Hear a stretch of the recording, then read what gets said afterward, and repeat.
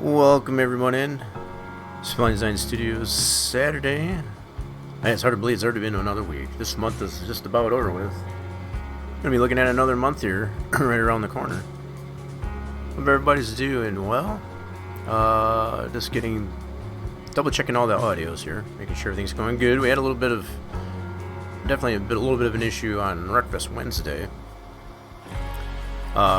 Post fact of that, had some issues, I guess, with the video card. I think it's on its last leg, to be honest here. I've been having intermittent issues, I guess, on and off, I guess, with all the picture, I guess, on all the monitors is coming in all, like, distorted. The color goes to drab, and, yeah, I think it's, I think the video card is definitely trying to tell me something as far as it's just, it's had enough. It's definitely had enough. Rachel James coming in. Playing some of the mini chat games. Got some shot. 52 units of loot on the shot. Kind of missed the slots, and at least got something on Skull. Good deal. Good to know that's working. Good to know. Amongst anything, so it sounds good. That's definitely good. Use 9. Yeah, it's the GTX 970. Yep. Yep. So, hopefully it doesn't cause an issue, I guess, during this stream. I know I had streamed yesterday for Farming Friday. It seemed to be fine. I did tend to have some issues post-fact of that stream. Trying to do some other things, I guess, post-fact of Farming Friday for yesterday. But this morning, trying to get some trucking in, some ATS. And prior to trying to go into the game there, it's just very intermittent. As far as it likes to cut in and out. I tried switching cables out because each monitor that I have, I got 3 monitors on. One's on HDMI, one's on DisplayPort, one's on DVI, and it doesn't seem to matter which connection happens to be on it. It causes the same problem. So again, I'm just kind of hoping, crossing my fingers. In fact, I've got the cross fingers. Let me see if is it still in here? That should be one of the BTTV emotes. I think it's this one. Crap. Alright, let me try this way. Because that's something else I've been looking into. I want to get some additional emotes. Yeah, there it is right there. Which one is that? Oh, it's a lowercase, so it's case sensitive. So it's this way. Let's try these things out here. There's the cross fingers. So I'm crossing my fingers that it doesn't happen again there, at least anyway. Alrighty then. Just can't get the PC build down under 2K. Yeah. Same thing for me. Yeah, I was discussing with someone else on Friday, and for Farm Friday there, I guess about if I was to rebuild the system that I would really like to get, which would include like a 2070 RTX 2070 Super, 8GB card. I'd have to get a new board with a processor, get like the i9. Just the GPU, as far as the RTX 2070 and the processor itself, that's already about $1,600 right there.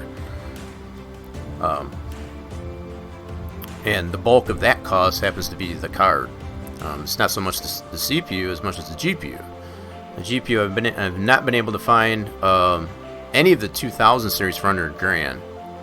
It's very rare, I guess, to be able to find one that's under $1,000. So it's kind of crazy with the GPU mining that's going on, I guess, as far as to find a reasonably priced 2000 series. I'm not even going to try and touch the 3000 series at all. I'd be happy if I can just get a reasonable price on a 2070 at this point. But there's no way I'm going to spend up next to $1,000, I guess, on that one. That's just not going to happen. That's definitely not in the budget. Run down and ragged. Yep. Feeling that. Definitely. That's usually always I like to ask, I guess, as far as how everybody's doing.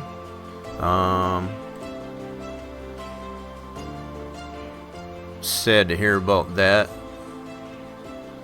Alright, just getting some things loaded up here, making sure everything is running nice and smooth here before I switch this on over. So we got some new information with the Texas Motor Speedway build from Tor, so we're going to be checking that out. I have yet to get into the game yet because I've been dealing with the video card issues, as I mentioned. So I haven't been able to get into the track, into the sim, and be able to try the track out. So that's definitely probably one of the things we'll be getting into, on top of just going over some of the new information. I had to make some slight adjustments to do some of the, based on the measurements for the track. Some of a little bit off in either direction there, so we had to make those adjustments. Now Torch is moving forward, I guess, as far as being able to rebuild that track as well as the previous models. So it's still going to have the same construct as it has. That none of that has changed, but the overall conformity of those pieces, that as far as the walls and such that we showed in the previous stream, those have had to been adjusted because of the rescaling. And it wasn't like a whole bunch really. It was really just to get that main ground plane of the track, as well as to be able to bring that over into Sandbox and get that track laid out properly in Sandbox so we can build from there. So whether or not this is going to create the necessity to have to readjust, because as far as what we've done with the front stretch grandstand, things like that's what we're going to take a look at in today's episode for Spline Design Studios Saturday. So looking at 2080s used. Now I've found some used ones that aren't quite that expensive, but still they're still pretty hefty. 900 seems to be about the lowest I've been able to find on a new one. And it really depends on where you look too. Like I've even gone so far as to go eBay, Newegg, all the common ones like that, Tiger Direct, even on Amazon. Amazon's got some ridiculous prices on them. I think the cheapest I found them on Amazon, just checking it out yesterday, was about pretty close to $12.99. $1,300 for any of the 2000 series. It doesn't seem to matter which one. And then don't even think about the 3000 series. The 3000 series are just ridiculous. I had to take a second mortgage on the house, I guess, to do that. And that's not going to happen. So here we're at. Let's get this thing. Got it all loaded up here. All right, I got that going. Cool. So this is what we have new information-wise. We've got a adjusted ground plane. These planes here represent the new information for measurements from Google Earth and such. Now, I've mentioned this quite a bit before too. A lot of those. This is why you don't want to 100% go by the imagery that you get from Google Earth to lay your track out. The LiDAR is going to be much more solid information as far as where things are located and their dimensions and such. So you're basically just using, at this point, by having the LiDAR, you're only using that background image as a guide. And but as many times as this track in it by itself has had to be adjusted because of trying to go 100%, more towards the satellite imagery, you don't want to do that. Like I said, this LiDAR information is going to be much more reliable on the dimensions of things as far as where walls are and such. So take your dimensions in there and kind of line that ground plane up. And it doesn't matter if you stitch it in a high-res image or just use one image from Google Earth. It doesn't matter how you do it, you're going to get skewing in it. And by that skewing, you're going to have areas of the image going to be distorted to the point where it's not going to line up with the LiDAR. Okay, so if you can get, the better part of the LiDAR information lined up to it, not all of it. In most cases, that's not going to happen. It's going to be almost impossible unless you got a really solid image, I guess, from Google Earth, which, as I said, that's not going to be 100% possible all the time. But this LiDAR is going to be a lot more reliable as far as dimensions. That is not going to change from once you get it to the USGS website, into 3ds Max, and even in the process of getting it scaled down on the X and the Y or whatever to get it to your ground plane size, to bring it to that virtuality. So with all the struggling that we've had, I guess, to get it to where it's at right now, that's all been part of that problem, is just trying to rely too much on that. So if you get it within close proximity, we're saying, probably a deviation of maybe a couple meters in either direction, that's probably a good thing. Now, what we came to find, still not 100% sure how that happened, because I've gone back on previous streams there where I had it where it needed to be, I guess, as far as where it is right now. So somewhere in the process with collabing in this build, it got thrown off. So how that happened, I don't have a clue. But what it does ultimately come down to is the fact that that image, regardless of being a high-res stitched image or not, you're going to get distortion. So it's a matter of you're not going to be able to, I don't want to beat a dead horse, but I can't get this explained enough. You're better off just going by the LiDAR and just using that satellite image as a guide as far as to line these the different buildings and stuff up, because that stuff is in most cases will be pretty solid. So the biggest problem we've had with this so far up to this point is getting like the interior walls. That we've come to find again. Now this image that we got in here currently in the scene, it's a stitched image, thanks to Eraser James for that. And we're finding almost the same type of problems as we did with the previous image, where it was just one shot. An unstitched image, high-res image, I guess, of that. And like I said, regardless of which way you do it, you're still going to get skewing in that image. So to try and, there's no way in a lot of cases you're going to get that. And I know I'm sound like I'm repeating myself, but it's going to be 100% dependent on that LiDAR more so than anything. So, is this any good? EVGA RTX 3060 Ti Founders Edition. Ultra Game Video Card. Blah blah blah blah. 8 GB. That's a 3060. Yes. Okay. I just had to read. Yeah, that's all the model number and all that stuff. Decent. Yeah. So as far as the 8 GB, that's pretty common. That's the low end. That's the lowest you can get on most of these 2000 and 3000 series cards. The other problem that you run into, this is the other thing that I've noticed too, like when you get into the 2000 series and the 3000 series cards, you're more than likely have to get another bigger PSU. So that's another thing. That's another cost as far as to, yeah. So right now I'm sitting on an 850 Antec, which is a modular, and the voltages that I notice, I guess, as far as even with the 2070 Super, I'm kind of pushing it, because I also am considering, as far as if I get the motherboard that supports the NVMe or the M.2, as far as storage capabilities and stuff like that, that's using more power. So it's I might be, I'd be looking at having to get a newer with more wattage, I guess, in the PSU. So that's just adding to cost, I guess. But $480 for that sounds off to me from what I've looked at. Is that a used card? That seems, I don't know, that sounds fishy to me. I would do that SLI. See, there's no reason to do that. There's no need to do that. Yeah, that's something else that I've looked in as far as running things SLI. Unless you're wanting to play, like, I don't know, like some ridiculous VR, as far as an HD, type of thing, as far as 4K and whatnot, there's no reason, I guess, to do that in SLI.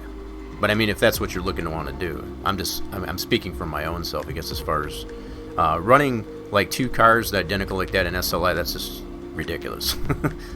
But that's just me. For me. Definitely what I've come to find, there's a LAN store that we have near me. That's what obviously hasn't been able to operate, everything being closed down. But he's got a setup for VR or whatever that has, I think it's 1080 Ti's in SLI, and they're 4 GB cards, and it's pretty nice.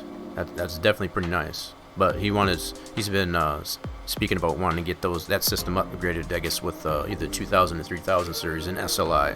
So for something like that, as far as doing like 4K, HD type of VR type gameplay, I can understand that. But for just standard gameplay, because as far as on the PC, without doing that, that's kind of silly. But yeah, this is where we're at. This is information that I have currently set up here. This is based on the most recent measurements that we got here, and we've got this. I mean, this is going to be what it is. I mean, it's just keeping into mind the distortions that we're finding in the new ground plane image with the new high-res stitched image, still having that relative, not the same exact problems, but similar.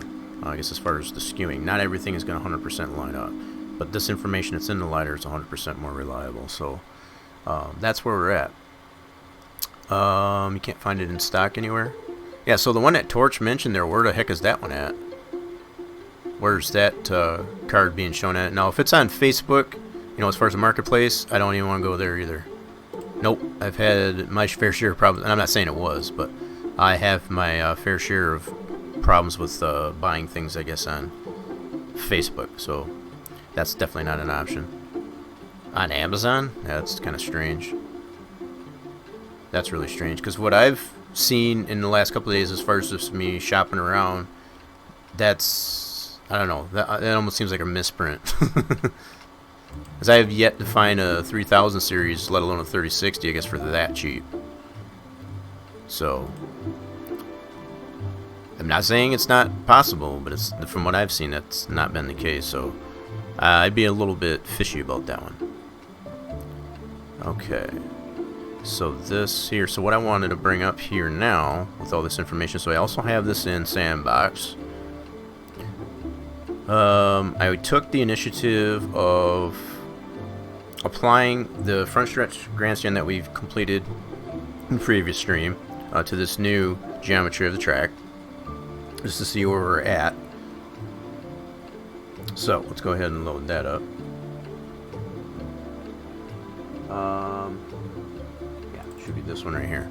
So we'll go ahead and load this one up here. So this new PTF that Torch has given me here, I've reapplied the background image and such, as well as the front stretch grandstand that we've done in the previous save here. So we're just going to see how that takes a look here.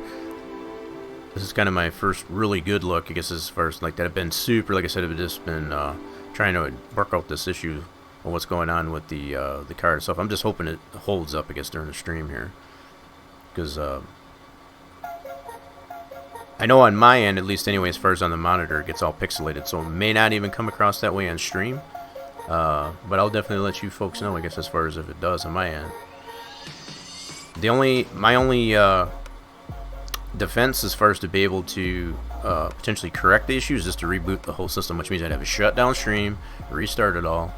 So if it comes down to that, I'm hoping it don't. That's why I crossed my fingers earlier. Just hoping so. Okay, so we got the track loaded. This is the build of the the grandstand from the previous stream. So that's the Lone Star. So let's see where we're at with that. Looks like we're about the same as where we were. So it was probably the adjustments that I made in there may not have needed to happen. We'll have to take a look at that in Max. I've got it loaded up in there as well, so we can take a look at all that good stuff. Now, what I don't have in here, obviously, is that platform that I was building there. So that's something we're going to continue on doing from last week, because I did make that platform as I showed last week to put the grandstands on. So that's something else that'll have to be adjusted here. So this is probably have to change. It might not be in this position that we're witnessing at the moment. Yeah, so we got plenty of it here. So yeah, we'll have to look at that and see what's going on with it. So this new geometry that we're seeing in Sandbox here is what is now in here. So I think I've got, I don't remember if I did get the template from Mutor. I'm trying to remember if I did or not. I don't think I did. Let's take a look in here. Nope. I sure didn't. So I can bring the club back in. Yep, that's all. Yeah, so we'll just be continuing on that. So yeah, I got the precursor, I guess, to this image this model here, I guess, for the platform that the grandstand will set on. And that'll more than likely probably be in a separate model. I won't make that necessarily a part of the the front stretch grandstand itself. So we'll make that a separate models for that to rest on. That's the goal to that anyway. So I'll go ahead and turn off all these planes here. We don't need those. I was just kind of showing where we're at here. So I still have the size. So we ended up being just a shade under 940 this way, and it was about 520 meters this way. That's what we kind of agreed on. So that's kind of now, for some reason, I think last time we were a little bit short. Yeah, we were a little bit short, so we had to increase that in both directions there. From what I can remember, recalling from memory, it was off in one direction or the other, and it was probably for the most part at 10 meters in both directions. So that definitely was way too much of a deviation. And again, I think it just comes down to it with doing these things collaboratively like that, and just the way the ground plane image, as far as what we're grabbing from Google Earth, was a part of the problem. I think there was a misalignment with who had what and what dates and so on. So a lot of that got messed up. So now we should be all on the same page, where Racer James has taken the initiative to create this high-res image, which is a lot more clear.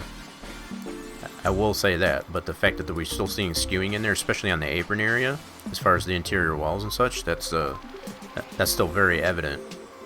As far as being able to do anything about that with the image in the ground plane, that's not, there's nothing we can do about it. So we just have to go by the static data that we see in the LiDAR itself, which is much more reliable than anything else. So what I did do also, I think, is realign these marker buildings up to the ground plane and get those sized up, I guess, as far as the positioning of the LiDAR to the ground plane.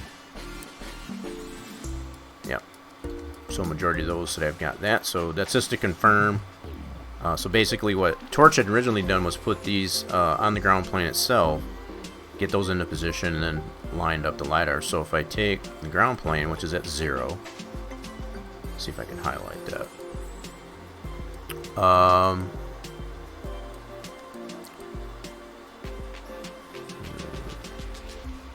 Yeah, and I don't 100% deny that. I can definitely see that. It's just I wish it would have proven me wrong, I guess, as far as the skewing that necessarily does exist in the model.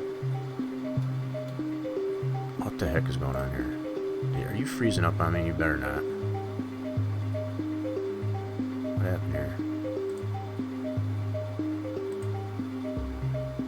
Just a second here.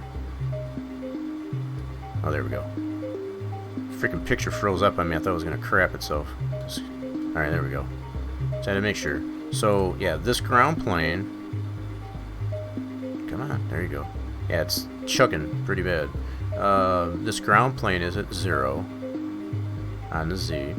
So what I can do is take this and kind of move it up just to kind of see where everything lands here. Just to give you all an idea of how close we are. And this one's got the cutouts here to be used in Sandbox to get both the background image and the ground plane lined up. Because once you get the ground plane in, you could lay your track up that way, and you want to get your background image in, so you can basically turn that world underneath off. Once you get to that point. So that's where I got this set up here. So you want to be able to go like this, and we've got very minimal, if any, as far as any deviation from this. So when I do it this way, we have hardly no shifting in the image at all anymore, as we did. So that's telling us this background image that's in here, in comparison to the ground plane image, are 100% lined up, as far as based on the current and latest measurements. So yeah, the fact that we don't get that shifting, that's a big thing. So we did have a little bit of a flutter based on the last conformity that we had between the ground plane and that. This in this fashion now we have nothing. So this is the background image. Just zooming in a little bit closer, and this is what the ground plane. So they're right on top of each other. And it's got the cutouts in here, so if I do it this way, for example, let's turn this off. The background image, now if we turn back on... Oh, I don't have the ground plane in this one, that's right, I did take that out. Alright, let me get the ground plane back in here just to kind of show. Let's do this. We're going to go into Object Placement View, and we'll just be able to zero that out. Let's see here. I think I got it in here. I had it in here. Where did it go? Alright, let me check my folder here. Double check we got it in there. Texas ground plane right there. Okay, why are you not showing up in there? Did I skip it? Just a second here. Oh, I gotta go this way. Oh my goodness, I'm telling you. Brain fart. Alright, so I had to go in here, I guess, to actually get it back into the track, because it's not in the track yet. So there we go. So we can zero this out. Let's go ahead and zero this right out. Just to kind of just show some comparison here. Now, as you can see, it's got the cutouts in it to be able to line, to ensure that we've got the background image sized correctly, I guess, to line up with that ground plane. So this is what you would initially bring into the sandbox from max, based on that conformity being all at 0 and so on. So that's what we did here. We set this all to 0. Whoops. Dang it. Get the ground plane, so we set that all to 0. Okay, so once that's in here, now the background image can be sized up to that ground plane. Okay. So we'll go back this way. Now if I go this way, so you can be, there's barely any shift in it. Hardly any shift into it, and that's what we want, because we don't want that to... So we had much more flutter between the ground plane image and the background image previously. This time we don't, so we know we're 100% like. Now what we can, let's see, what I wanted to do is this. If I turn this off, you can see the cutout in the ground plane, so you can see how that background image actually does line up with this ground plane. That's why these cutouts are here, as far as to have that transparency in the ground plane model. And again, if we bring back the background image, you can see how much that lines up. There's no shift in where those cutouts are as far as with the ground plane and the... So, if anything, that's the biggest takeaway as far as that. So, once you get your track lined up in here, your ground plane, get the LiDAR lined up, you can export this ground plane out. This is kind of a little bit of summary, I suppose, at this point, but this ground plane here, once it's all in this size, get it to 0, all that good stuff. Bring it into Sandbox as a 3DO. You can lay your track based on that, if you so choose to, but the biggest thing in bringing that ground plane in is to get that background image, which doesn't have the cutouts into it, set in here, and then get that lined up to the ground plane. And then the ground plane becomes redundant. You don't really need it anymore once you got the ground plane in, the background image in here. So that's really all you're using the ground plane for. Now, like I said, you can use that once that's sized up properly from max, and use that to build your track 100%. So, but you still want to get that background image there, because you want to be able to go like this at some point and only have that background image, so you can see where your lines are lining up, and be able to turn off any objects that are in the track, like the ground plane.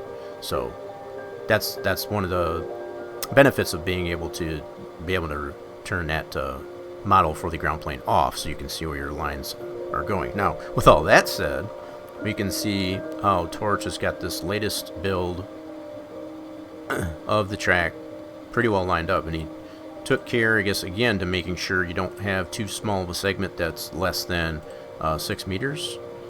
That's what we come to that conclusion. The only segment here to gain access to the victory lane, which will eventually become part of the track, that's the only seriously small segment, and it's still above that 6 meters, as we've shown in other previous builds there. So that's the small segment. So if we go all the way around here, you can see how much care has been taken to ensure that we have the minimal amount of segments as possible.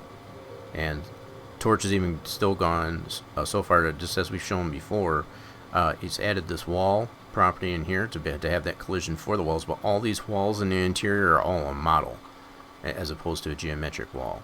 So you can't even tell the difference. So just to kind of give some, show this off here. So not only to eliminate any potential shading differences that we might have, so you can see that difference right here already as far as between these two. So this is a geometric wall, and this here is the model wall.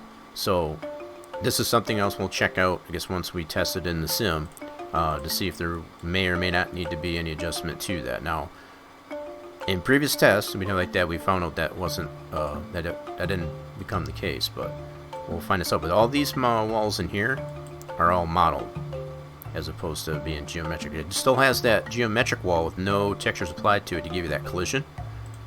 But all these walls down the pit road and all that stuff are non-collidable. So that one opening here, I believe it's in this spot. Yeah, I think it's that spot. So there's the 1, 2, 3. Yeah, I think it's this spot right here. So here's the victory lane. You can see that here in our background image. So that's where Torch has made it accessible here, and has made that shorter segment. And it's the other thing that I noticed there too is the fact that he's got it before, even though it's in that constraint of being larger than 6 meters, it's before the lead segment. So that's definitely going to be not that you couldn't put it after the lead segment, but I think that's going to be much more optimized, I guess, doing it that way, as far as to have it before as opposed to after. I think before, if I remember correctly, Torch, you'd think you had the opening over here instead of there. I could be wrong, but I thought that's the way you did. So I guess you've decided otherwise, I guess, to put it here instead of it down here. I think I do remember it being closer to pit exit than it was. Yeah. Not that it really makes that much difference. It's just that's one of the things that I noticed as far as the way that was laid out. As far as just taking that, and you could probably, when you're in that rebuild process there, just like you was, you can take in those types of things into consideration. It's like, do I really want it here, or do I want it down here yet? So, but you definitely want to make those types of decisions this early in the build, because once you start getting a majority of your, your safer and all that stuff in here, it's going to affect if you had to resplit it, I guess, to put it in a different spot. So it's definitely behooves, I guess, to do it at this stage than later when you have more involved with the W sections and the X sections and so on. So, all right, so this is where we're at.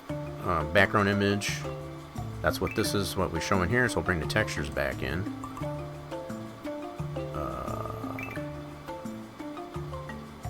Just bring that back in here, and I guess at this point here, and again, it depends. If you want to leave the ground plane in it, that's fine. What you're going to have a problem with is if you don't have the background image in here. Let's just do this really quick. So if you don't have the background image in here, let's set this to none and do an OK. This is just a ground plane. So if you do end up doing it this way, to where then you have nothing to go by as far as like where your lines are lining up and such, especially when you get other objects in here. So it definitely behooves you to still get the background image applied into that. So I'm going to go ahead and reapply that. That was this one, and doing OK. So yeah, bottom line is you still want to have your background image. Hope that makes sense. So what I'll do, I don't really need to save anything on this one. I haven't done anything, and I'm just showcasing as far as like what's been done, and it is more or less a summary going all the way back to when the track was being initially built. This is just a rebuild of that initial build. I guess if that makes sense. Bot is being stupid. Oh, you didn't get anything on that scold. You already got yeah, you scolded it earlier, I noticed. And he was giving you some, yeah. Okay. Alrighty then. So long as we're all on the same page with that now, what it basically comes down to at this point is we need to take a closer look at this point of what do we need to do to our grandstand model here. So to be able to tweak on and finish up what we were doing last week. So this model here that I worked on last week, I have not created this into a new model yet. So this model that's being presented in here is still the previous one before the adjustments that I made since last week.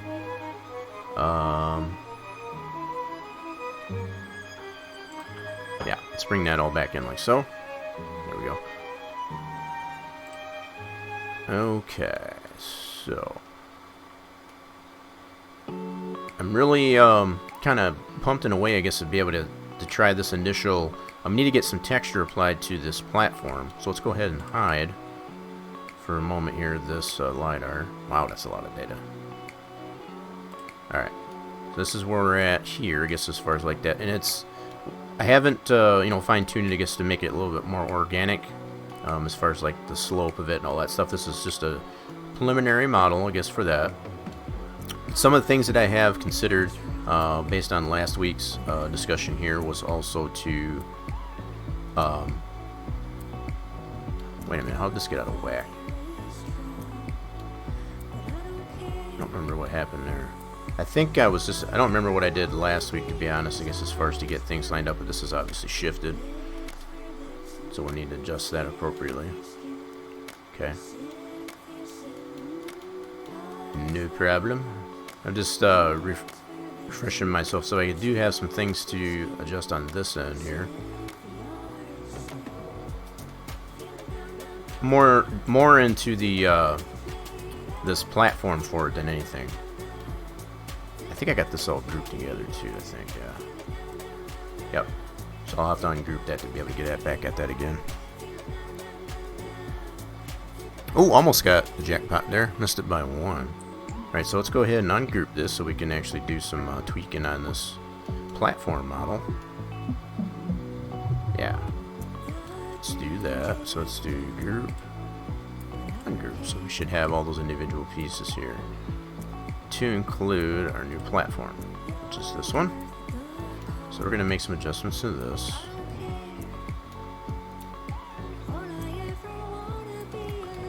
Yeah, and like Torch was mentioning there, this image here, even with this being in max here, you can definitely see where the walls are.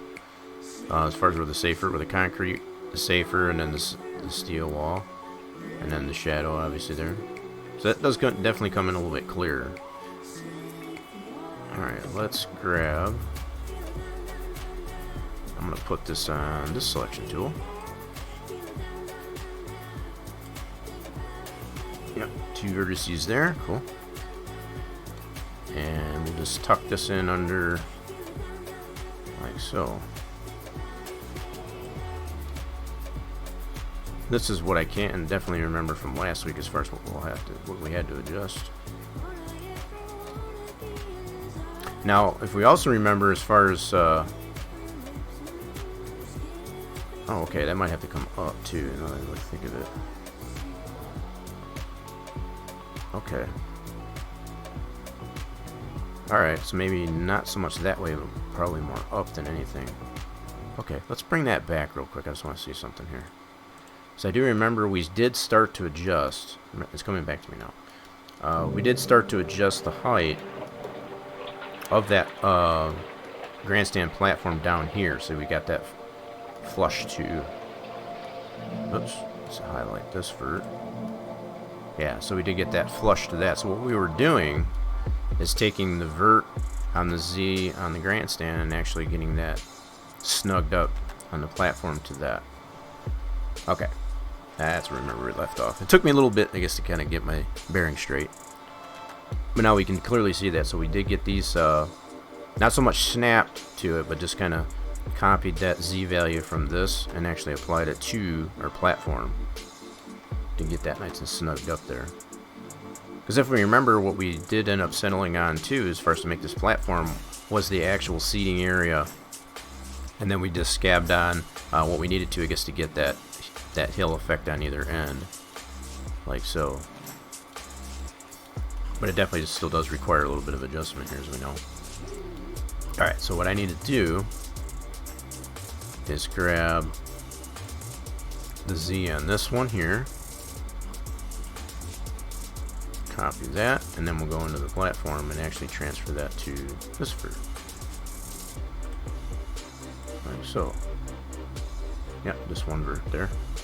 And paste that into here. Boom. See, that gets that nice and snugged up to that. Now, we could definitely probably take the initiative, I guess, to go ahead and snap that if we wanted to. I think I did run into a problem with doing that. I guess as far as it was not wanting to snap, I guess exactly, but just for giggles, if we put this on Vert Snap, see what this does. Yeah, that might actually work that way too. So regardless of which way you do it, there's obviously more than one way to do it. You can either snap it or just grab that Z value from that the other model there, so you can get that flushed up. Alright, so we're going to continue, I guess, with trying out this Vert Snap option here. And what's nice about it, like I said, as far as this platform that we created, has the same conformity, I guess, of the seating area itself. So we'll have the same number of verts in it in comparison to the seating model. So as far as to be able to line these up more appropriately, we have that option. Should be one. Yeah, see, then sometimes you might run into this problem. So is there... Oh wait, is that too high? Okay, so this is while I'm in here, I'm just going to go ahead and grab this Z. I'm going to turn this off. Grab that and apply it to... Yeah, so I think that was the problem I was running into. Some of them will snap. See, look at how much higher that one is. So we got to bring that down, obviously. So yeah, you got that versatility of being able to either snap it or just grab that Z value from the other model that you're trying to snug this up to. Alright, so since I've already copied that, let's go ahead and paste this in. And now we got that flushed up. I'm going to try apply it to this one too. I think that might be a little bit different, but let's see. We'll check this. Copy that. And just see if that's the same. It's got some height change here, obviously, as we can tell. So it's higher here, it gets lower. I don't know if it stays the same all the way through here, though. Definitely check that out. Alright, so let's go back into the platform model and double check this height. So 2.962 looks like that is, so I'm going to go ahead and paste it again just to make sure. 2.962. Alright, so this should be the same here, I'm guessing. Okay. And just to double check, go into here. So this does probably create a little bit more work, I guess, to do it this way. Yeah, it's pretty much the same height here all the way through. Let's see. Okay. 962. All right, now let's go back into the platform model. Yeah, that. And we'll bring this one down. Yeah, so whichever way, more than one way, I guess, obviously will work. As far as either just Vert Snap it or just copy that. I think these are all going to be the same up until we get to that other end there, probably. Let's just do it this way. Yeah, so anyway, it's looking so far. So far. Okay. Yep. So all that's doing is just flushing it up to that bottom edge of the seating area of the grandstand.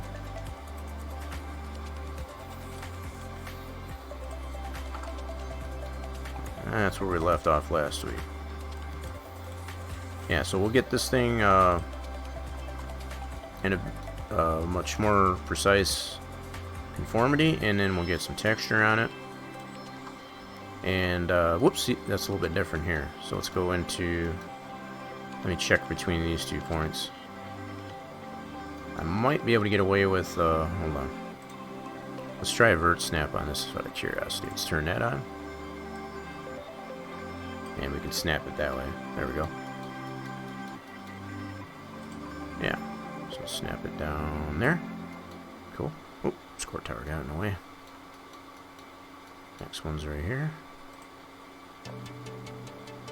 There's that one. Cool. Yeah, so more than one way, I guess, to be able to go about this. Whichever is more comfortable, feel free to use that option. So this one looks like it's already there. So I think I kind of went back and forth last week, just as far as just to see where it was at. Yeah.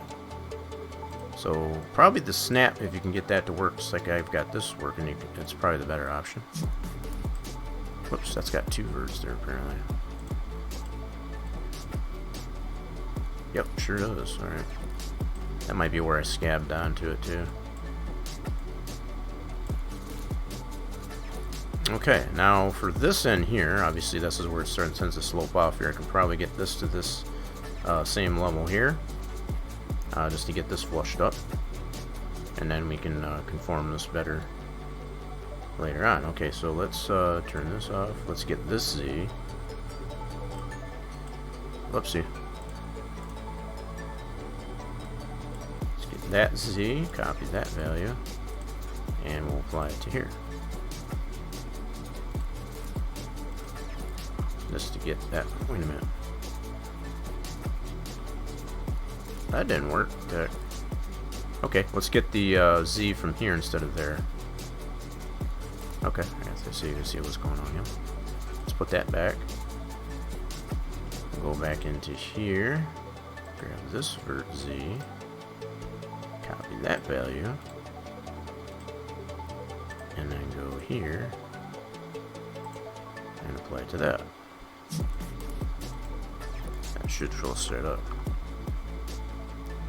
Alright, what's going on here? Oh, it's out for. Okay, I got you. So it's out further. That's what screwed me up. So it's flushed up there, but it's actually. So we could probably scoot it in like so.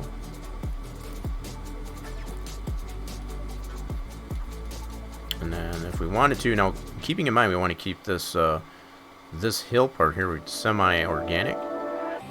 So we don't want necessarily straight lines. We want to make that. So this is not going to be, you know, like this. You know, I'll try and cut this up a little bit more without adding a tremendous amount of polys to it, just to kind of make it a little more organic. I'm going to let this kind of cut down below 0 just so that it's not going to float. So I think for now I'll leave it just like that. And we can always adjust that later. I think some of this other business tier 2, this is something else that we discussed last week. We can bring probably a lot of this to, you know, so that it's not all this is below ground, because this is all going to be, there's no reason to have this all under here. So either we boolean cut it or just shift these up and then adjust the texturing to it appropriately if necessary. So that's something else that will. So yeah, what I'm looking at as far as this is 0 plane right here as far as the ground plane, and look at how much we got below. Now granted, from the surface here that doesn't really make it doesn't matter, but it really comes down to as far as how many polys you got that aren't visible. So okay, probably need to adjust some of that. So I did adjust some of these towers, and I think that's what's going on the other end there. So these are in separate pieces here. Right, okay.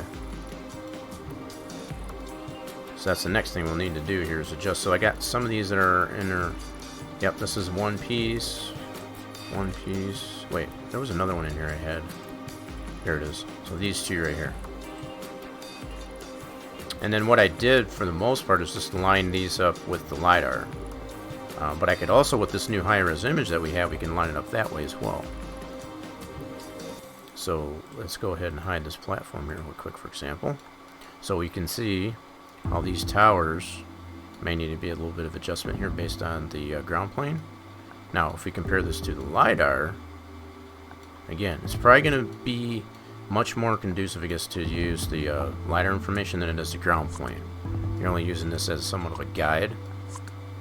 Because I can almost guarantee if I try to line this tower up with this ground plane, it's not going to line up with the LiDAR.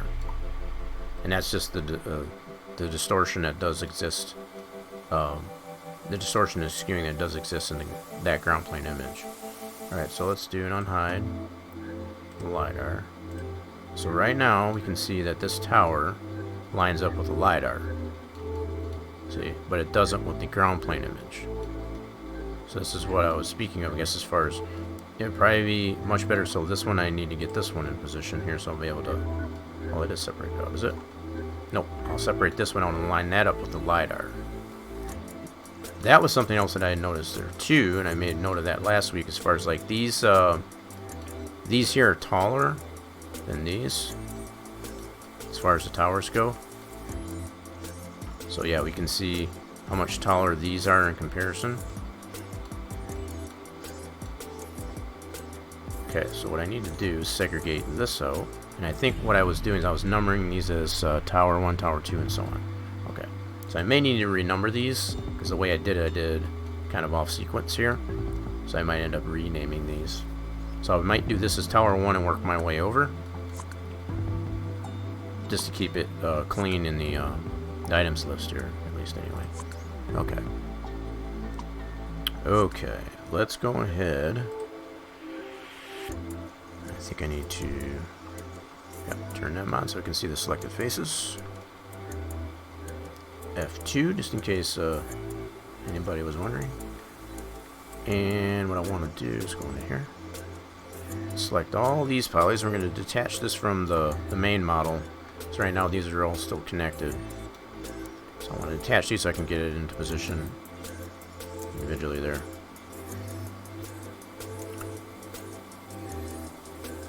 Okay. Let's make sure I got it all. Let me go ahead. Okay. Detach. And I'm going to call this one...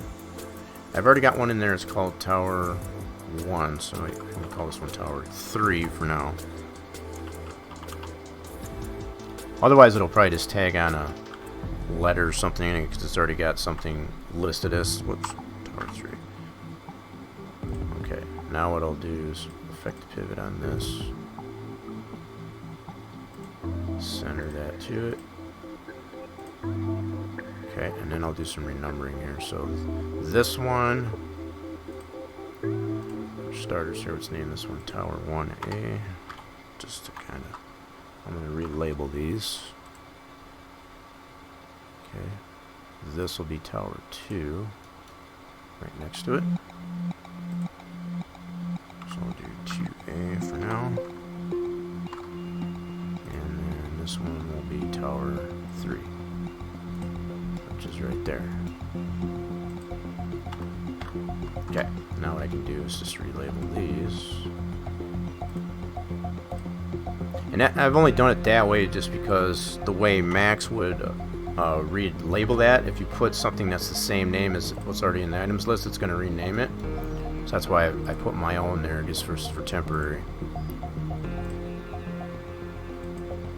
Okay, 2. So now we got these sequential order now. So we got 1, 2, 3 starting on this end.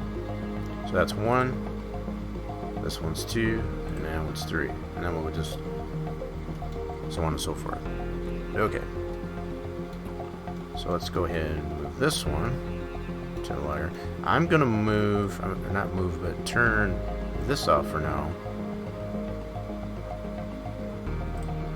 Yep, just so I can get at the LiDAR information here so we can see where that's at. Now I'll probably want to change the height of this deal based on what that's LiDAR information that we have.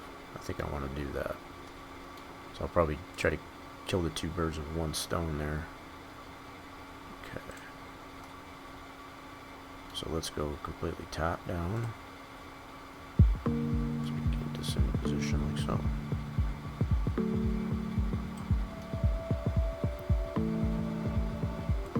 Bad. Now, I know for sure with as much as I had to just move that, that's definitely not going to line up with the ground plane. Oops, and I just shifted the LiDAR. Dang it. Make sure I got the right item. There we go. Now we can see, now that we've got this height data, which we didn't have before, we can line this up with, I guess, with based on that LiDAR information.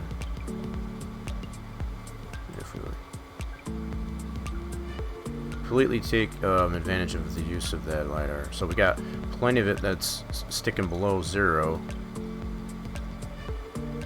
Alright, so let's try this. I'm going to see how that's more than likely it's going to affect the texture mapping of this one. We're going to see how much it does. So let's grab all these. Scoot this down. And I also want to take note of how much I'm bringing the Z down on that. 6.13. So that's going to put it at that height. Okay. Alright. Cool. See, I got my PC build right at 2K with no video card, just a 4TB SSD instead of an M.2. I don't even know if for me, I wouldn't go that big of an SSD. From what I've heard in reviews, I guess as far as getting a high capacity SSD, it's not a good idea. Probably wouldn't go, for me at least anyway, I wouldn't go much bigger than 1 tera. And even if I had to get like multiple SSDs, I'd probably go that route. Because my other thought, my own opinion, I guess as far as SSDs, if you're only going to use it for storage, it's not a good idea either. SSD is more designed, I guess, to be accessed constantly. And by that, it's like as far as like running applications, programs, your OS, things like that. If you're primarily going to use SSD for storage, not a good idea. I've known of 2 people that I know have built a system based on that. Both their OS and their as far as their storage that they put onto it, the ones that they're being used for storage, as far as just to archive files and stuff like that, those failed within a year. And those were just a 1 tera drive. So I take that kind of things into considerations if what I use for storage. I'm tending to lean more towards the M.2 or the NVMe is probably a better option than it is to what the SSD. That newer technology has a lot more promise from what I've read, and other people that I know that have built systems based on it and have had it for a good couple of months now. That seems to be a more solid option than using SSD for storage. So maybe just a little bit of insight anyway, hopefully. Alright, so the other thing I was thinking on this too is to bring this up. Or do I just want to leave that at 0?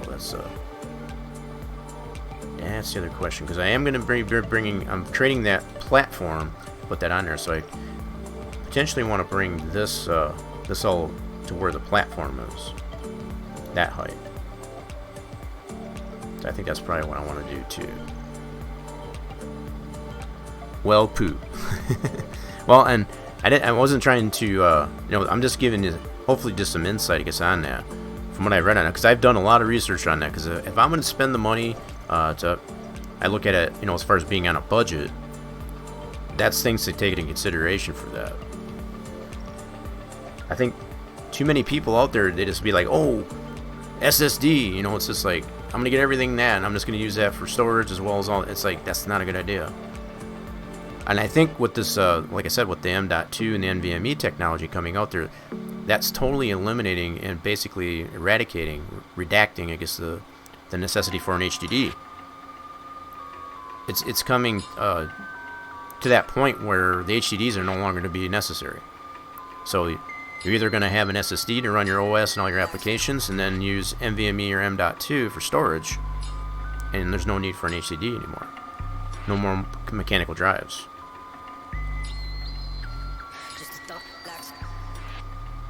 Okay. So let's go here. We're going to grab all these verts. Maybe. There we go. Let's make sure we get all of those. I might have to turn the ground plane off. We already know that's at 0. So let's do that just to kind of give some more clarity in the scene here. I think that'll make it easier on us. So let's go and hide the ground plane. There we go. This thing is chugging so bad. Still crossing my fingers though that this the video doesn't crap out. Come on. There we go. Hesitating on everything. Alright, so we already know we've got the our platform image, or model, I keep saying image, for our grandstand here is at basically the same level as the LiDAR, so I should be able to bring this up using just the LiDAR information here. Okay. 192088. Yikes. No, I'm just wondering what it would be like if you went just to like a 1 tera SSD and an M.2. How much does that change? Because a 4 tera SSD has got to be beefy. Those aren't cheap. I've priced them. They can get up there. So yeah, I'm almost thinking if you probably went with like a 1 tera SSD, would probably chop about a couple $100 off of that.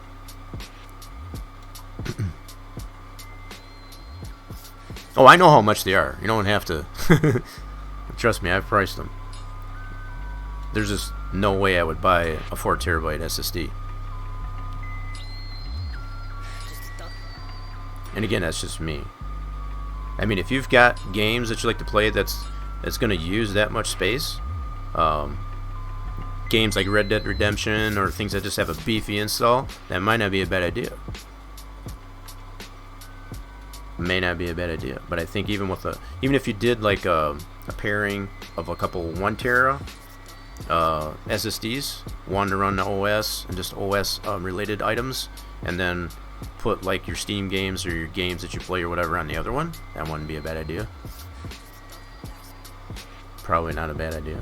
Alright, so I think what I'll do, yeah, just bring these up like this. Yeah, I wanted to see how much it was going to affect it. That texturing is not that bad. Not as bad as I thought it would be. Not as bad as I thought it would be. Yeah, so we'll just do that. Okay. Cool. I can deal with it. I can rock it. Alright, let's go to this one and do the same thing here. So far, so good. And I haven't even gotten into realigning these press booths and stuff like that yet. That'll probably be next once I have to do these towers. Between Red Dead 2, American Truck, and all that, 2 terabyte. Oh yeah, no, 100% agree. That's what I'm saying. If you've got games, ATS is not too bad. ATS as it stands right now, the only DLC that I'm missing states-wise is Colorado. So as far as with all the latest updates that they got there, it's only taking maybe 25 gigs. So it's not that big. Now, on the other hand, with Red Dead Redemption 2, that sucker, yeah. You know, but the other thing is, too, like, if you're doing, like, say, for example, video editing, you know, where you're doing, like, bulky HD type of video rendering type of stuff, 4 tera would definitely be a reasonable option. I wouldn't get it just to have it. I guess that's the point I'm trying to make. That wouldn't make any sense. You know, it really comes down to what you're going to use the drive for. That's the types of things that I'd take into consideration as far as what capacity that I would get as far as to build a new system. So for me, just to get a 1 tera SSD and at least the M.2 or an NVMe storage capability on the motherboard, which required a new motherboard, that's probably the way I'd go. So you would probably have a much better, you know, getting, like I said, a smaller capacity SSD, but then focus on higher capacity on the M.2 or an NVMe.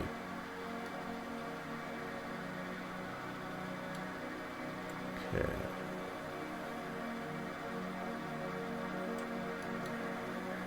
I'll probably have to adjust these further once I bring the platform in, so I'll need to have that lined up more to the platform then, just to get it close on the LiDAR at least anyway. Okay, so we'll bring all this down. Show.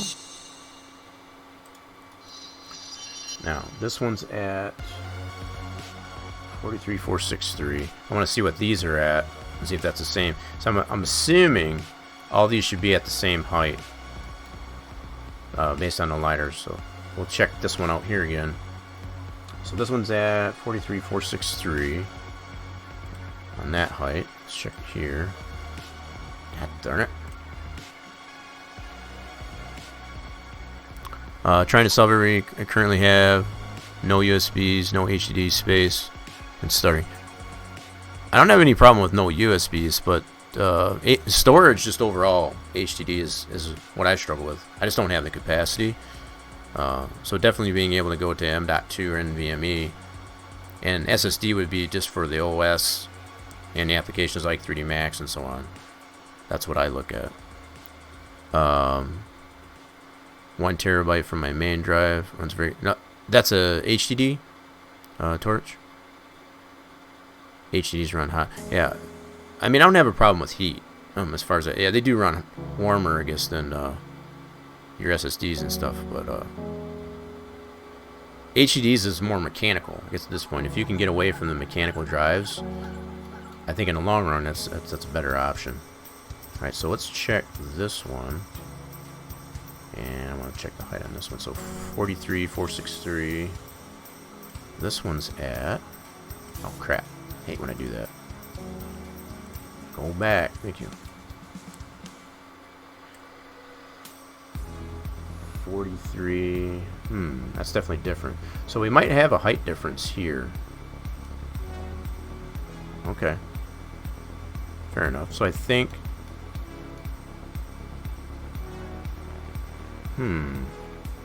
Okay. 43,463. This one's 43. Just a little over 43. It's kind of a big difference, actually. Alright. That's also considering how far I brought this up, too. In comparison, so I would have to check that, too. Okay, so this one's at 43,463. So let's bring it down a little bit. So if I put this at an even 43, I'm just kind of curious where that puts that. I might have to bring the bottoms and the tops to the same level. You know, to the same Z. Just so they're equal. Yeah, so let's bring this down to... Whoops, that's too much. 43. Type it in here. 43.004. Okay, that's the same level as this. Okay, I can dig it. I can dig it. Let's do this.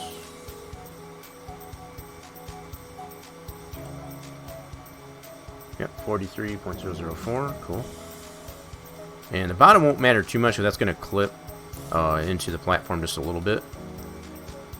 I want it to kind of drop below that, so I don't want any gaps in that platform model. So main drive is a 1 tera. Yeah, so that would probably be what I would look into. Same as Torch got there. I assume GTA 6 would be even bigger. I'm not even... GTA 5 is as far as I'm going. Because that install for GTA 5 is just ridiculous. You know, when I bought GTA 5, and I'm kind of regretting it. Because it's just not something I would play. I don't care for the fact that you can't use a wheel. For example. It 100% relies on either using keyboard or a controller, and I don't like that. I kind of bought it in the hopes that it would allow, I guess, to be able to use a wheel, and that's just not. I've tried it. It's garbage. So GTA 5 is probably as far as I would go, I guess, as far as the GTA. And that's just me. I just become very disappointed, I guess, with how that... Oh, crap. What happened there? How did that get screwed up? The heck? Guess we'll have to fix that. Whoopsie. Let's hide the LiDAR here. Guess I goofed that up somehow. But that's repairable. Ouch. How did I do that? Oops. Okay. So somehow I got this out of whack here. Let me go ahead. Okay, that's going cool.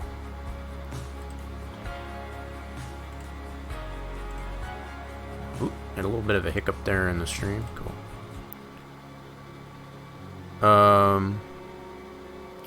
is just a screw in using cheats. I use Xbox 360.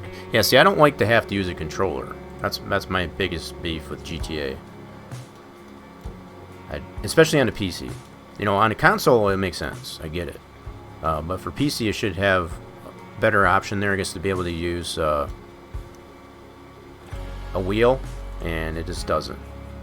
So, with that lack of support, I don't care for GTA. And like I said, I was glad I only paid 50% I got a 50% off, I guess, for GTA 5. And I'm glad I didn't pay any more on that, because I'll probably never play it. What the heck happened to that vert there? Hello? See the poly right there. Where's the vert, though? You got goofy some gun, anyway. Where it at? So that's there. That's cool. Where's the vert for that right there? I screwed that up pretty good there.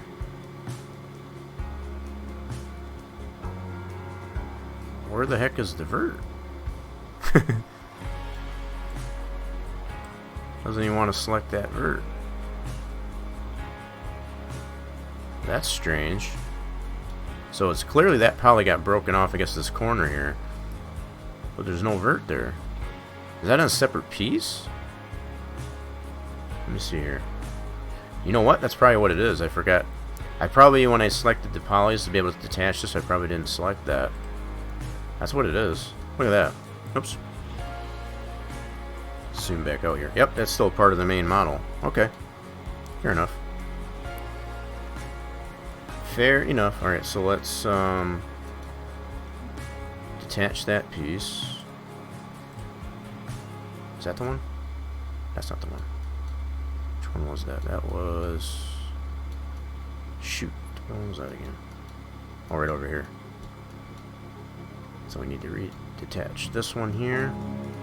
We'll get that fixed up. So let's go to attach. I'm just going to do this object 1. Okay.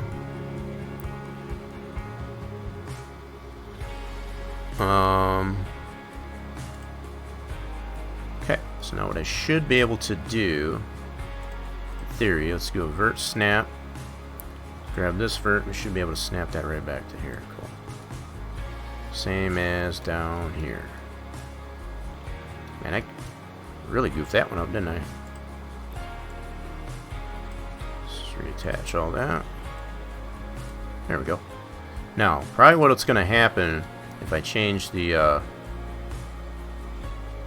it's going to squish all the conformity, I guess, of those bricks and such in there. Oh, wow. Ouch, how did that shift like that? Oh my goodness, so did it do the same thing over here? Ouch, what happened there? So I must not have selected all the... Hold on. Fix this up here too. Yep. This got out of whack here.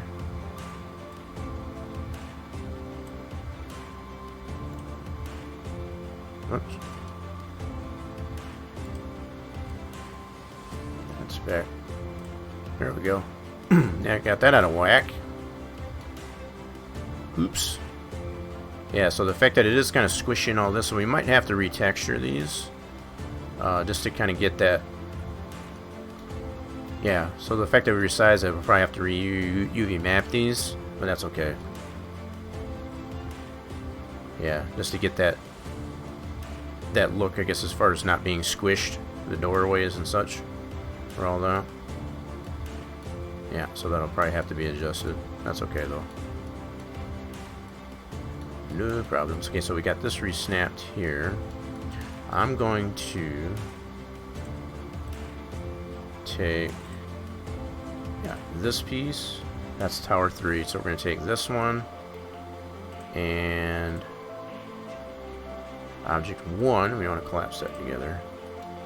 That back together in one piece.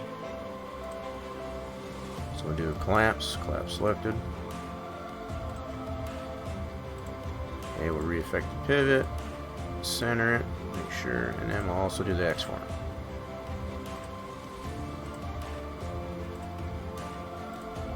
Make sure it's all lined up there. Okay, cool. Collapse that down. Yeah, the fact that it keeps doing this on these towers like that, I don't know. It should be doing that a lot quicker than what it's doing. It's been doing that, though. It's kind of weird. It's not like there's a lot of polys in that. I'll just give it a second. Okay. Now I'll just convert this back to an editable poly. There we go. Now, let's bring that LiDAR back so we can get that. So I had to fix that poly that was detached on that, obviously. Not that that wasn't correctable. So unhide LiDAR. Cool. Now we can get this line back up to that. Now, as I was saying, obviously these part of the towers are taller than these here. So these are going to be at a different level than these are. So all these here are going to be at this level. This one will be... I'll figure out what this one's going to be, and I'll put all the rest of these at that same level. Okay. So let's go vertex on this. Now this is all nice and back together. Now this here would be, I'm assuming, like a, we don't have that as a part of this tower model, right? So we don't have that information. The only thing we do have is that level. So that's what I'm going to go by as far as putting these. So right about there. And then same for this end. Grab all that. And bring that up. That's going to obviously squish the texturing of it, but that's okay. We'll be able to correct that later. Something like that. Cool. Not the bad. Okay, moving on to the next one. So this one's going to be Tower 4. I'll have to segregate that one out.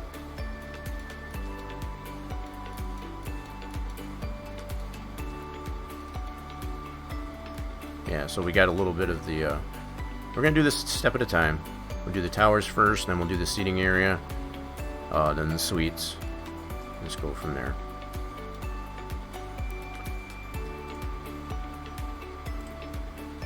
Alright, so let's select all. No, and that's how I screwed it up last time. Don't. Oh my goodness, what are you doing? Let's get off of that. That's how I screwed that other one up, I bet. The way I selected it. So I had it on the arrows instead of just this select object deal. Okay, so I want to detach that. So I think I'm probably just go ahead and detach all these different towers. We're probably going to have to adjust each one of them. So just go ahead and detach them all. And number them sequentially. So we started off with Tower 1, 2, 3, and this will be Tower 4, so on, all the way through. Going in the direction of the track, I guess, is just to number them. Alright, so let's go detach. We'll do this one as Tower 4. Okay, and then we'll go ahead and effect pivot. Center. Okay, so there's that one. Let's go ahead and just attach all these so we can independently adjust them. Polygon.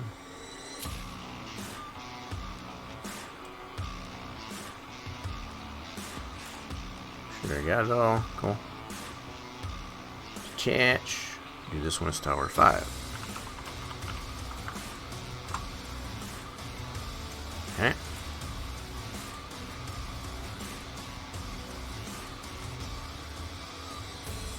Back pivot. Center to that. Cool. Yeah, I'm just gonna get these all attached first, and then we'll go ahead and set them in the proper position.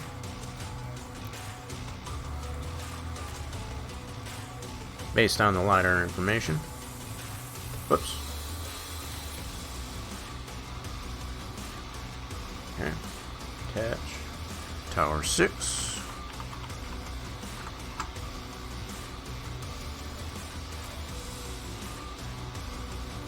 Back pivot. Center. Cool beans. Oh, is it the bot said nope? That's the second time. I wish I don't even have that flipping tables thing. That's funny though. Alright, so that's centered there. Let's go back to this one.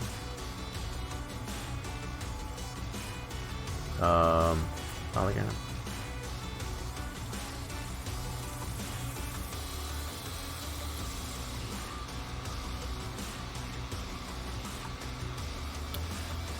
Detach. I'm gonna do this one's tower 7.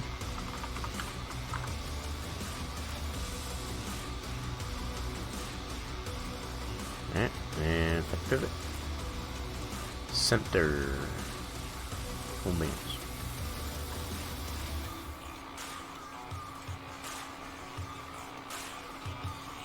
Yeah, so what this will do is it'll create a little bit more clarity in our items list here as we do these towers. So we started tower 1 is on the turn 4 in the direction of the track, and then they number up sequentially. So that'll make a little bit more sense in our items list as far as which one we want to adjust. As well as being able to select it independently, I guess, within the scene itself. Okay. So this one was 7, we're down to 8. Cool. Polygon. See, it's not got a lot of polys to it, so I don't know why it takes so long, I guess, to be able to collapse it and all that stuff. It's kind of weird. Tower 8. Okay, and just select that. Effect pivot and center. Next.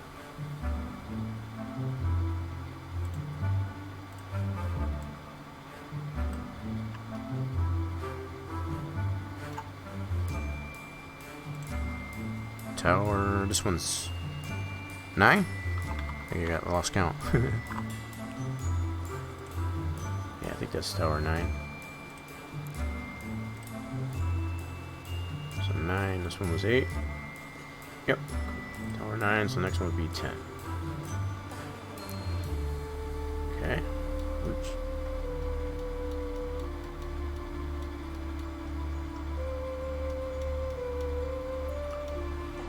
Polygon.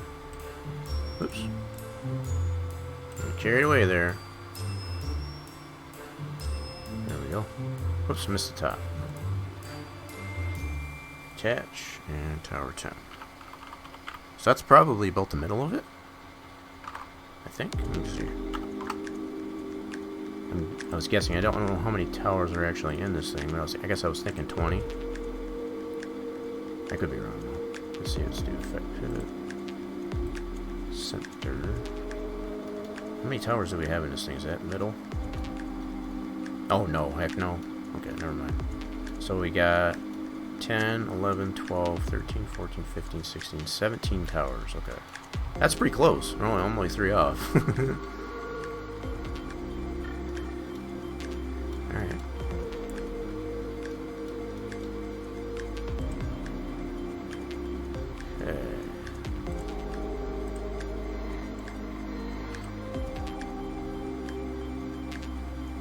But like I was saying, this is going to give us a little bit more flexibility to adjust these independently and take use, I guess, of that LiDAR much more efficiently by detaching them each like that. And we can, it may come down to where the height of each of these towers, the size, you know, these different sizes will be the same height. It may end up being that way, but at least we'll be able to find that more conclusively by using this LiDAR. It may end up being higher, I guess, on one part than the other. Don't know yet. That's why if I detach these, I'll be able to get that clarity. Alright, so do detach. And this will be tower 11. Whoops.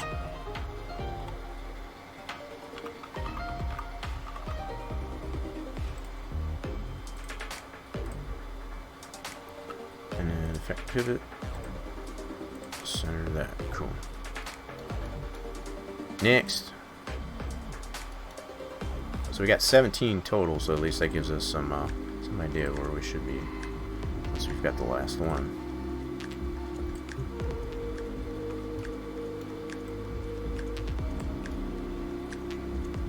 Okay. Tower 12.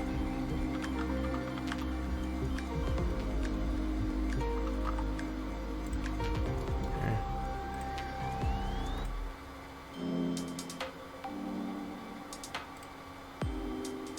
Just double checking. And effect pivot. Center. Alright. 13. Lucky, unlucky number 13.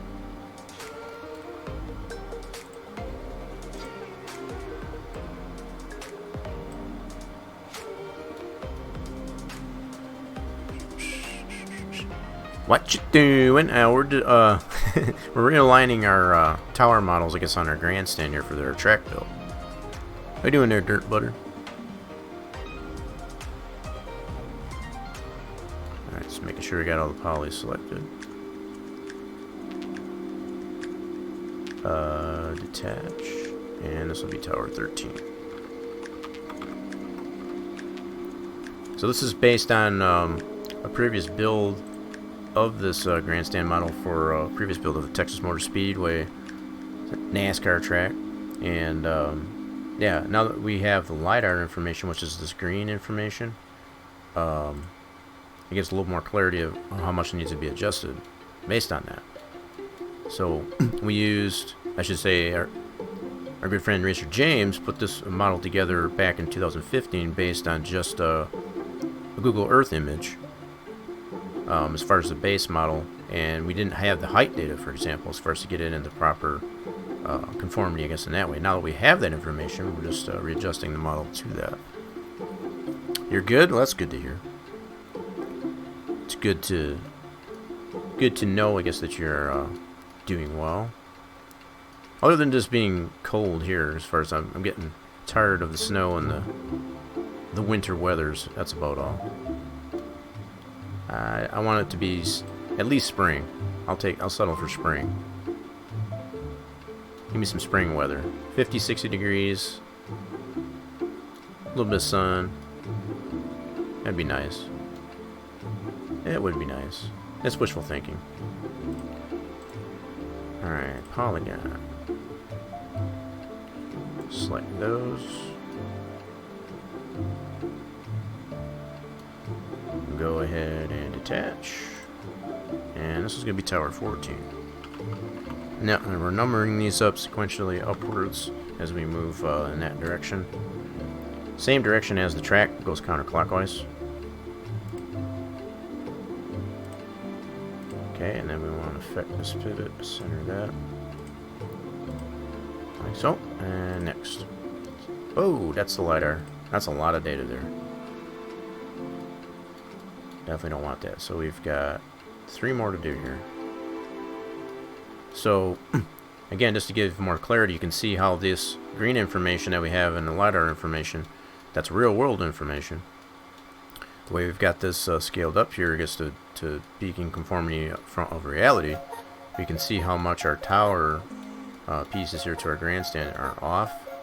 And that's where we're detaching these tower pieces to the grandstand to line up more closely to what we have in the LiDAR information, which is that green information. That's what's happening. Just in case you're wondering. Alright, so polygon. Select all those polys. Detach. This one's Tower 15.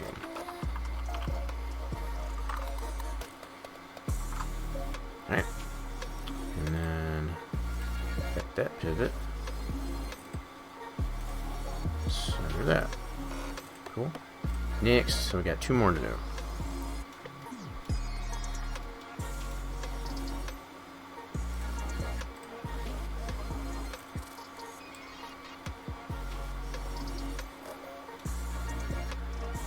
Detach. And this will be Tower 16. Oops, did I put a space in that one? I sure did. I think I did. Maybe not. Looked like I had a space in there. Alright, that's cool. Just want to keep them all conforming, so as we go to our items list here, we want to have that clarity in our items list here as far as normally no sequentially like that. Okay. So we just need to affect the pivot. Center that, and one more to do. And in all actuality, since that's the only one we got left here, that's all that's left in here, so we can just name this. That's all that's left in here, so we can go affect pivot, center to that. Now we need to select the polys and then just name this to Tower 17.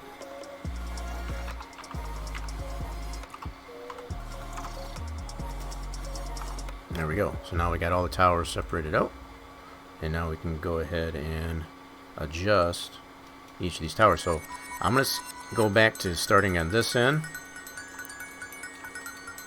So we already started with the first 4 on this end to get those lined up with the LiDAR information. So we'll just start from this end and work our way over that way now.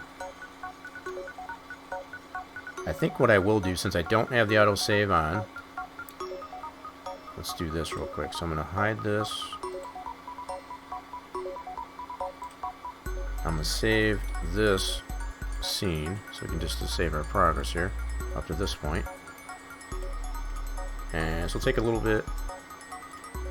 We'll give it some time here. There's a lot of information in there with that cloud point data as far as the LiDAR. All that green information. There's a lot of vertices and polys into that there, so it definitely takes a little bit further to save the scene. Now, this scene, as we saved it here, it's a little bit north of about 500 megabytes just for the scene. That's with all that information in there. So just it's a pretty chunky thing. So let's go back here. So this is the one I just saved here. So it's just above 500 megabytes for that scene, and the big chunk of that that amount of space in that scene is that LiDAR information. So let's bring that back. So now we got that saved at least that way. So that'll be our fall point, just in case that anything does go wrong. We got that fall back on at that point. But I do tend to keep the autosave feature off of here so that it's not saving as I'm in the middle of doing something. So I have to remind myself, I guess at this point, discipline myself, I guess, to be able to save a persistence, I guess, of our progress here, so that I don't lose that. Okay. Yeah, because I've ran into that problem in previous streams there, where if we've got this LiDAR information here, if it doesn't autosave, if I'm in the middle of moving a vertice or detaching, things like that, things can get really goofed up. So that's why I just turn that feature off while I'm doing this type of thing, because that's a lot of data that it has to. I mean, you saw how long it took, I guess, to have to save that scene. I don't want to be stuck in the middle of doing something and have that happen. Not the good thing. So that's the only reason why I turned that feature off, or that'll save. Alright, let's get this lined up.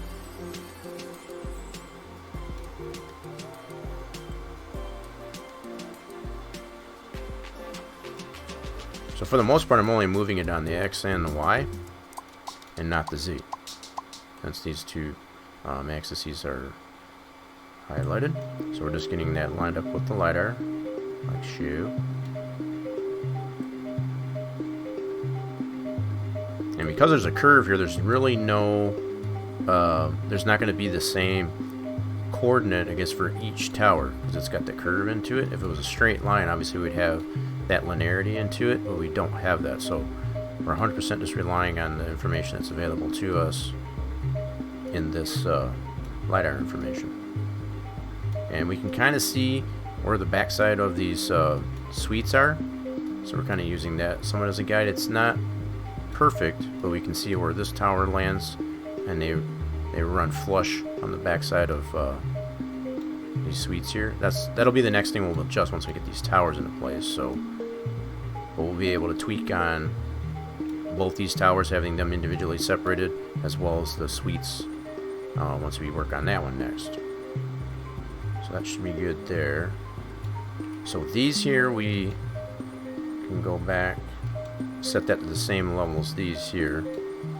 So that's what we're going to try and do, is set these verts on these bigger towers, the taller towers, at that same level as, and then here. So This one here is the same as these, and this one here is the same as that. So we'll be able to put the height of that roof on those the same and see where that lands, at least anyway. So we need to go into this one. Don't highlight the ladder, thank you. Let's get all these verts. So this one's at just a little bit more than 43 meters. Okay. Go back into this one. Select all these top verts and paste that value into here. Now that's going to be at the same level as these two. And as far as the bottom, it doesn't matter too much because that's just gonna, I'm just gonna clip that on the bottom. And we got that, our platform model, I guess, to be able to clip this into the bottom. So it's not gonna matter if these are all at the same height on the bottom edge, because you can definitely see there's some height difference from one to the other. So that one's not as critical. I just want to remove a lot of this poly noise underneath, what's not going to show once we get that platform model applied into there. There's no reason to have this all below ground, because you're not going to see it. It's just not necessary. So that's the only reason why I adjust the bottom kind of invariably. Just going to bring it up like so.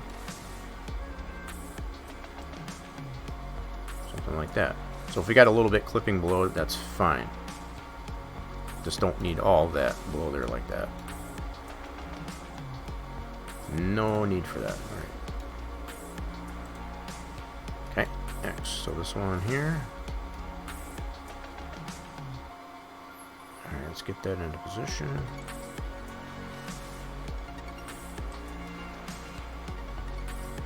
Let's go top down.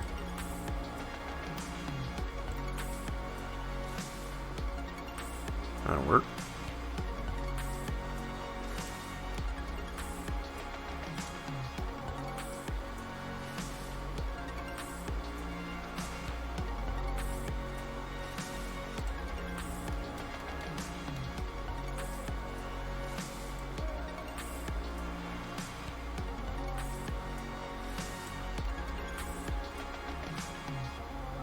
Okay, and then what I'll do is I'll get the Z information off of this one. Vertex 47. Yep, so it's taller. Copy that. Or this one.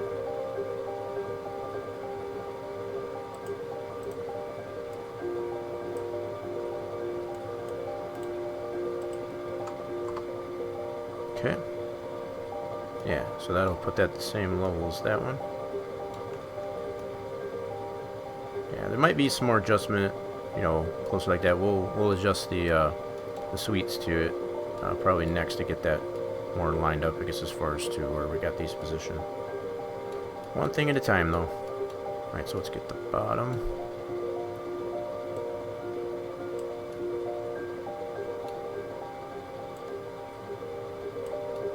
So we're trying to get this to the point of to where we can create a new model to be able to put into the sandbox and then be able to test that out all out in the game, in the sim itself. That's what we always look forward to, I guess, as far as being able to see the fruits of the labor. It's one thing you actually create these items, but to actually see it in its element. Oh man, that one's a lot tougher to... Dang, okay. Alright. That one's a little bit tougher to distinguish where it's actually supposed to go. And again, we can use the ground plane, I guess, to get an idea. See how close we are, but I'll just get that roughly in the spot like that. That's definitely gotta go closer. Like that.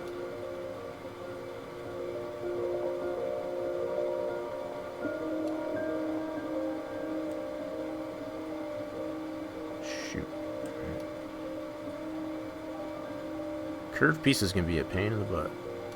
Alright, that's pretty close there. We'll try that. Now you want to get the Z on this one. Let's get the Z on all these. That's just slightly over 43, but I'm just going to copy the value. It's just easier that way.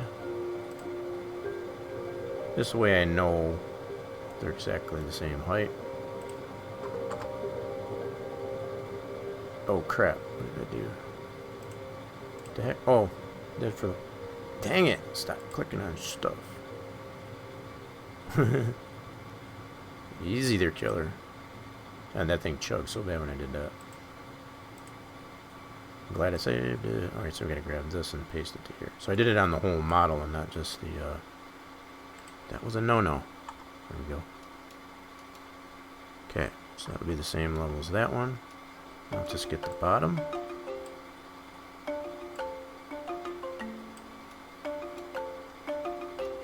Okay.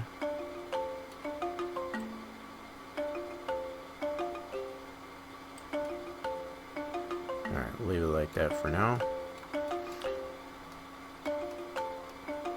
Next. So it's not too far off, does it seem?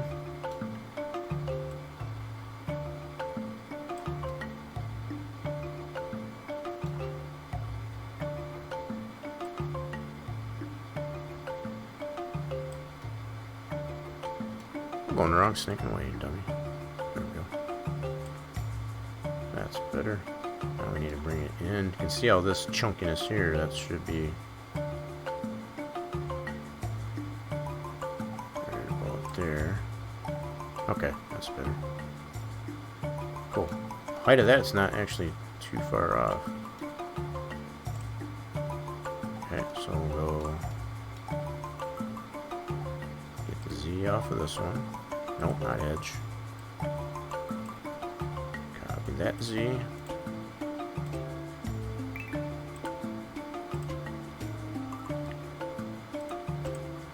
paste it with the C.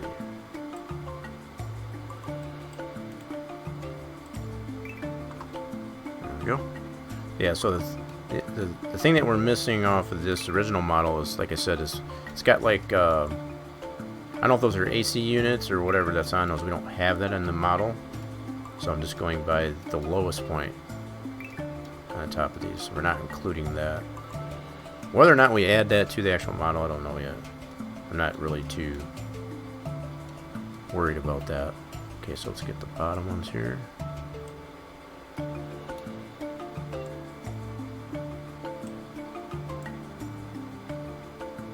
That right about there. Cool.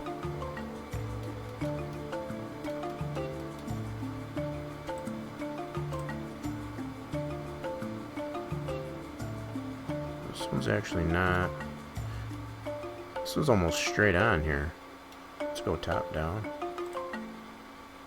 Yeah, this one's almost like straight on.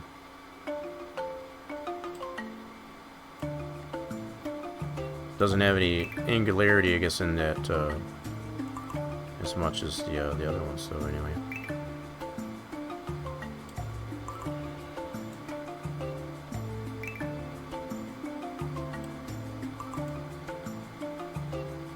Okay. Cool. All right. So let's get the height data off of this one.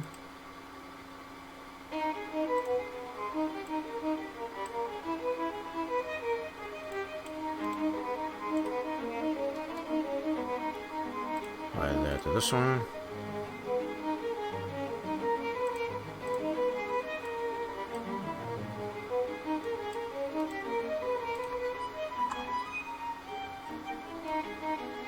Getting there. Yeah, I think the fact that we've, yeah,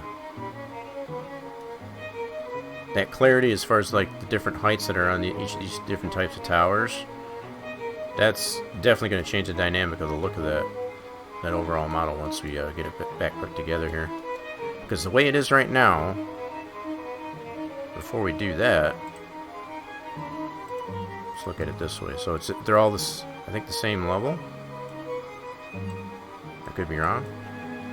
Double check this though. Yeah, so all these towers are the same level, which in reality they shouldn't be. So see how these size towers here are the same level as all that. That's not the case based on what we see in the LiDAR. So that's definitely going to use that little detail, so we probably can change the dynamic as to the look of that. Because even as we can see here in Max, see how it changes that, the look of that, as far as these being taller than the other ones. Now we'll still be able to see these towers because there's that transparency as far as the support for the suites and all that stuff. We'll still be able to see it, so it's not going to be completely unseen there. So yeah, there's that too. So it's not going to be all for naught to have that there, let's put it that way. It's not going to be a waste to have that in there and not going to be able to see it.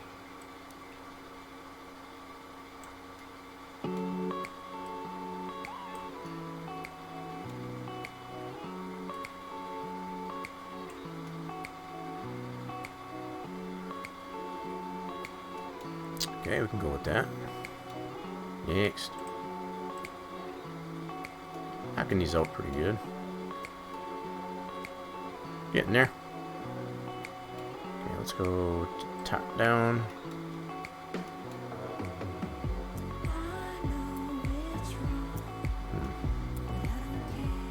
That one's... Wait a minute, did I not adjust? Must not adjust the pivot on this one. No problem. We'll go with this. There we go. Fix that problem.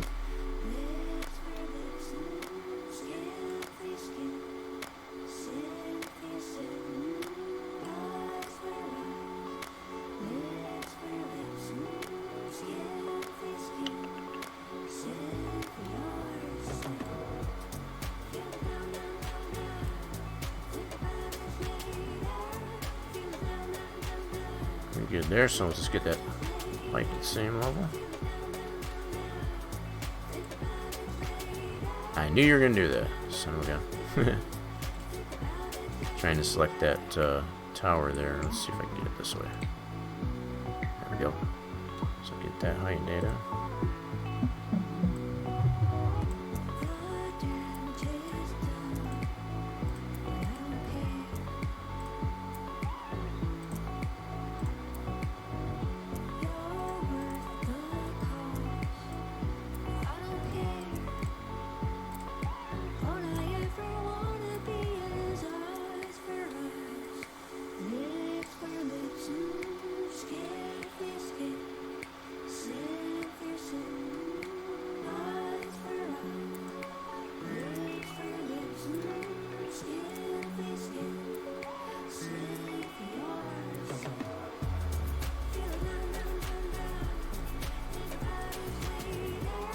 I'll be able to get that bottom there, like I said, as far as adjusted more efficiently and more precisely, I guess, once we compare that to our platform model that we're using for these here.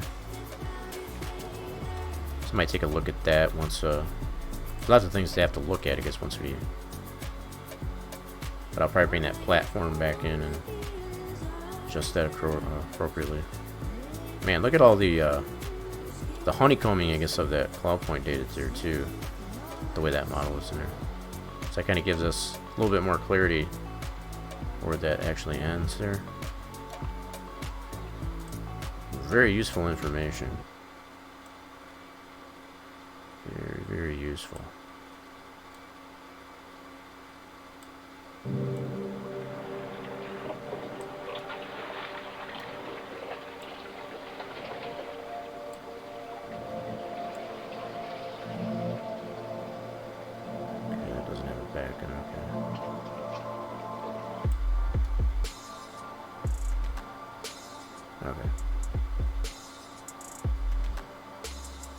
Definitely probably be some more tweaking on this, I guess, this week.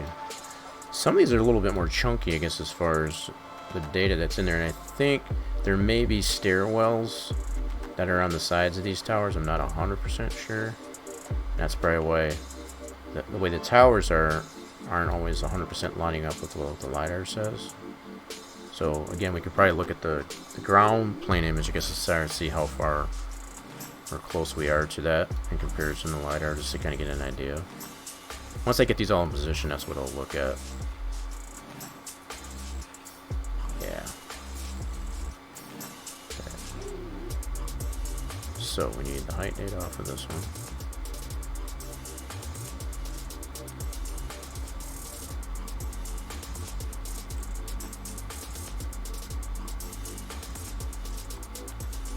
Whoa, crap.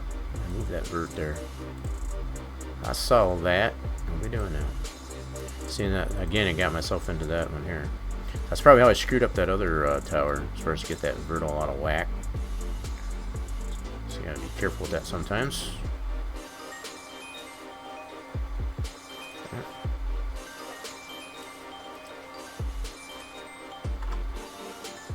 Oh, wow.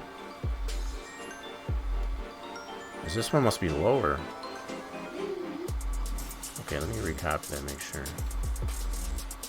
40. Nope, I got the wrong value. My bad. That should be 40. I'm just go ahead and manually type it in. I know it's 43.004. There we go. Yeah, this one's 47 point something. This is a little bit north of 43 meters. So.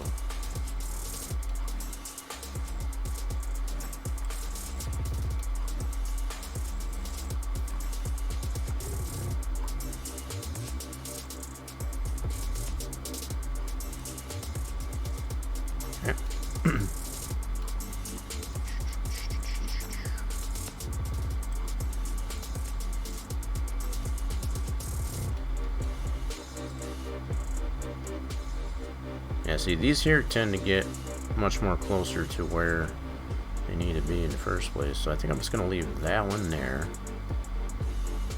Yeah, that's pretty darn close. So just adjust the height on that. Okay. Can't remember exactly what the number is. It's 47.092. Okay. Just going to copy that value.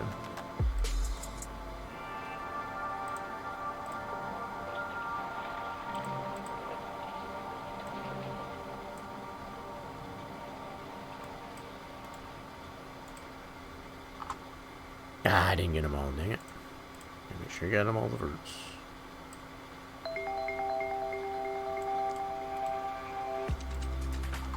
There we go. And bring the bottom up.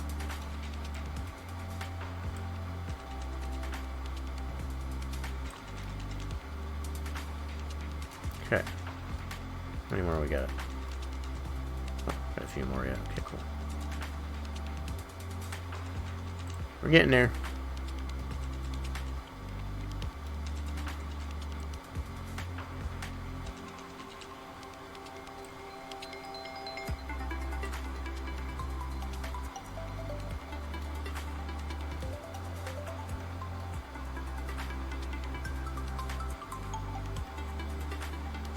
Not bad.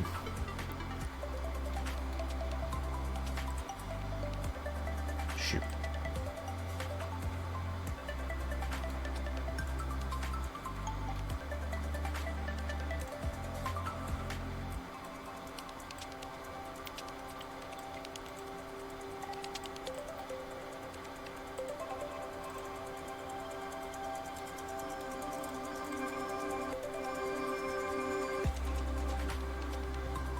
No, I haven't. I mentioned that earlier. I have not. Definitely have not.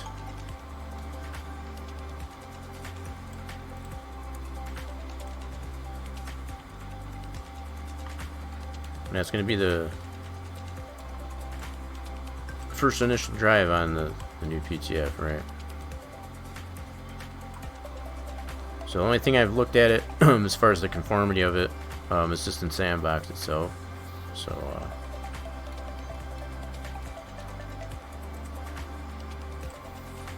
yeah, like I said, I was having all the issues with the video card. Just didn't have time to be able to deal with it. So far it's holding up here. So hopefully it stays that way.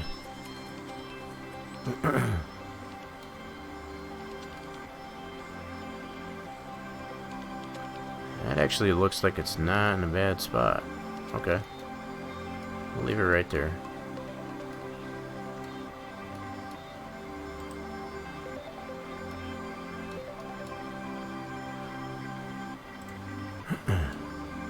Some of these on this end don't seem to be as far off here. It's pretty neat. I can dig it. 47,092. Yep.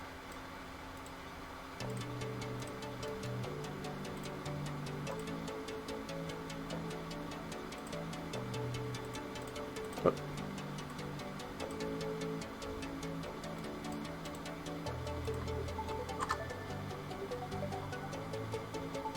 Yeah, Spine's pretty consistent as far as how much is showing in a LiDAR in comparison to what our actual model is. It's being pretty consistent. That's what we want to see. Okay. Yeah, majority of these seem to be in the proper spot. I just have to move this back a little bit, it looks like.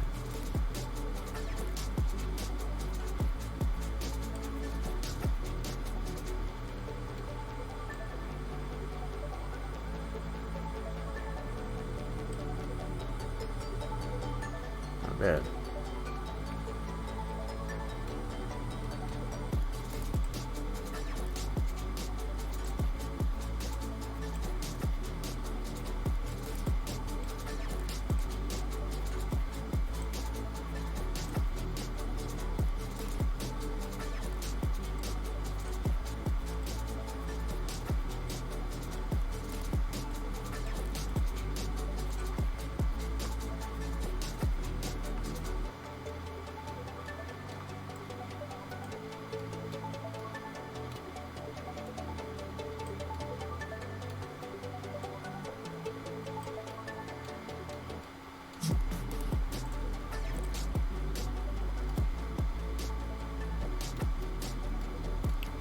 One tower at a time.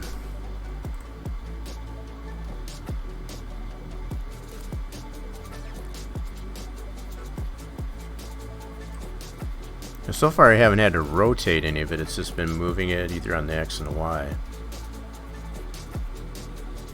Which is definitely a good thing.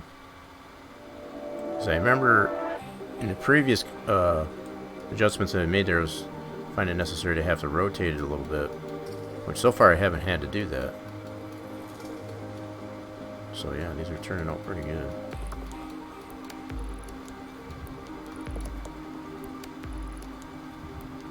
Okay. Just want to get the height right.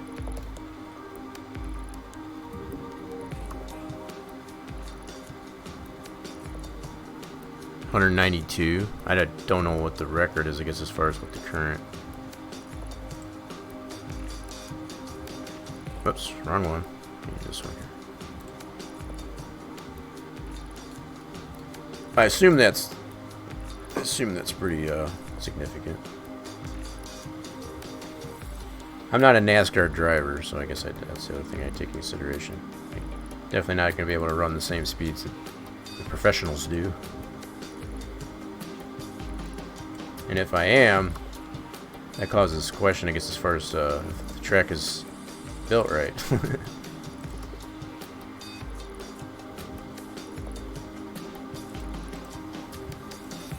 You know, as far as having too much grip in it or something like that, yeah. This is when I think of that.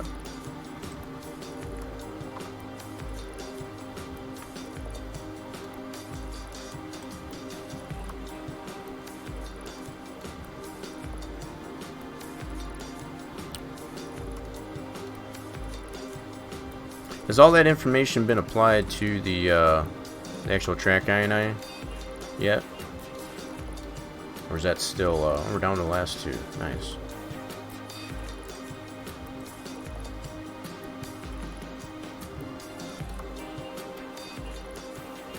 I mean, that's one of the last things, you know, you want to think of, I guess, as far as putting the track together is just have that.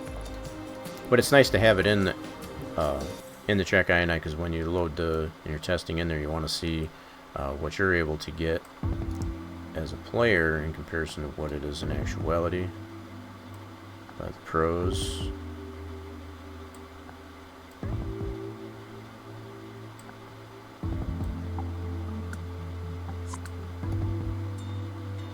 Okay. Alright, so we need this one. Ah, heck with this. I already know what the value is. I'll just go ahead and type it in manually. 43.004.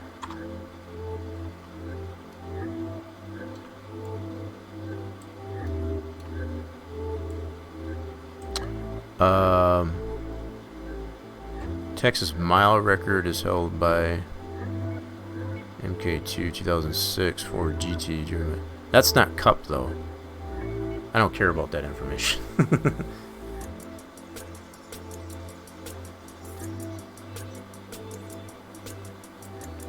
That's a totally different classic car. Wait a minute, where's... Yeah, so as far as the NASCAR record, as far as like different series here, that would be... Since we're building the track, I guess, to conform to that. Well, it's a totally different classic car.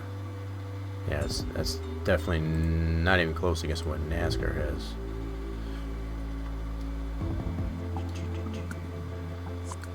But yeah, that's booking for that class.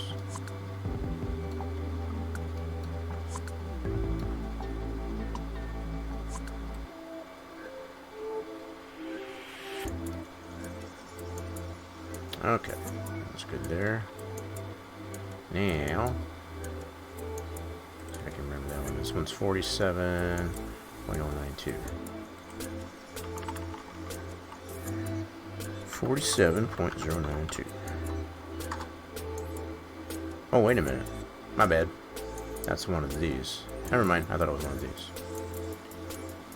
Different value then, so I'll take that out. That's going to be 43.004.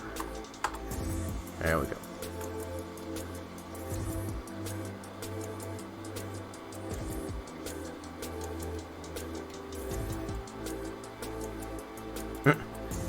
Alrighty then. So, there's the towers. Now, what I'm going to do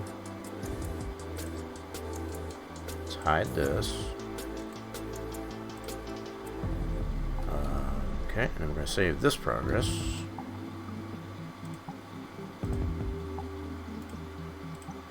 Cool. I'm going to save over that. Give that a second. Oh, get some stretching in there. Oh, goodness.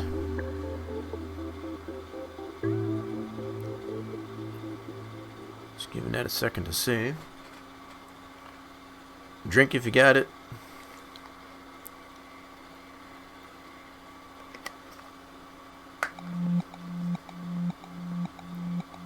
Okay. Now that I got that saved, now I'm going to bring in the ground plane. That should be this one. Cool. Now we'll see where we're at this way. Now it's going to be a little bit tougher, I guess, to be able to determine that because we're not at 0 anymore, I guess, as far as those. But let's go top down like this.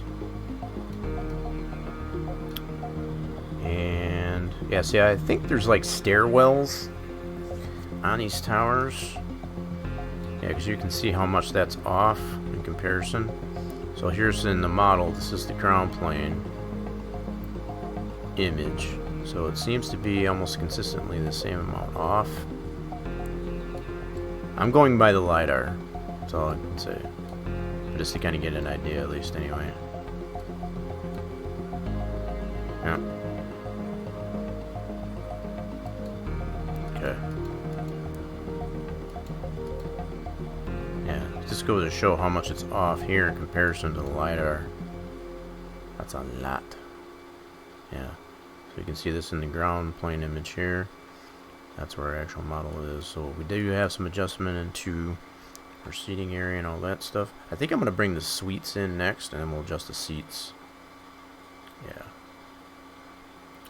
Okay, so let's go ahead and hide this one.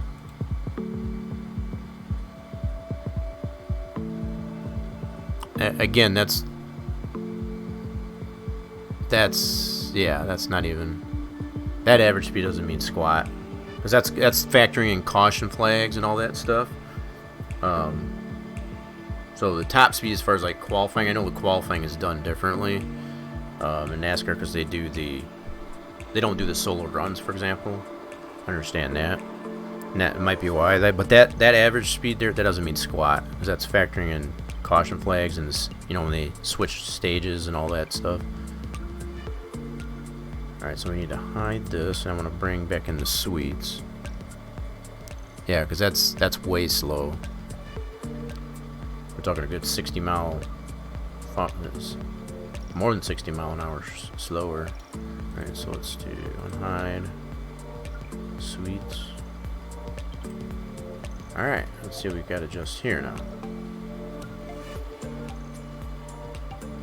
Now, I think what I am going to do, since I do have these towers in a position, I'm just going to go ahead and adjust accordingly the sweets based on the positioning of the towers.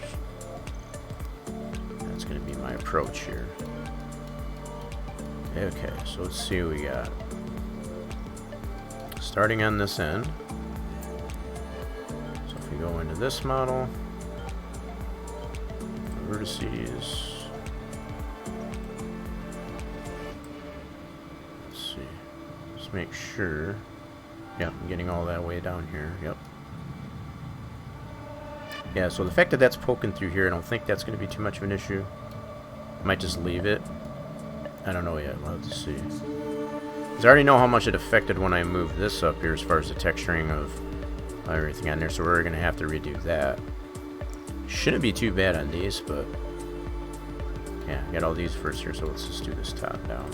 We'll take a look at it and see whether or not it requires, I guess, to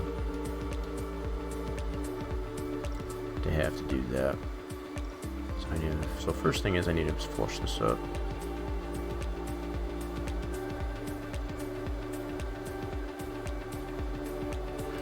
So probably what I could do, I think that would work. Let me see. So if I grab, so I want to be able to flush that up right. So if I go to this vertex, I'm going to have to do it on the X and the Y, unfortunately.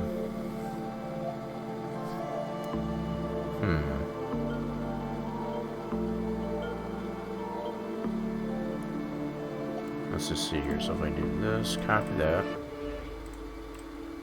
This might be tricky.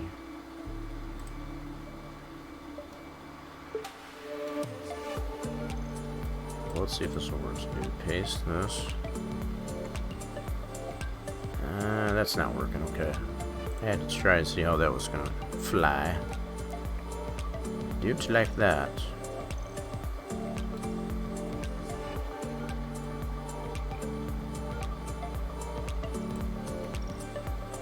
And it's gonna be more of a manual adjustment, like so. Okay. And we're ready then.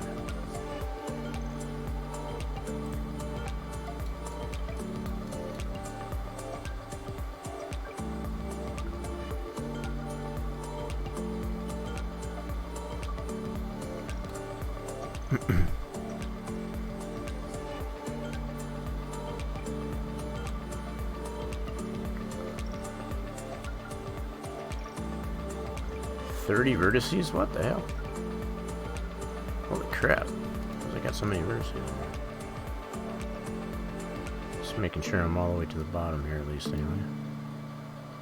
30 vertices in there? That's nuts. The heck?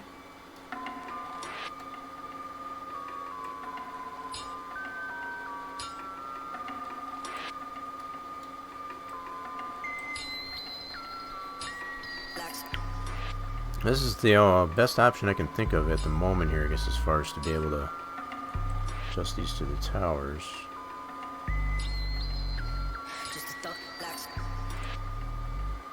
I'm not 100% sure I'm liking that idea, though.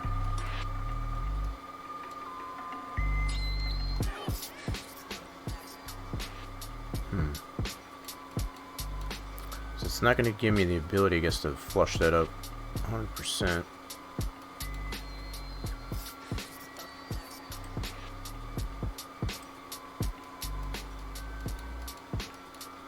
So hard to tell. It's hard to tell if I got a gap in that or not. Excuse me.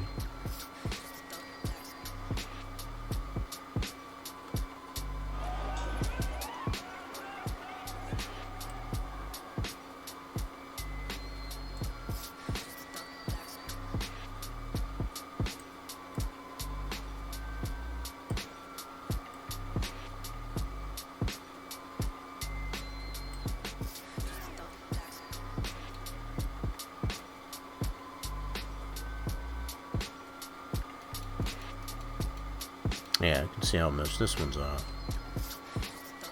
Oh, that smokes, okay.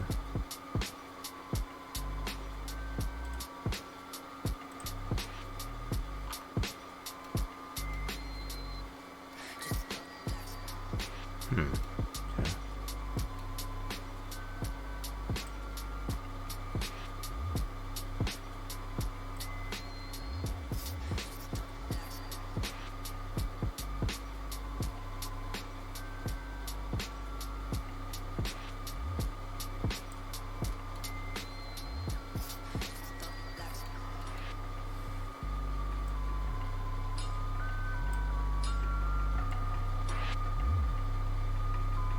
Oh shoot, that's a lot more than I thought it was, okay.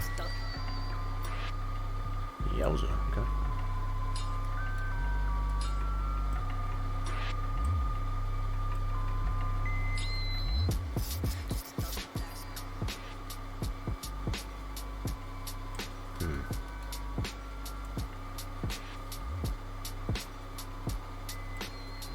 Oh yeah, that is, okay. I had to come back and check this out. That's a lot more than I thought it was. Okay.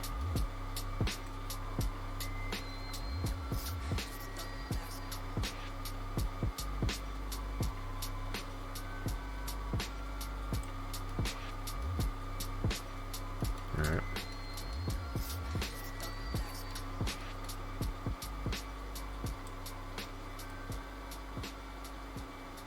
Ooh, that might need to rotate a little bit to get that flush onto that. Okay. Alrighty then. Let's go back into this.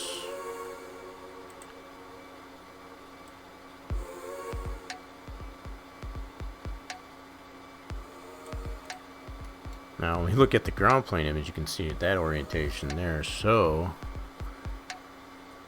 yeah, the fact that this...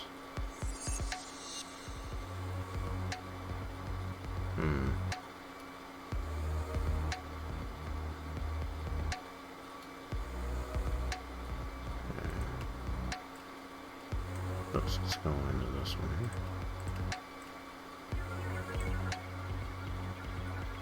I'm wondering if I go like this.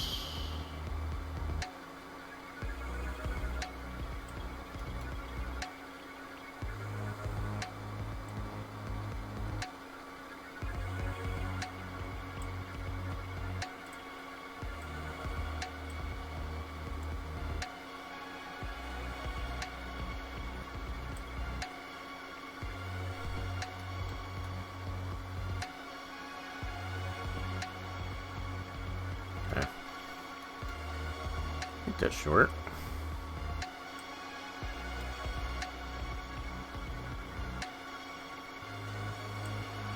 So I guess at this point what I'm trying to do is get the same amount of spacing of how much the seating area is actually, because obviously that's going to be below the suites, but in comparison to where the positioning of the this side here facing the track is on the towers, just gonna keep that consistent that way. Guess I can probably pull this a little bit this way.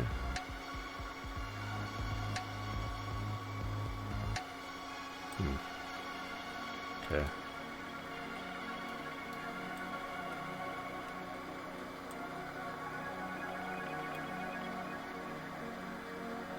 Something like that. Alright.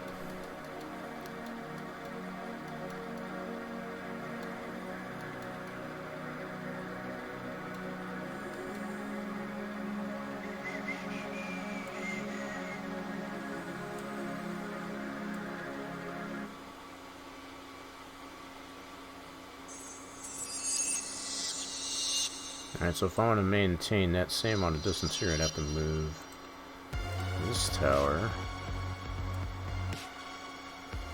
Oops, wrong way. Back a little bit.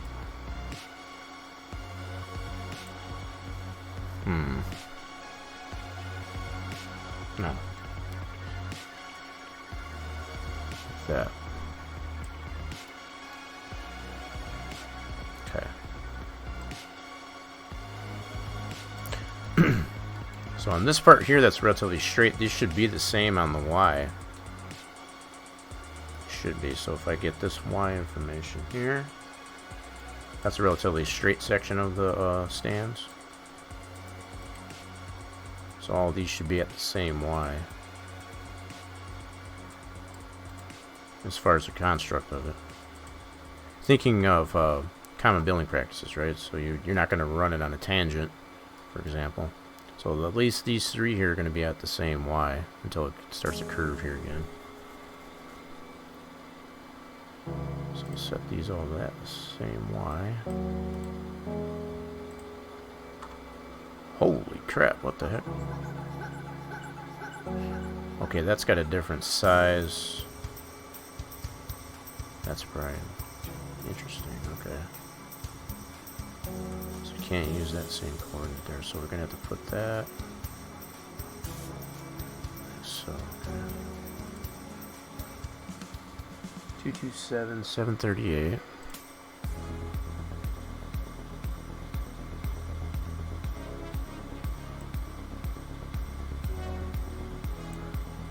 Copy that.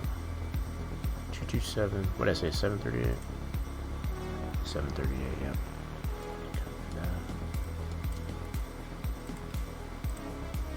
Yep.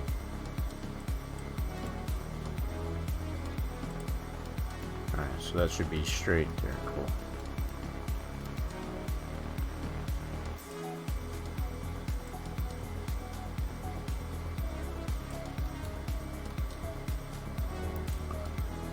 So that there can go right there. See where that break should be.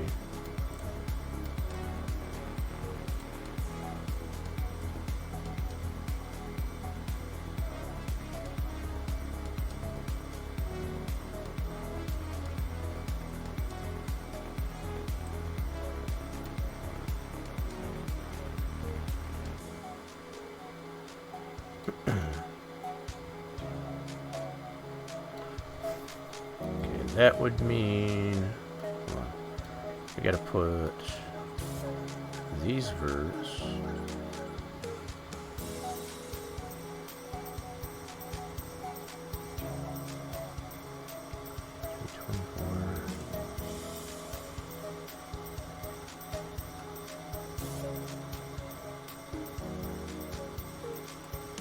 Yeah, these are not consistent, so I gotta make these more consistent here.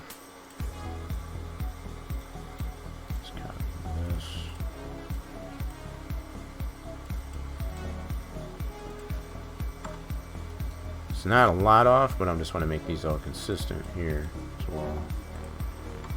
Yeah, straighten that out.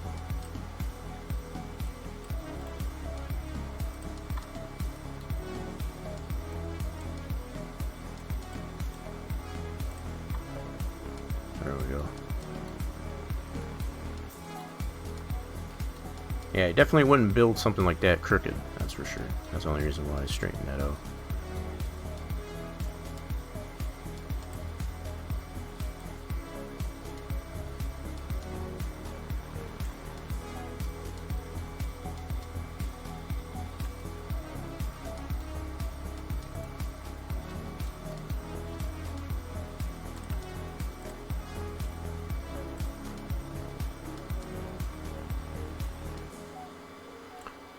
Rotate this just a little.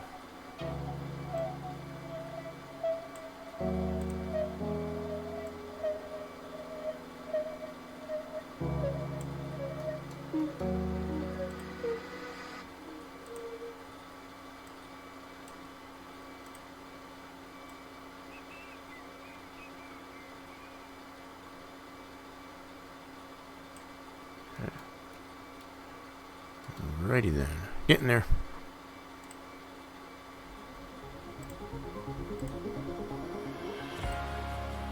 little bit at a time.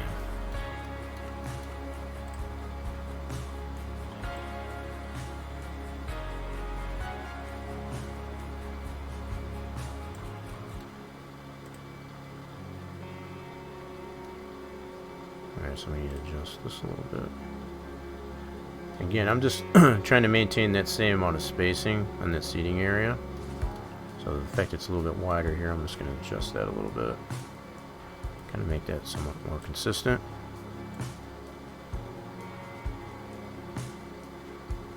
And then adjust the tower accordingly.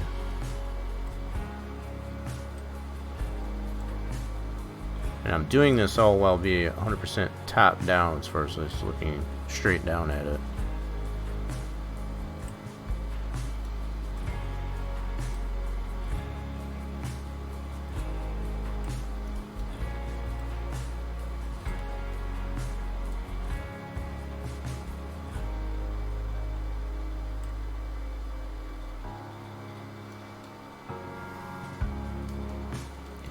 Tower there.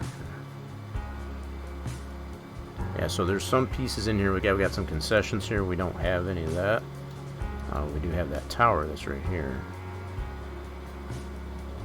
The fact that that's so far off, yeah, that's kind of wild, but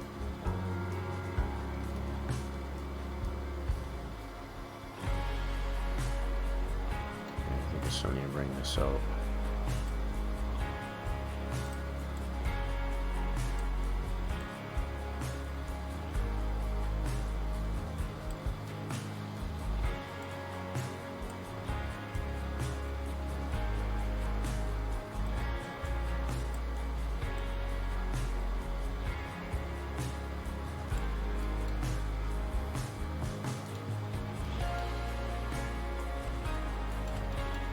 Yeah, so I think because of the skewing in the image here, it's making this a little bit seem like a little bit wider than it actually is, so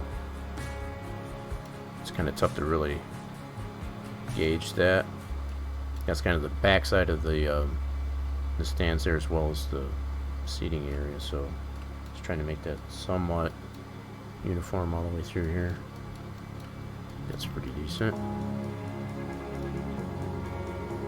Yeah, but as far as the way these towers don't line up in comparison to the ladder, that just goes to show you how much skewing is in this image. Crazy.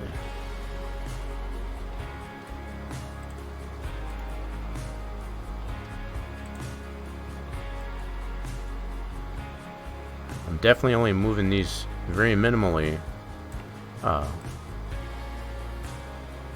in comparison to how the lidar is. So I'm not 100% going by the background image at all, I guess, as far as the ground plane. Just relying on where I put these based on the actual point cloud. So I'm just moving it to flush that up to the backside of the suites at this point. That's a little more than...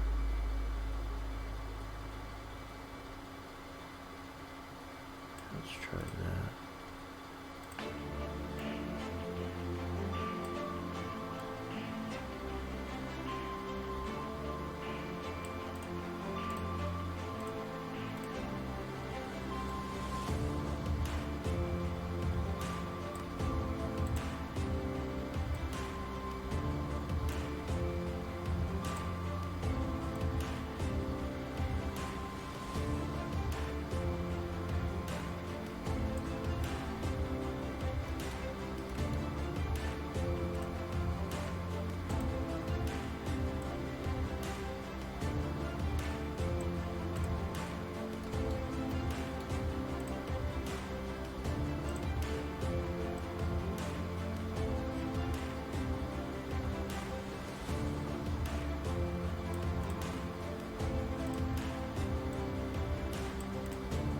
I'm looking at the gap that's in there, like so.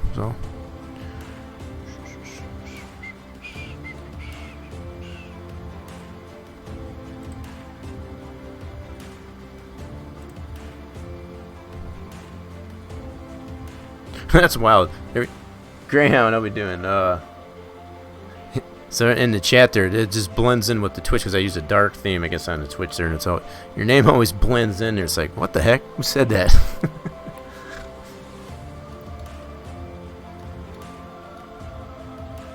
Alright, that's not too bad. That's pretty decent.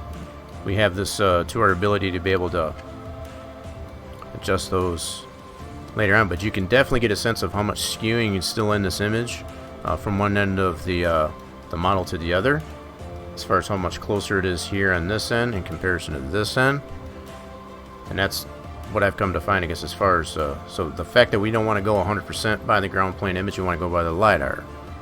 So that's what we are. So if we bring the LiDAR back, we kind of compare that, because the LiDAR is not going to have as much deformation in it as the ground plane image. Yeah, you made it hard to see, so you did it on purpose, is what you're saying. Yeah, so now we can look at how these towers do line up based on the LiDAR here. So you can see how those are buried in that information. Yep, so we're just looking to see the placement of it that way now that we've got it adjusted to. And then we can also look at how, now what still seems to be off is the backside of this, the sweets here don't line up with the LiDAR here. Okay.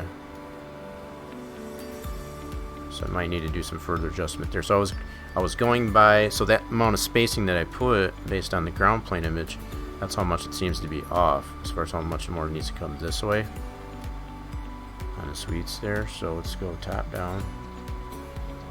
Yeah, that seems to be about that same amount of distance. Let's check this all the way through. Okay. Definitely looking better on this end.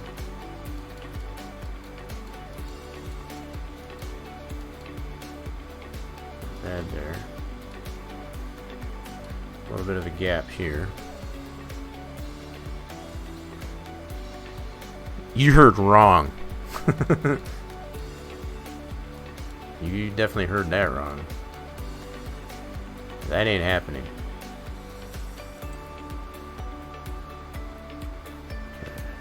So I'll just tweak on this one a little bit.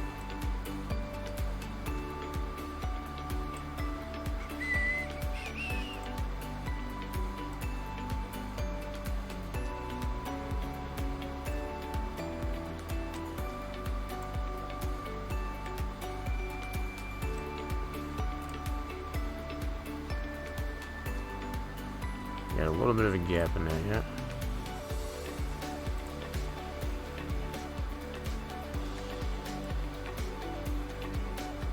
It's just really tough to get that lined up, because there's no as far as to keep it parallel with that, because we only got this one vert here and we can't use that necessarily to get that as far as the X and Y. I already tried that. So the only thing we have to go is just to kind of manually slide that in there like so. Yep, see the height data for that is sufficient. So I don't think we're too bad.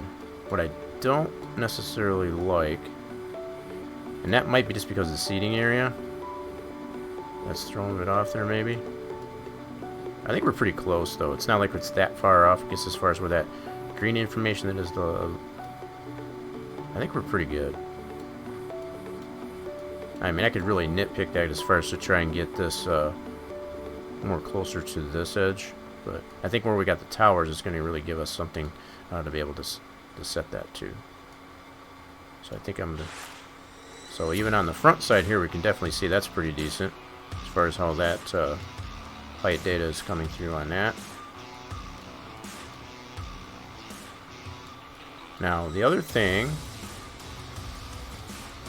that I might need to look at here is how tall is these suites in comparison. I think we might have to bring that down so you can see where that height data is here. So I think this is what I mentioned last week. I believe these towers here that I set to the lowest level, the roof of the suites are actually level with that. so you can see how that, whoops, how that is represented here. So yeah, the roof of the suites need to be the same height as that of these towers, and then these towers protrude. They extend past the actual height of the suites. Okay, so that's what we'll do next here. I'm happy with the conformity of that so far, so let's alright, so these were at 43.004, so what I should be able to do, let's put it on, which view will work better here? Whoops. Might be able to do it this way. So I want to be able to grab all these verts on the top half here of the suites.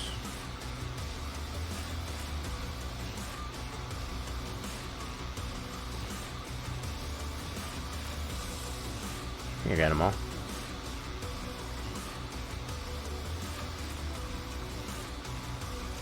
Yep. And the good thing is there's enough spacing in between the bottom verts of the suites and the top ones there, so I'll be able to select them like so. Cool. Alright, now that we got all those selected, we should be able to adjust the height of that to the 43.004 and squish that down. Okay, so now we should be the proper height. Now what I may need to do, take a look at that, we may need to bring the bottom verts down about the same distance that we adjusted it on the roof. Maybe not. I'm not 100% sure how tall those need to be. So if we want to maintain, so let me bring this back here real quick. Where was that set to originally? So 46.749. So I'll put that in here, 46.749. And we're subtracting 43.004. So that's a difference of 3.745. So what we want to do is bring the bottom verts down that much, as far as to keep the same distance that we have here, and not to squish it down and remove that height that was already originally there between the bottom verts and the top verts. Okay, so we're going to keep, so we need the bottom verts. Let's just grab one of these bottom verts, and then we'll know how much we need to bring that down. Right, so first of all, let's go ahead and redo that. Okay, now we'll get these bottom verts, and we need to add this value to it so we can bring them down that much. So we're at 31.749, so we need to add 31.749 equals. So this is the value, so I'm going to copy that and paste it to all these bottom verts. We'll select all these bottom verts and bring that down that much. And like I said, that's what that's going to do is maintain that same distance that we had before we brought the roof, the top verts of the suites down. Okay. Let's see. Let's go this view. No, let's flip this around. Let's try it this way.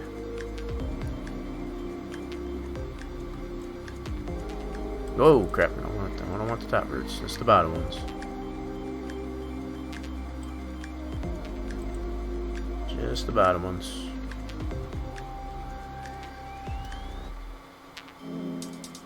Nope, I don't want the top ones. Just the bottom ones.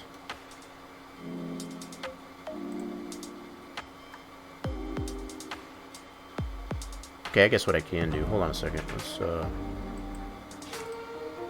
Let's take out the LiDAR. Just hide it. There we go. Now this should be easier. Try that again. So vertex. Sure to have those selected. Cool.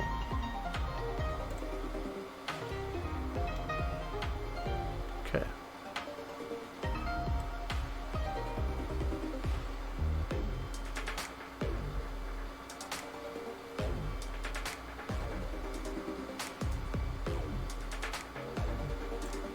Okay, so I'm just getting all those bottom verts for that sweets.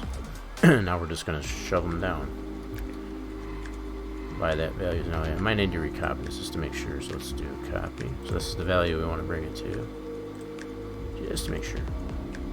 So then do a paste into the Z.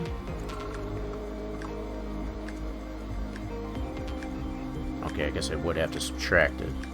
Yep, I went the wrong way. My bad. No problem. So bring that back. I do have to subtract it from that value. Okay. So 3.745.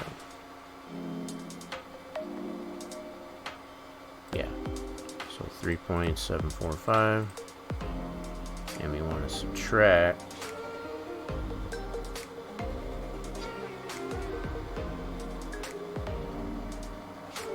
32.01.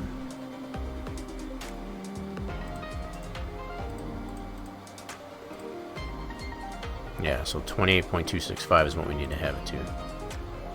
28.265.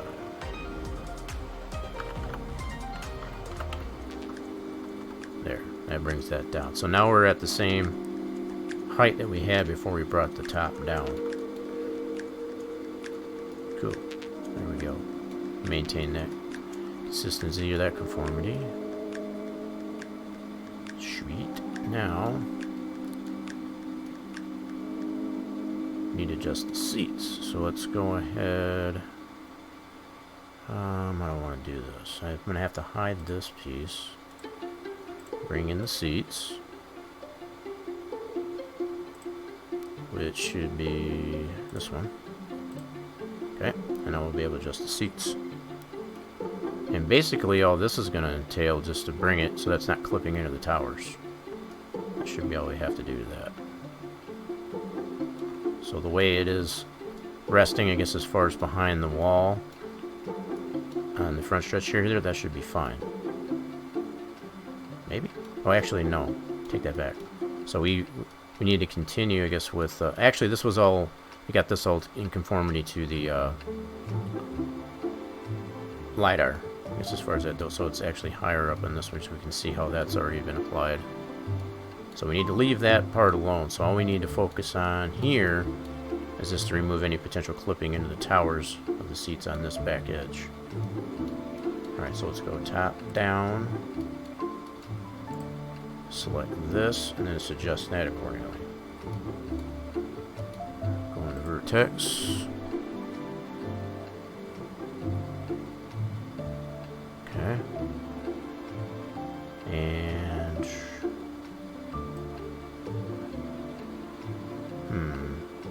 Is that how I want to do that? I'm just thinking here. I want to leave that where it's at, so I think if I just do the back verts, I think it should be fine. Let's see how this looks, though. So if I move this out, like so, I think that we should be able to get away with doing that with no problem.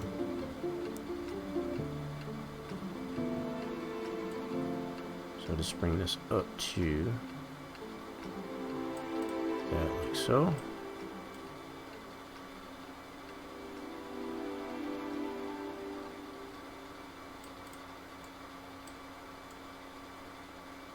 Okay.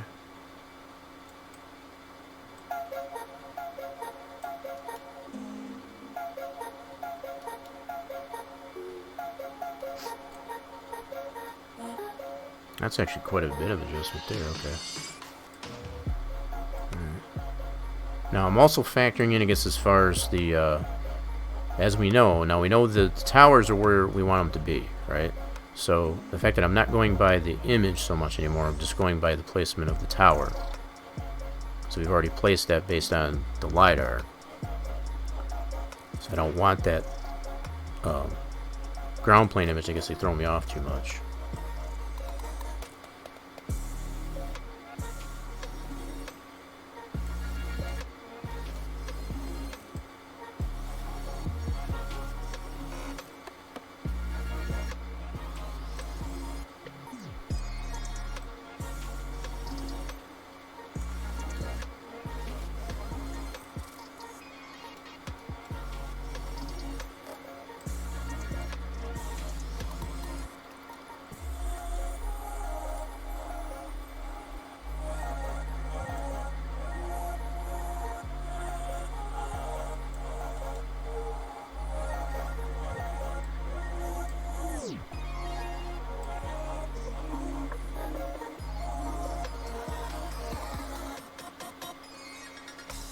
almost use a cut right there. Yeah, that's really clipping into this one here. Yep. So let's move this down. Oh, that's that small segment there. Okay. That still needs to come down though. There we go.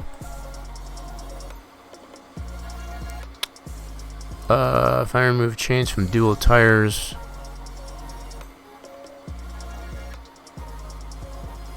Chains? I don't know. I've never worked with chains on tires, so I'm not 100% sure. Remove chains from dual tires. Yeah, I'm not sure. If you're speaking of like, you know, actual like chains to give you traction, I've never done that, so I'm not 100% sure. It might depend on if there's a tire configuration for it. So as far as the scripting of it, if it's got a design configuration, I guess, to put the chains on or off the wheels, the tires, you might have to put something there. If you want to maintain, I guess, that configuration in the store. And by putting something there, you could just easily put a dummy transform there. So if you don't want the chains on it, you might just be able to move the visual chains from that transform and just leave the transform there as an empty transform. The best way to do that, if that's the case, remove the transform and you would have to renode everything that's below that same transform. So if the chains are on the very bottom of that transform for that design configuration for the tires, then you should just be able to take it out without any worries. But if it's kind of like up the chain in the scene graph, anything below where you take that out, it would have to be renoded. Hopefully that makes sense. Like on the Big Bud 650, if you use the dual tire. See, I don't use the Big Bud, so I'm not 100% familiar with it again. I thought I made that clear. I know from what you've shown me, I guess, as far as what it has there, but I have not used the Big Bud. So I'm not 100% sure what the configurations of it are. I have to claim ignorance on that.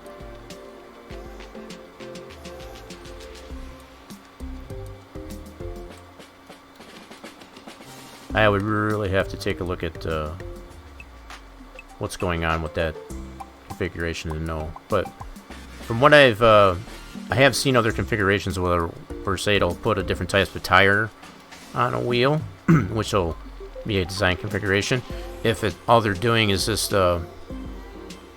applying chains, I guess, to that tire configuration for that. If I'm looking at it in the scene graph in my head, that would be on the bottom of that design configuration for that tire. And if it is, then you can just take that chain out without having to renode everything below it as far as the XML goes.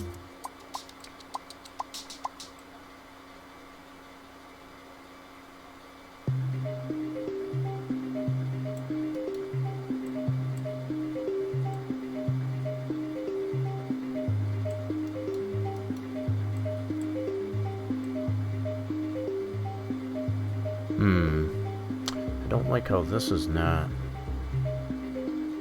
Interesting.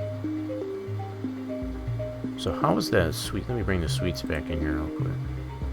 So that'll be this one. Huh. Okay, so these sweets here must not have the same. Yeah, they don't have the same cuts in here. Alright.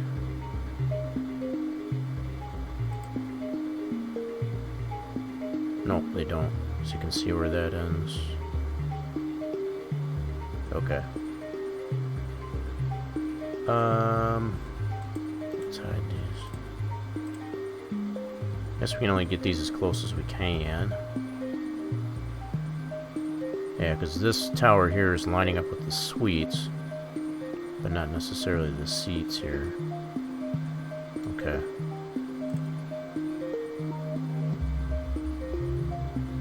Okay.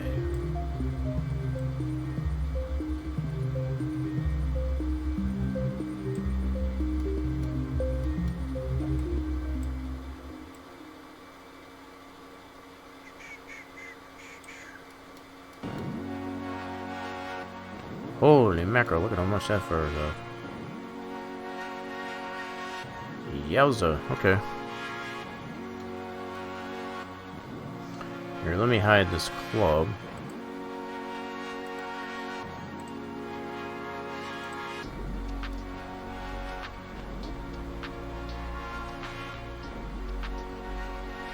Okay. That is off a lot there. As far as where that tower is. Holy mackerel.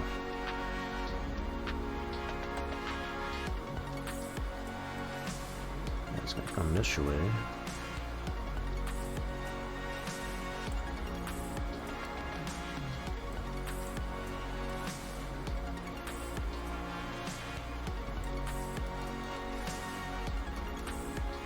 And I'll bring the club in and make sure that's all lined up.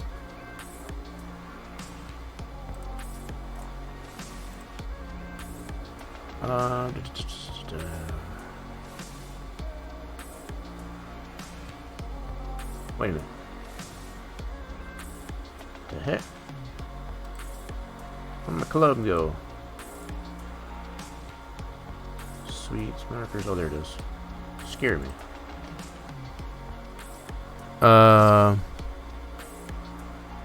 Send you a message in Discord. No, I don't use the big equipment like that.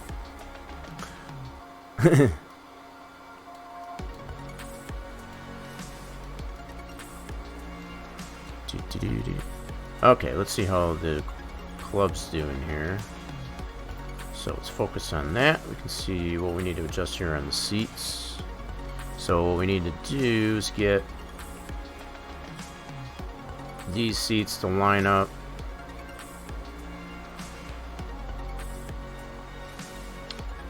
with this edge here of the club, I believe. Yeah. I think that's where we need to be on that. Okay.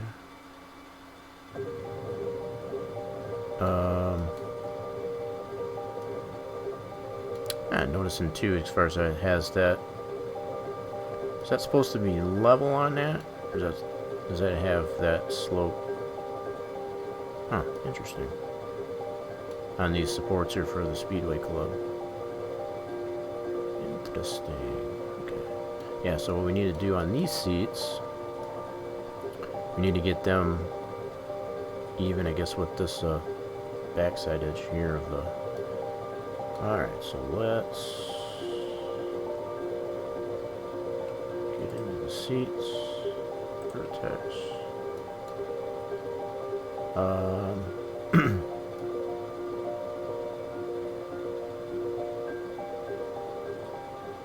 Oh wait, so is there no vertex? Oh boy.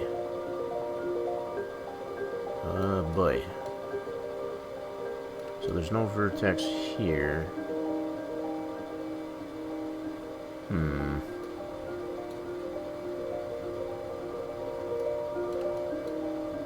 Crap. Alright, hold on.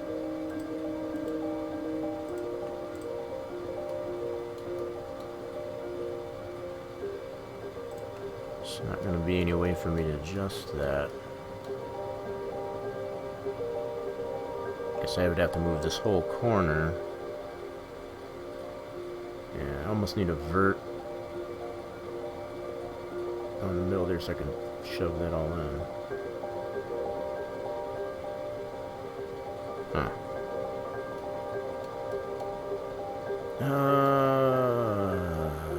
So the question is, do I want to make a cut there? So I guess that's the question. I guess doing a cut's not really gonna... I could cut it from Vert Snap here to there. Yeah, let's try that. Let's try that. Let's do Vert and Edge Snap. And I'm only going to do a cut. I don't want to do a swift loop, so I don't want to cut through this little piece. I only want to cut up to this one. That's the only reason why I consider that.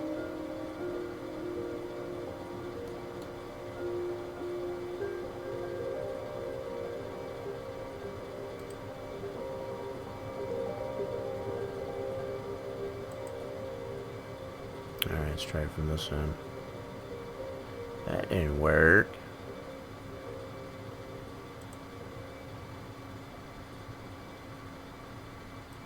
There we go. Now, just turn the cut off. Turn that off.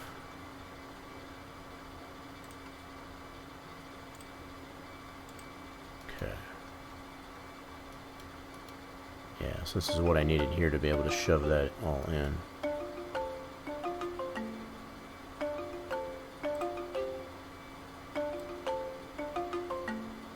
Okay.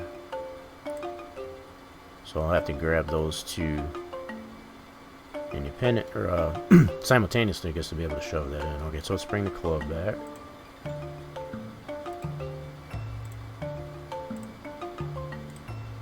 Okay.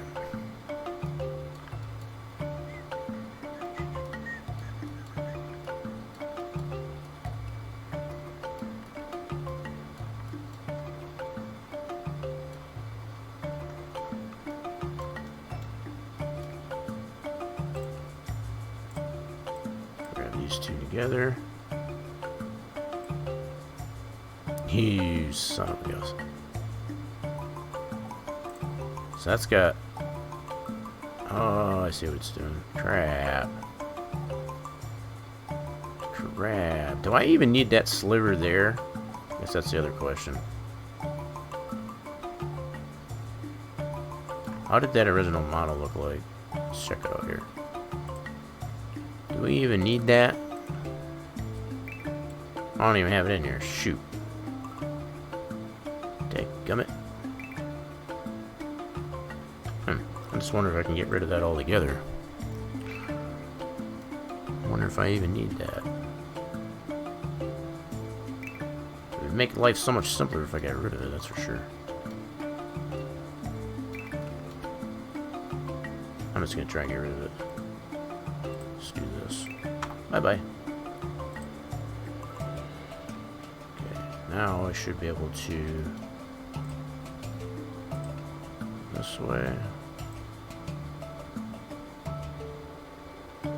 Crap, that's not good. We gotta go top down.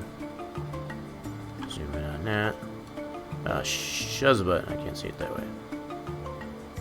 Well, this is gonna be a pain in the butt. Alright, we'll try our best here. Oh man, it is jacking that up so bad. Crud. Crud.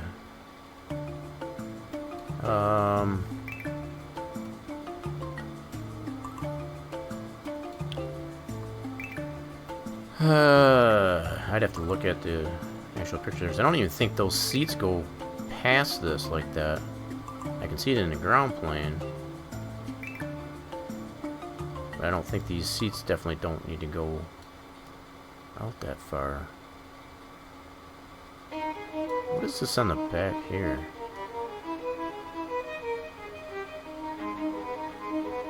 What the heck is that there?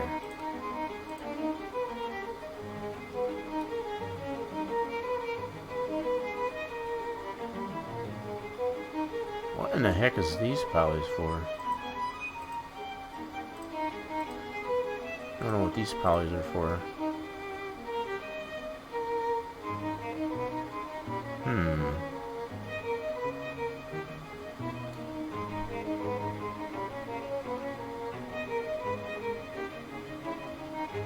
Alright, no problem there, Greyhound.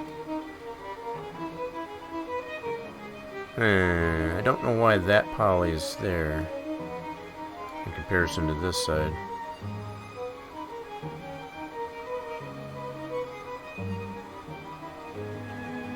What the heck? And the fact that these seats here go clip into that, we don't need that. We need to be just ahead of this here. Okay.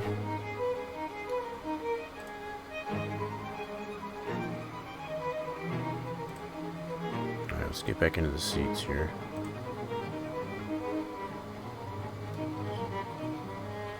Alright, we're gonna grab this entire end here.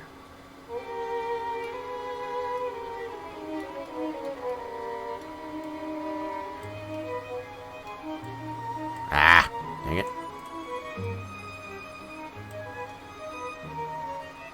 Okay, we need to move this so that it's flush with the outside of that there.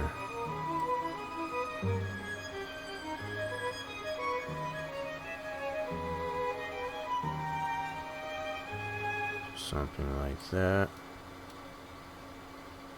Okay.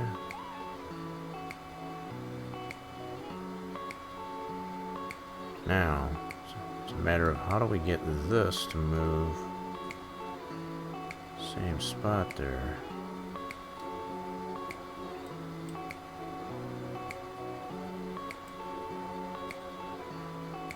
Holy crud.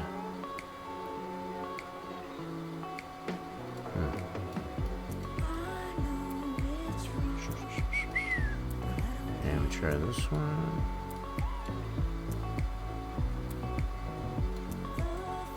Ah, I hate when I do that.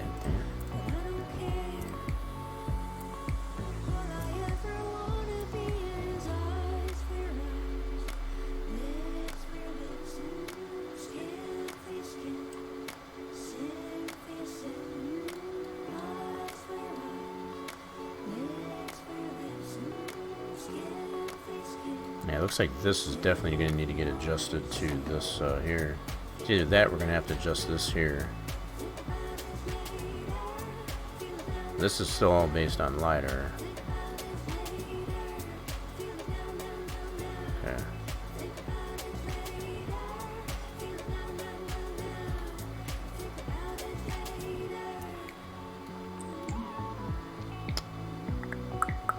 Yeah, so I think this might need to get adjusted. That might be the way that was in the first place. They're just kind of cut into that like so. So we'll probably just leave it like that for now. Alright, that should be adjusted there. Now let's bring in our sweets.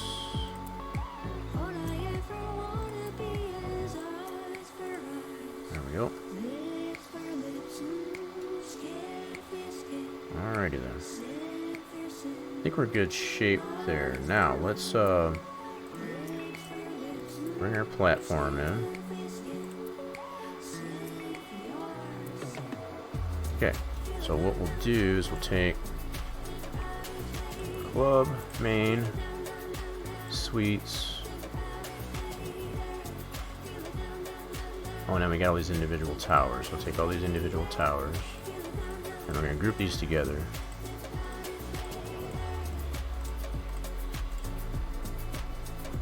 Okay, so select all of that and group it.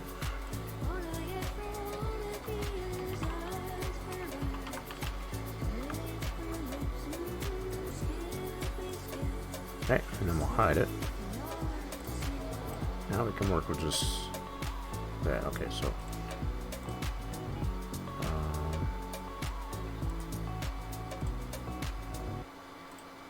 yeah, because what I want to be able to do is work with just that platform now.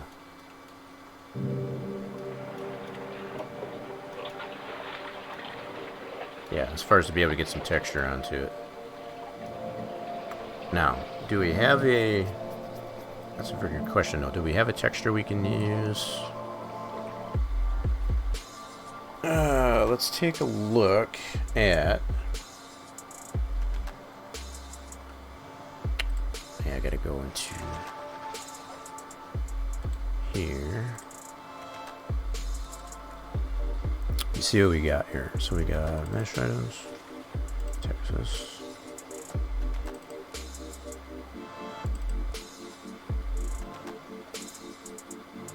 Okay.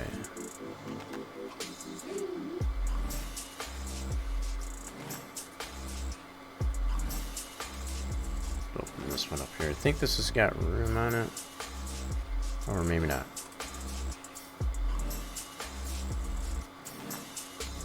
does not. Okay. Let's see. This one. Okay.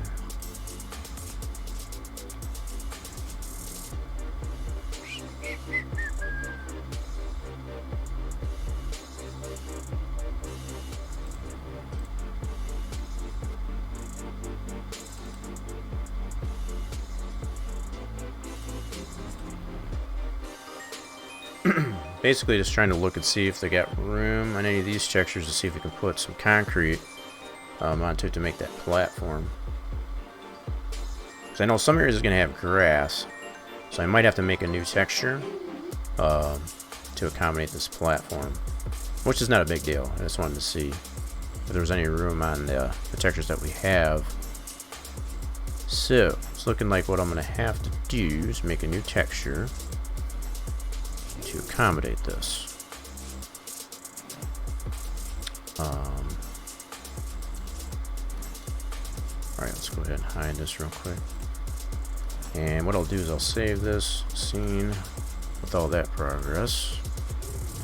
So give this a second, and I'm going to take, as this is saving here, I'm going to take a short little bio break.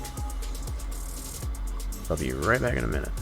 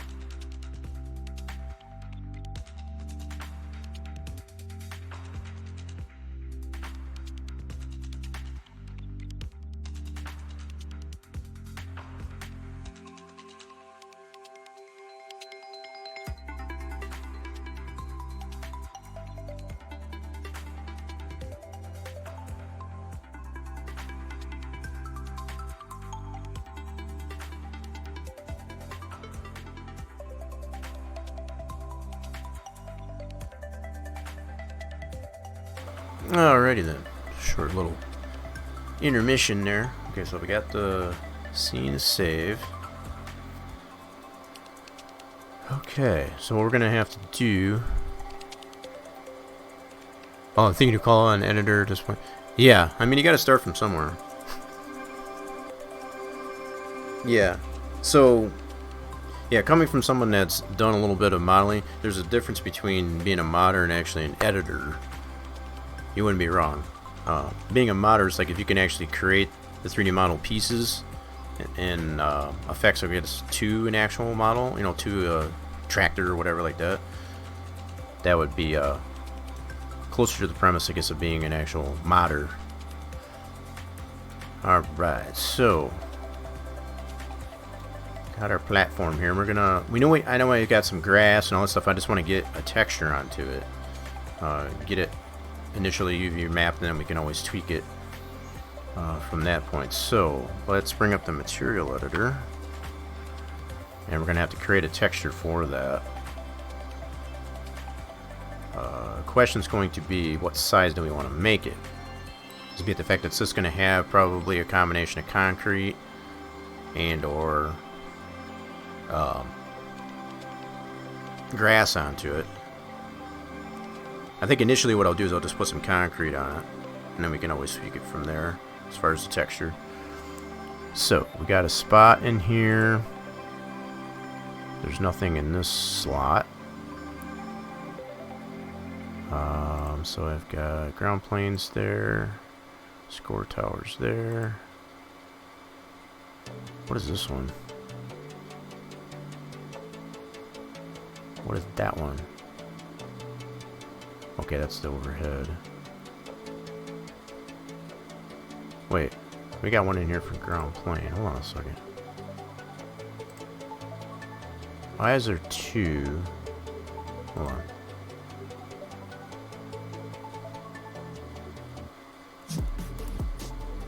We got two of them in here for the overhead. We don't want that. How did that happen?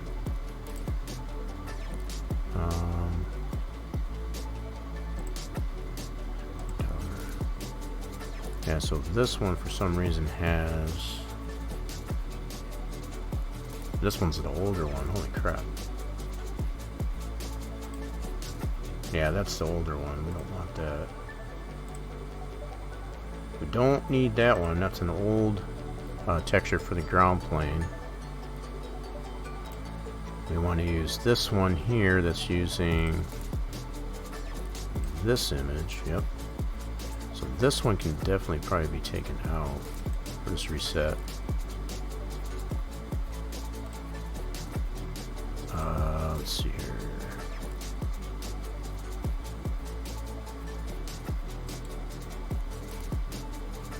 Shoot, now I'm trying to remember.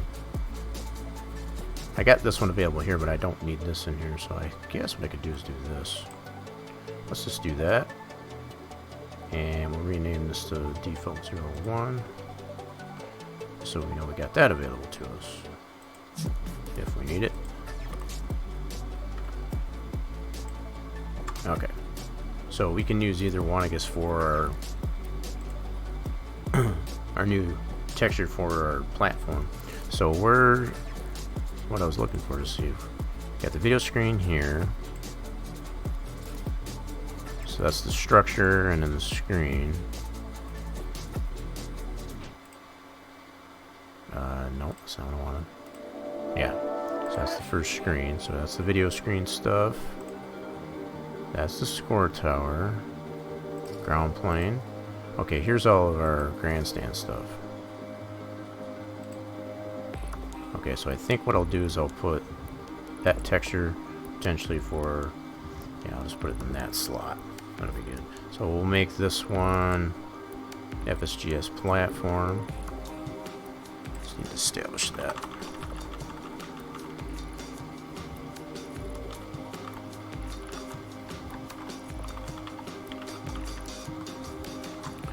Okay, so we'll put that one there. And then we're going to create that image. Now the question becomes, like I said, what size do we want to make that? You don't need to necessarily make it gihungus. I'm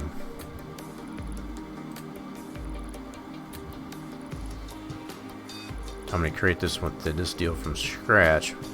Just trying to think of what I've got for concrete. I can always find a concrete material to be able to apply to it. It's not an issue.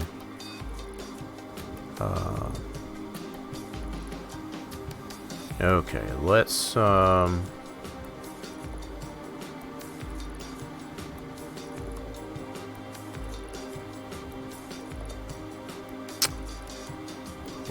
is using. I need something that's longer, more than likely, than tall. So I'm thinking if I use. Okay, this might work here. Let's do this. We're gonna go. We don't need any transparency in it, so it can definitely just be a flat-out bitmap. That's all we need. So what I'll do is I'll go ahead and open this one up in Paint Shop. We'll go from here. So this one's a conformity of 1024 by 256, and I think that'll be fine. So now we need to search for a concrete texture. So let's take a look at. I know there's plenty of materials that are already available and plenty of tracks. I don't feel like going digging for it. So I'm just going to do it this way. So concrete texture. So we're going to look at it this way. So let's go, whoops. Alright, let's see what we got here in the way of concrete textures here. Let's go images. Alright, we want something that's, I was thinking something like that. Something like that. Okay, let's save that.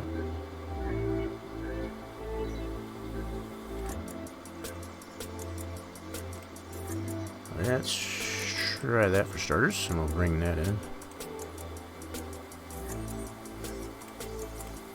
Come on! This thing is chugging so bad. Take this. Definitely have to size it down. Now we're 256 tall. So let's start with that. We do image information. Oops, image resize, my bad. And then do 256 tall.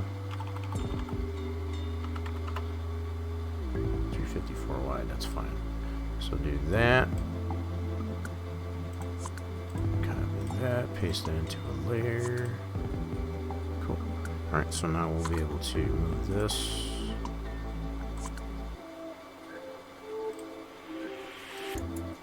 And then just duplicate that all the way through here.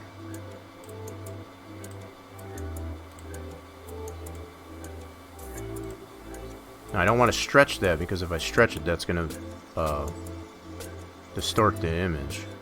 As far as the texture, we don't want to do that. We want to make it look nice and fluid. So if I stretch it from this point there, that's going to make it look like doo-doo.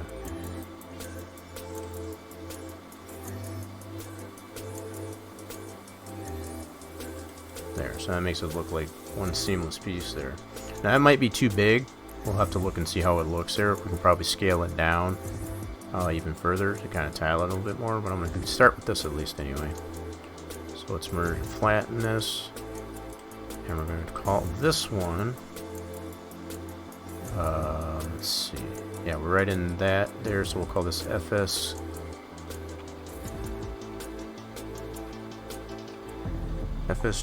platform _ platform,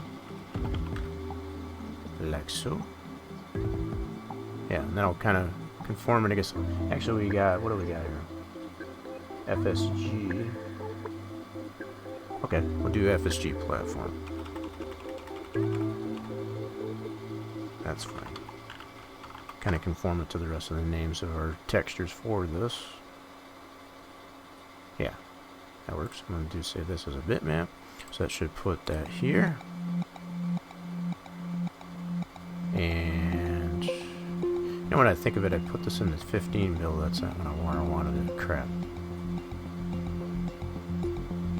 Wait, where did it save that? Right here. So let me put this into my 2020 build, which is here. Main grand. I need to put that into here. Alright, so no problem. So let's just go ahead and resave this to that location. Just so we have it in the proper build here. So 2020 main grand, 3DS, right in this one. Cool. So I want everything reading from that location. Alright, so okay. Now we just gotta navigate to that.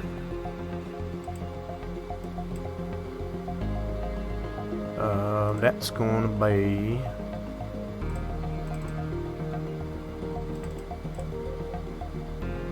here, 2020 main grand, 3DS, and this one right here. Cool. So now we can do select this model. How in the hell did it put that on there already? That's weird. That shouldn't have happened. Weird. Okay, so anyway, that's what we wanted to do anyway. So the fact that it put it on there, or I shouldn't have done that, but that would have had to go like this and physically apply it. Let's just make sure. That was weird. Did not expect that to happen. Yeah, but that's where we got all these textures pointed to should be in the 2020 build in that 3ds folder, so just so that we got all the textures coming from the same location. Yep. Okay, so we're on the same sheet there. Okay. Now what we want to do is we want to UV map this. So that looks like crap just that initially applied there, but now we can kind of planar map this as whatever looks good. So let's try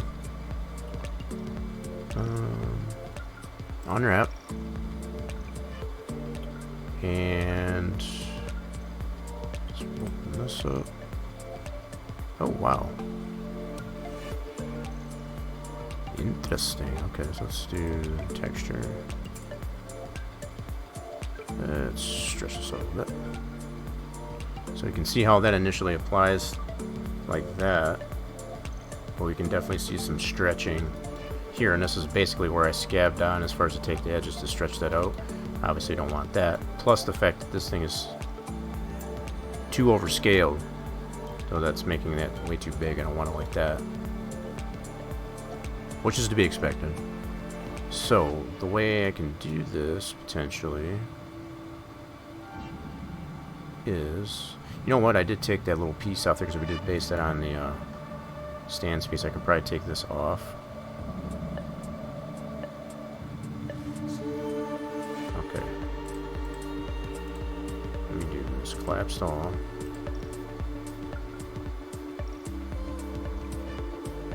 Man, this thing is chugging so bad.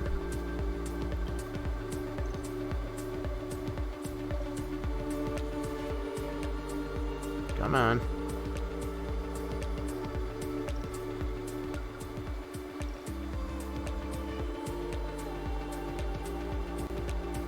Okay, alright. So let's do this. I'm gonna take this piece out. That's it. Yeah, so that's gonna be in conformity of that. Now, let me double check.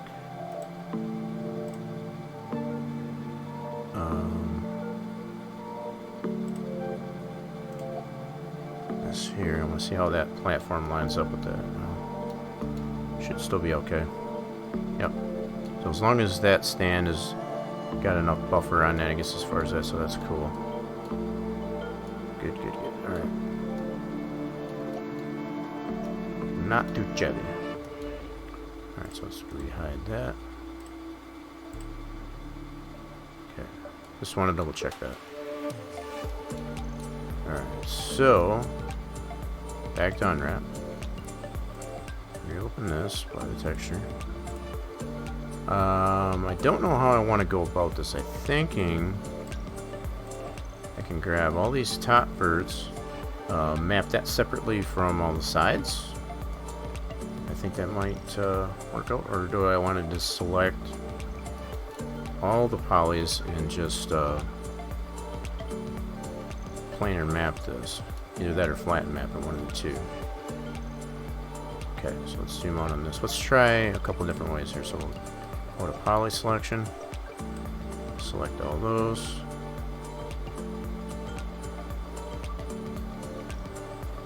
I'm trying to get this all in one picture here, so you can see how that's applying there. So let's do F2 so we can see. So they're still selected. I just toggled off the highlight of the selected polys.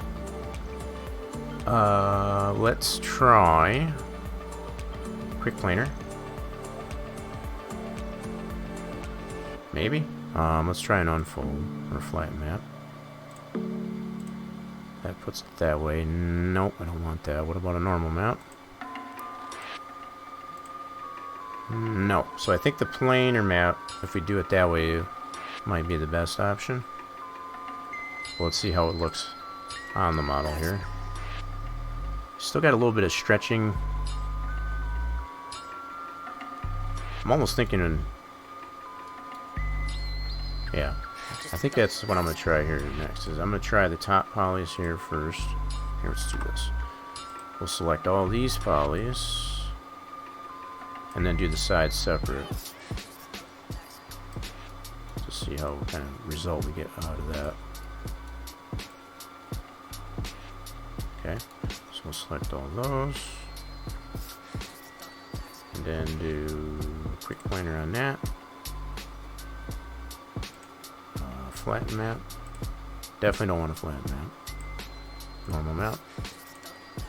Nope. So it looks like quick planar will still be our best option here. And we can turn that off. What we can do is scale this way, and we can actually it'll just come down to, on the MIP, we'll have to make it probably a map of 2 as far as the scaling going horizontally that way. So instead of keeping it at a 3, we'd have to do a 2 so that it tiles, you know, in that horizontal direction. So let's get this thing scaled up.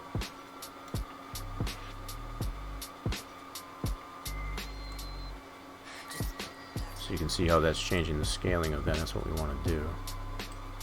Oops. Get it more to a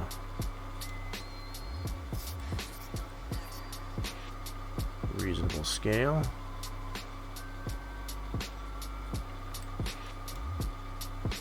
And we can go either direction here too. So we can go this way. So the fact that we don't see all the, I don't have it tiled, it's still basically putting that texture basically all through this void. So that's basically what it's doing as it applies it to the model. So we can just go like this, for example. Something like that. And then, yeah. So that's a scaling of that down a little bit. It's probably still a little too big, so we can still adjust it if we want to, but for now I'm going to leave it like that, just to get a texture applied to this. So let's get all these sides. We'll do that separately.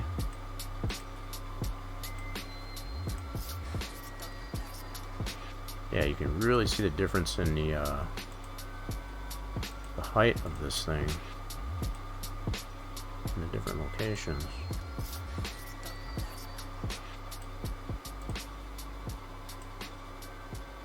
What I haven't checked yet, I'll do that after I get this mapped.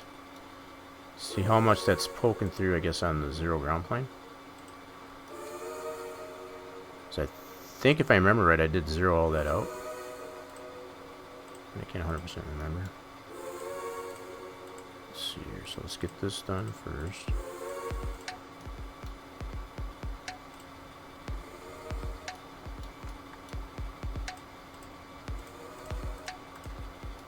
Okay. Yeah, let me take a look at that real quick. Yeah, I did get that all zeroed out there. So yeah, you can really see the height differences, I guess, as far as from the center to the outside edges, for example, as far as the way those stands rest on this. Yeah, that's all based on the LiDAR information. Okay, so on this one, the same thing. We'll go ahead and do a quick planar, like so. Ah, crud. Alright, hold on. Stretch that up.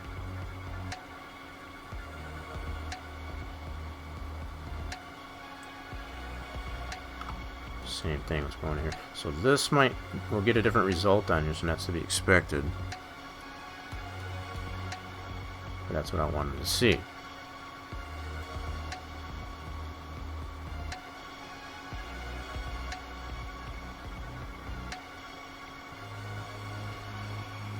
Interesting. Okay.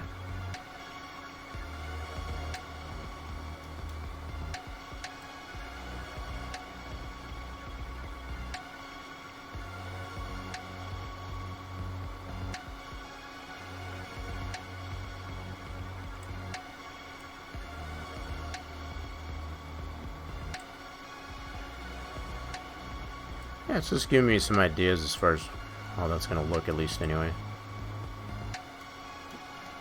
Yeah, so it says at least just to get an initial texture onto it, at least anyway. Yeah, the fact that it looks like this as far as the dark on there, that's just the model in max here, so what is going on here? Oh, I'll have to fix that there. Alright, so let's render this just out of curiosity how this looks. Yeah, that's probably not the way that's going to look in the game. And we'll be able to test that in the game, obviously. But yeah, that gives us somewhat of an idea. I need to fix that spot right there. Alright, so let's go ahead and collapse that down for now. I don't know why that process takes so long to do that. That's weird. It seems like anything that I try to do that to as far as the collapse that all down to that, it's taking a while. I don't know if it's got to read the whole scene as far as the cloud point data is, you know, with the LiDAR. I'm not sure. It shouldn't have to, because the only thing I got selected is this. So when I collapse that down, it's supposed to only be collapsing what I've got selected as far as that modifier. It's kind of weird that it does that anyway. Alright, so this spot here, what's going on with that? Can we just take it out? I think so. Yeah, we'll just go ahead and take that out. There we go. Just kind of clean that up. Field lanes. So that's going to be our preliminary model for that platform for the grandstand. The texture's definitely not set in stone as far as like that, so we know we got grass on different ends and whatever, so we'll be able to segregate what's textured to what later on. Just want to get an initial texture applied to it. So with this applied, like this, we'll have that in there. We'll have to make a MIP for that. So let me go ahead and do that right away. For this platform, let's open this with limit 2.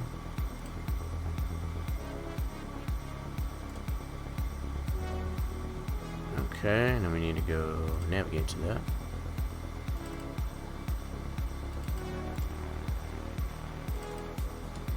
Main grand, and we need this one. Cool. So what we'll be able to do on this one, like I was saying, MIP, and then we want to change this map to a 2. But that'll take into account the fact that we scaled it on the horizontal, and you know, either this way to the left or to the right. That'll allow for that. So this is the same type of property that you would apply to your geometric walls, for example, as far as how it skews, the way it's mapped as far as in that linear fashion from left to right. So that's the same thing we're doing to this one here, since we did scale it, you know, as far as the mapping of the model in that same direction. So I put it on a map of 2 for this MIP instead of a 3. Okay, keep everything the same, so we'll go ahead and save as. And we want to save that to this one. Okay. Alright, so that's our new MIP. Close that out. And just to confirm, there's our new MIP. That's our new MIP file there. Cool. Okay. Now we're getting to the point where we need to create our new 3ds files based on all these pieces that we've just redone here.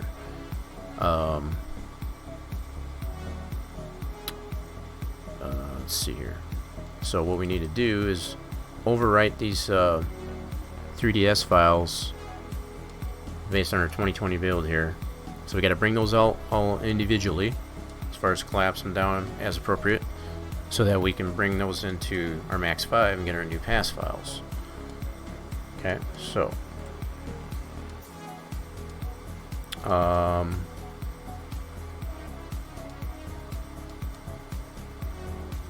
let me go ahead and do this. Main grand, let's bring this back to where. Okay, let's do a file. We're gonna save the scene again just to make sure. This will be our starting point from here. So when we save this save the scene at this point with all that mapping onto the platform, object, and so on, we'll be able to come back to this point of, you know, saving it this way. We'll be able to bring it back to this point. I guess as far as to get all of our models that we need in the form of 3ds.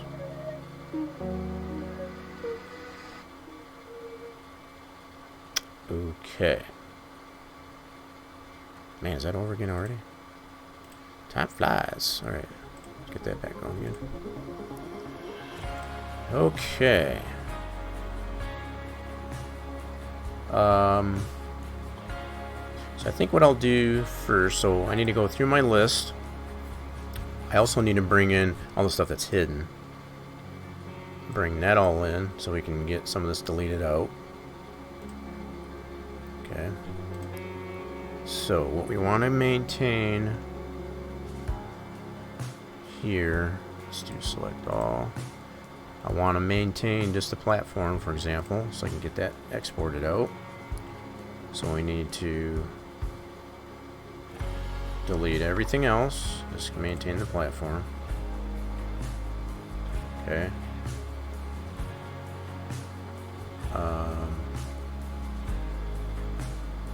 What I didn't do... Oh, let me bring that back real quick. What I didn't do on this platform is I didn't check the pivot. So let me do that first. All that jazz. So we want to do this. Effect pivot. Man, that's a lot of stuff in the scene. Yeah, so I need to center that. And also adjust the X form to it. So let's do that.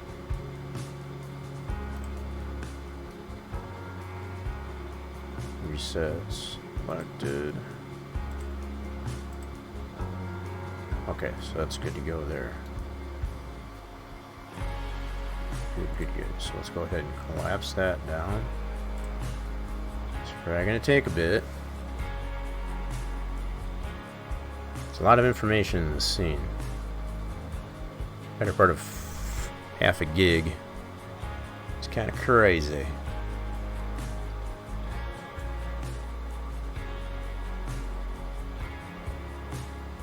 But we're going to get there. Okay. Okay, now we got that saved with that one there, so I just want to make sure with all that X form on that being reset. So now we can do the select all.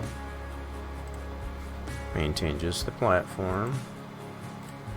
Delete everything else. Good. Now we can export this out as a 3DS. Navigate to folder.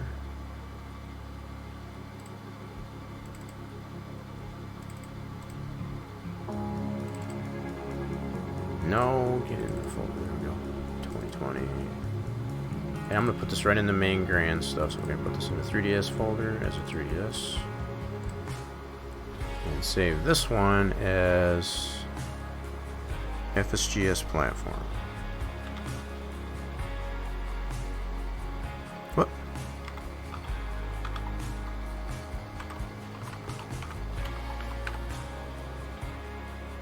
Okay. Spit that out. Yes. And yes. Don't worry about that. Now we'll bring everything back. And now we'll choose the next piece that we need. Hold on a second. Let me go to my list here. We need... So now that we've got the platform, which should be right here. That's our new first one there. So the next piece that we need... Now I should already have this club. We didn't really do anything to the club other than the seats. So... Yeah, the fact that I didn't bring the club into Sandbox, that's... Did I not create that model? I must not have.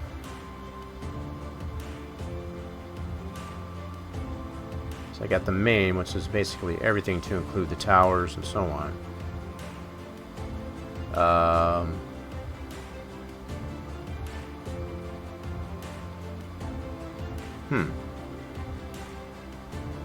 I do not have... Hold on a second.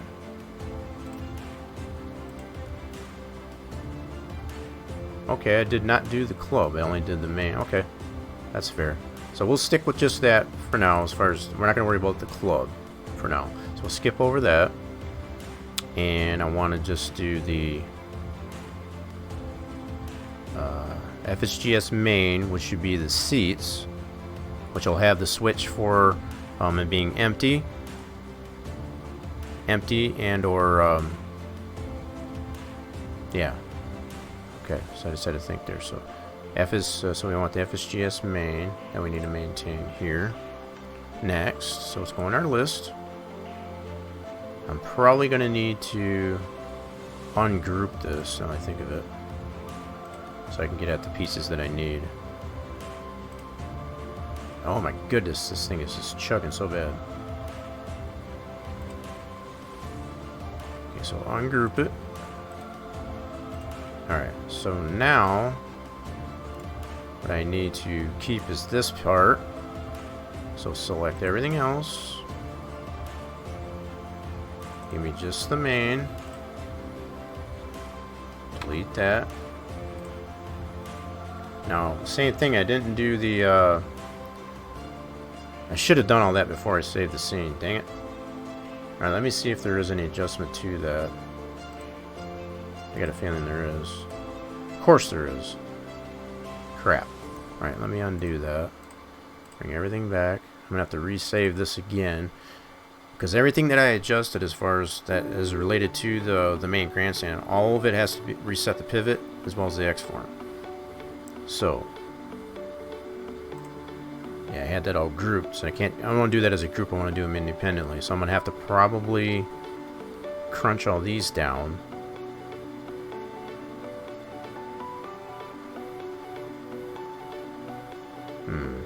Just trying to think of how I want to do this. I'd like to keep those separate if I can. Let me think here. Anyway, let's go ahead with this main. Back to pivot, center that. I'll have to resave the scene after I do this. Let's do a reset X form. Set selected. See where that's at. Cool. And collapse that.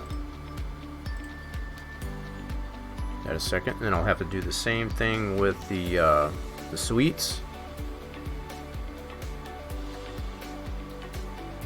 I might just go ahead and collapse the towers down into one piece again. If I have to, I was kind of wanting to keep them separate, just in case I need to adjust each one independently, because as we notice there might be a little bit of, but I can always re-separate them, I guess, if it comes down to it. So let's do suites next. Affect that pivot. Yeah, so I got a little bit ahead of myself there. So yeah, the fact that we did so much adjustment to all these individual pieces like we did, it's definitely going to require, I guess, to re-affect the pivot, center, and then the X-form. So that's what I'm doing here. And now I'm going to save the scene again so we have that all that conformity, I guess, corrected. Alright, so affect pivot, center, good. And then we want to reset the X-form. Over here. That's good. Go ahead and collapse that down. And then what I'll do is I'll collapse the towers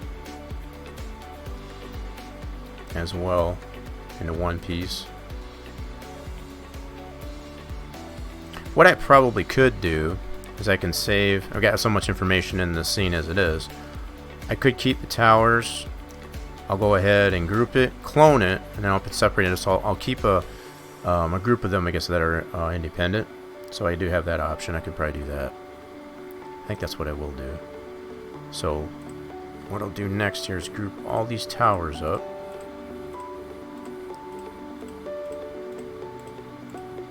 Like this. So I won't collapse it, just group it. And we'll call these FSGS towers.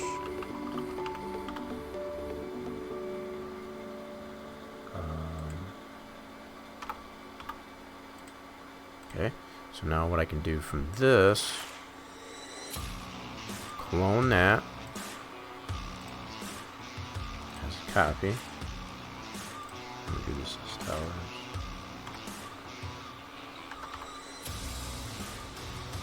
This way I'll have a copy of them all independent. So now this one I'll go ahead and hide. Actually, I can probably make this as a, instead of naming this O2, I'll name this as a copy. That way I know what it's for. and then just go ahead and hide that. So we'll keep that for safekeeping, and then these here I'll go ahead and collapse. So these FPSGST towers will go like this. Now I can do it right here from the group. That's not an issue. I just have to remember that if I do collapse it that way, that I remove the grouping after it's collapsed, because it'll still have that group in there, and we don't want that.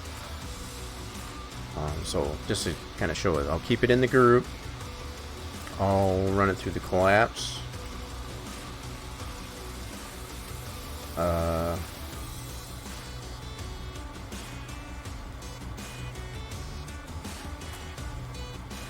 Wait a minute, what did that do? Oh shoot, I misclicked it. Make sure I got that selected. So it's still in the group, so we do collapse selected. Okay, and it's still got that group on there. So what I need to do, once after that's collapsed down, is I need to go into here and ungroup it. So that's the way it's just doing it that way. And I'm going to rename this to FSGS Towers.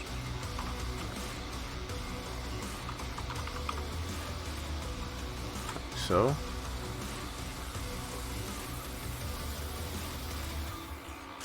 Yeah, so just keeping in the same conformity here, so we got everything, all the pieces to that are all together. Alright, so if you go that, and then I need to affect the pivot. Put that way over here, and then also reset the X1. Reset selected. That looks good. Still all. Let it do that, and then also I'll go ahead and convert it back to an editable poly before I save it. Save the scene again. Then we'll be able to bring all those individual pieces out with all that done like that. We're getting there. Alright. Cool. Now I'll just go ahead and convert this to an editable poly. Cool. Now from here we'll go ahead. Now I still got that one that I hid here as a copy. So I'm going to unhide that and save it this way.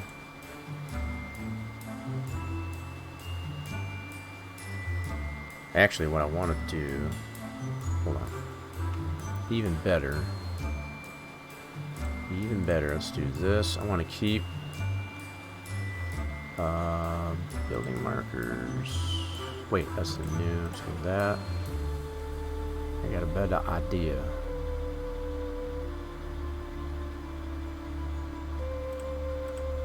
Let's save this. So we want to hide that.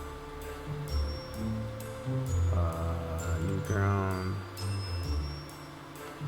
Score tower. Light arrow, keep that hidden. And that. Okay, so we'll hide all that. I'll save the scene this way. That's going to be our start point. Okay, so do file. Save as. Okay. That's going to be our starting point from there. So after I get this saved, I'll bring everything back out that's hidden, focus on just the pieces, whatever that I want to export as a 3DS, and go from there. It's always good to have a starting point, I guess, on your scene, as far as like what you want to come back to, especially if something screws up. So I could even go so far to even hide a lot more of what's in here, but you want to make sure anything you got hidden is out of the scene prior to export, otherwise it'll be included in the model that you export, even with it being hidden, so you have to be careful with that. Okay, so unhide all this. Now I can just focus on what I need here. So I need the main, so I'll do select all. We already got the platform, I just need the main, delete everything else, this is the only thing I need. So I already got all that done with the X-form and the resetting the pivot and all that jazz. It's good to go. So all I need to do is spit this out as that right there. Yes, please. Okay, now I can bring everything back and then focus on the next piece. Now the next piece I need in our list here is, we got the main, we already got the platform. Now we need the towers. So we'll get the FSGS towers. Okay, so, and I already got that collapsed down, as we already saw. So I can go, just focus just on this. I still got that copy, which is nice. That's all, it grouped it with that individual towers. Delete all that. Now I got just the towers. That's already got the affected pivot and the X form and all that jazz, so we're just good. So we can export that out. FSGS towers. Boom. Now I'll bring everything back again. Next piece, I think it's going to be the suites. Yep. That one's going to be the suites. Now, for this piece here, we want to make sure that when we spit this out, we got all the appropriate materials applied to it, which happen to be with the reflection and all that jazz.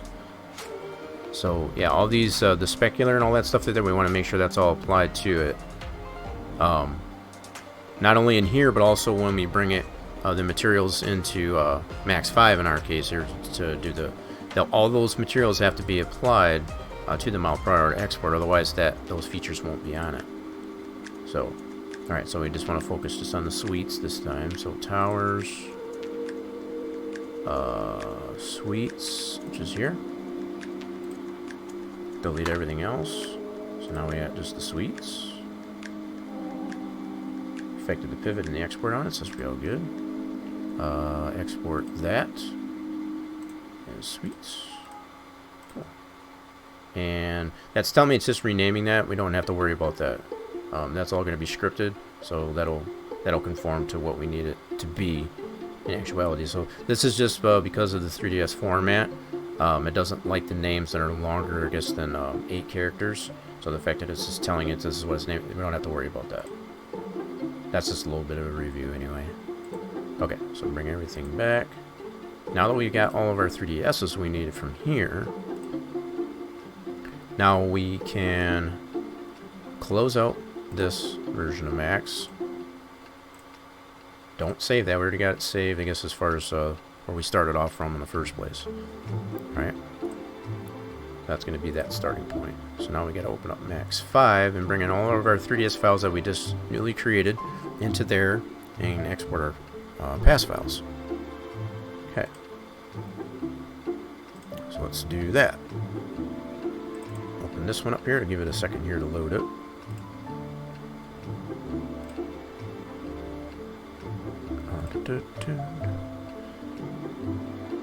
We're getting quite a bit done here. I think this is going to be... I'm really looking forward to how this is going to look. And be able to take some first laps, I guess, on the track, too. So not only check out how our... yeah, this is normal. That's just telling me I've got duplicates of that Pappy plugin for the pass export. So that's not a big deal. Okay, so we need to import all of our stuff. So let's navigate to our folder, mesh, Texas items, 20, 3DS, here.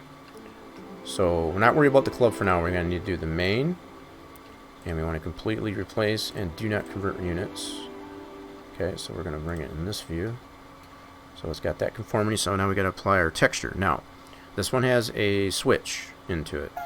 So it's important as far as which texture we apply to it, as far as where it starts from and where it goes to. So the way it's scripted, we want the empty stands, I guess, to be applied to this model first. Okay, so that's what we want to make sure that's what we do. So we want to navigate to the empty, for the empty stands texture, based on how it's scripted. So let's do bitmap. And we need to navigate to this one here. We need this one here. Now it does have transparency into it, so we want to make sure that's applied, and it does actually apply the transparency here. If this isn't selected, or if it's grayed out, then that texture's not properly conformed. So you have to make sure you got that, because we do have transparency in this. So anyway, with that applied, we have to physically apply it to the model, like so. and checking everything else out to make sure that's what we want it named. Textures applied. It's all conformed properly, so now we can spit this out as a pass. Alright, so we need to navigate same folder. Texas 20. Main Grand 3ds, and we want to do pass file. So this is the main, so we want this one here. Okay, now without resetting the whole thing, all I need to do is just delete this out. So I'm still navigating to that same folder. So just the fact that I don't have to keep re-navigating to that same folder that we're working out of. I just deleted the model, and I'll be able to replace the texture to whatever it is that I bring in next, which will be the what's the next piece here that we need? We can bring in the towers. So so we can, as long as we get the main, the platform, the towers, and the suites. That's basically like that. So we'll go ahead and do the towers next. Okay, so we'll go, and that one's pretty simple as far as the towers go. That has the so let's go towers, and in this case here we want to merge it current scene so it doesn't completely replace it. Okay, and that's just going to maintain that navigation to that folder that we're trying to work out of. Okay, so we just reapply. So this has the, you gotta remember which, I think that's the main grand texture. I just want to double check this really quick. I think it's the main grand texture, I think. Which is this one. Let me double check. Yeah, so this is where the towers are mapped in this area. So I can apply this FSGS E. And I should be able to do either one, actually. It doesn't really matter, I don't think, because both of them are the same. Just one has the people populated and the other one don't. But that location for these towers should be the same. In fact, let me double check this really quick, just to make sure. Okay, so if we go to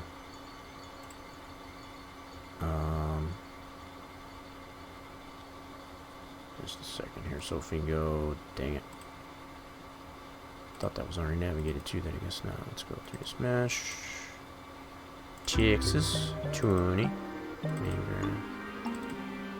Yeah, so FSGS F. Yeah, so technically we could put either texture to the towers, because that location and both textures are the same. So yeah, we can apply either the FSGS E or the FSGS F, and also they're mapped to this location on those towers. So technically, because there's no switch, state switch that's in those towers, it's just a static piece of that. So it shouldn't really matter as far as which one. We're just gonna go ahead and use the E. That should be fine. All right, so what we do, we navigate to that texture. In fact, that one's already in here. Okay. And then we can just double check that image here to make sure. So yeah, we can just have it be the same texture, like so. So the name of our model is that. Cool. Make sure we physically apply the texture to the model, like so. Make sure it's on there. Cool. Now, it might be miscued or all that jazz. We're not worried about that right now. We'll get that fixed later. So we'll spit this out as a pass. Towers. Yes, please. Okay, and then the same thing. We'll delete that out. Still maintaining that what folder we're working out of here. So now we want to bring in our next piece, which we could do either the suite. I think I'll do the suites last. So I'll do the platform next. The suites has a little bit more going on with it as far as the textures go. So I think it would just behoove me, I guess, to go ahead and do the simpler pieces first, and then save the more complex one for last. So we want to bring in this platform one, and we already made our new texture, which is that one. So we'll just go ahead and apply that. So import. Hey, how we doing, Courtney? What's going on? Welcome on in. So we'll do the platform next. Merge it in. Cool. So the name of it, actually, this is where I can adjust this too. Yeah, so I want it to be like that. And we're gonna, for our material, we created that new material. So apply that right here. Physically apply it to the model before export. So that's how that looks. So we got our name correct. Textures applied. Spit that out as a pass file. Now that one we don't have a pass file that's been previously made, so we need to create that. That's the only difference with this one. Brand new model. Whoops. FSGS underscore platform. And this will end up being a separate model in itself, like I said earlier. That's not going to be connected to the overall model of the stands. We want to keep this separate. Okay. Okay, so we got... There it is right there. So that's that path. Just making sure.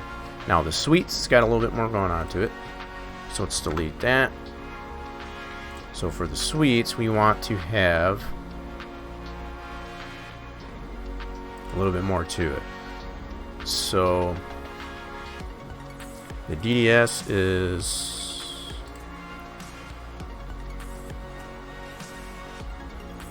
just making sure which one's the DDS.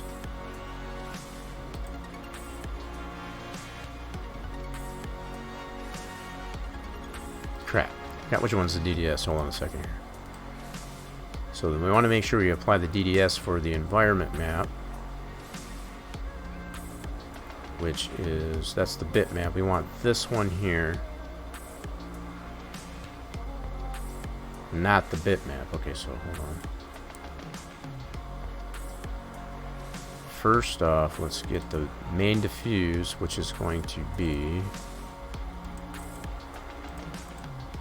FSGS suites, and then again it's got that transparency in it, so we want to make sure that is the wrong one. Okay, hold on. What the heck? Why does that not have alpha channel in it? Should. That's weird. Why does that not have an alpha channel in it? Hold on a second. FSGS suites.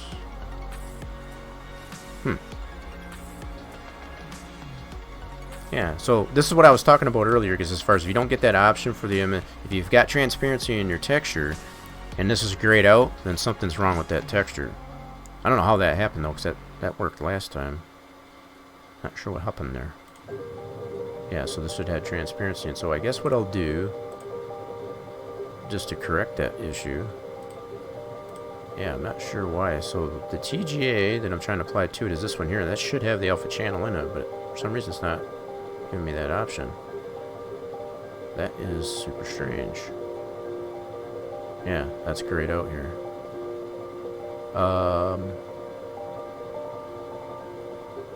Okay. And I wonder if maybe it's because I don't have the model loaded. Let's try that. Could be. Let's try this. Let's go. Suites. There we go. Gosh darn it. Merge it in. Okay. Let's see if that gives me that option. No. No. Well, that's a bummer. That is super strange. That worked last time. I'm not sure why it isn't this time.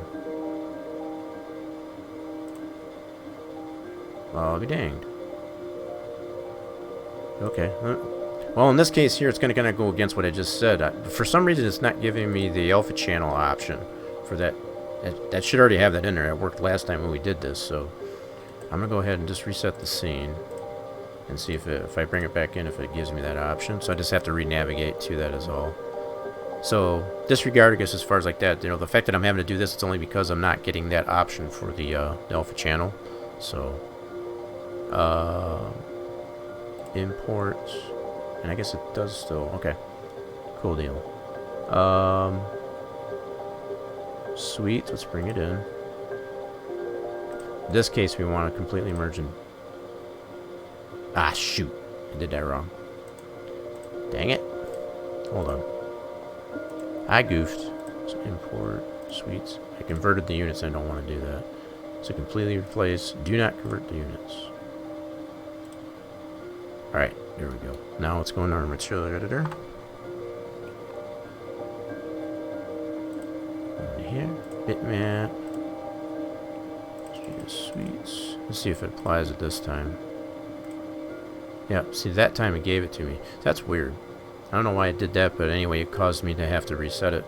So yeah, as I was saying before, if you don't get this option, if you have transparency in your texture, if this is grayed out, there's either something wrong with the texture itself, or it might come down to where you just have to reset it. I'm not 100% sure why I did it that way. I guess it's being goofy, but I got to make sure this is in here so that once we apply this to our model, that it's all there. So I'm going to go ahead like this. See that it's physically applied to the model, which it is. That's good there. So now the other things that we need to make sure that is applied here is the all the other mappings here. So we need, for the reflection, we need that DDS for the environment, which I think is going to be this one. This is the bitmap. Definitely want to make sure we have the DDS. Okay. And once we get these applied, populated in the maps here, we don't need to physically apply it to that as long as the diffuse is. Anything that's applied to the specular and the environment mapping, you don't need to physically apply it, you know, as far as to just as long as it's populated into here, because it's already going to take on the mapping of the main diffuse. I know a lot of people do tend to screw that. I know I did for the longest time, as far as I have to, and that's the one thing you just have to remember is all. So for the specular map, for the suites, that's going to be this one here, and that'll apply the reflection in those areas where the windows are. Okay, now we need to adjust the specular level. Do this to 5. And do the glossiness to 25. And you can adjust this how you like, but this is the kind of the standard for the amount of shine that you want onto it. You can definitely play around with that if you want. This is what I've found to work more the default level, I guess, as far as the way models were applied on the Pappy models anyway. So with all this populated in here, we got our main diffuse for the suites. We've got our mask, as far as it's going to apply the reflection on the window areas of the model, and then we've got the environment DDS, which is going. That's where what gets reflected onto it, as far as that's that texture. That's actually going to be the reflection map. Okay. With all that applied, we got that set there. Good to go. We should be able to spit this out as a pass file. Export, and this is going to be suites. So that was the only one that was a little bit more complicated than the other pieces that we brought in initially. Alright, so with all those new pass files done, we should be able to grab all these pieces here. So we need textures.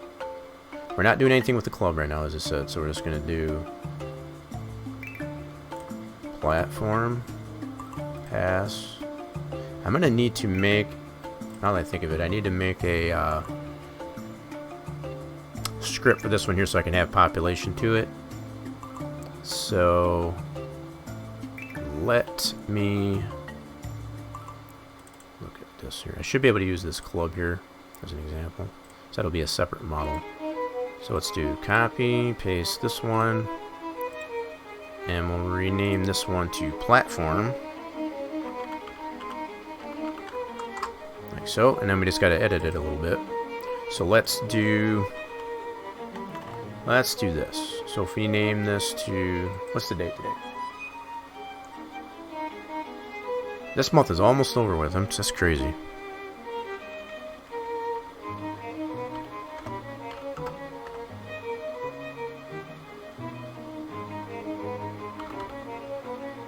Alright.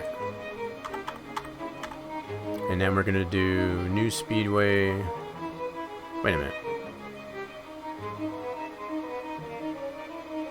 Okay, let's put a little notation in here. This is going to be grandstand, main grandstand.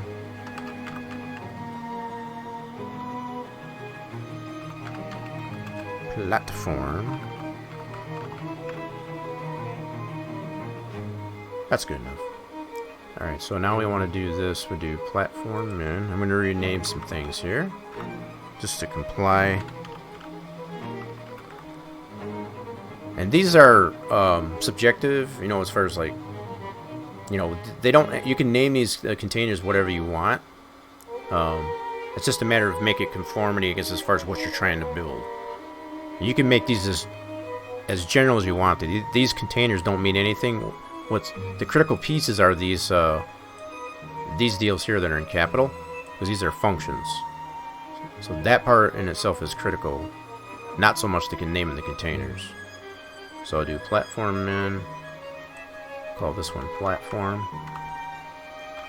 Yeah, so these containers here, you can name them whatever you want.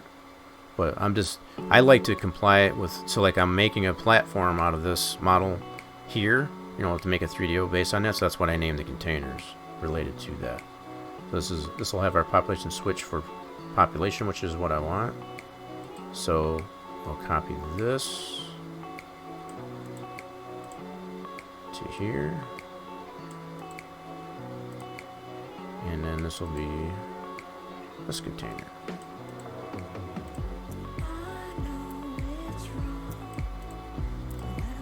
Okay, so that basically switches between nothing being there and something being there. That's all that's going to do. And then what I'll do on this one here, we want to name it FSGS_platform. Let's double check something here. Yeah, so that's going to conform it to, yeah, we'll just call it FSGS_platform. Yeah, that works.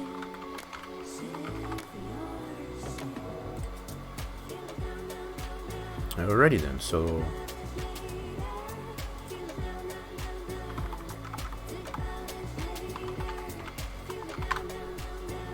these are all remark lines, like I said, but I'm just conforming it to, you know, to make sense as far as what I'm trying to build here. So when I look into this, it'll be like, okay, this is dealing with a platform for that. So this is what I also need to replace too. So that pass file, we named it right here. So I'll just go ahead and paste this, copy that name.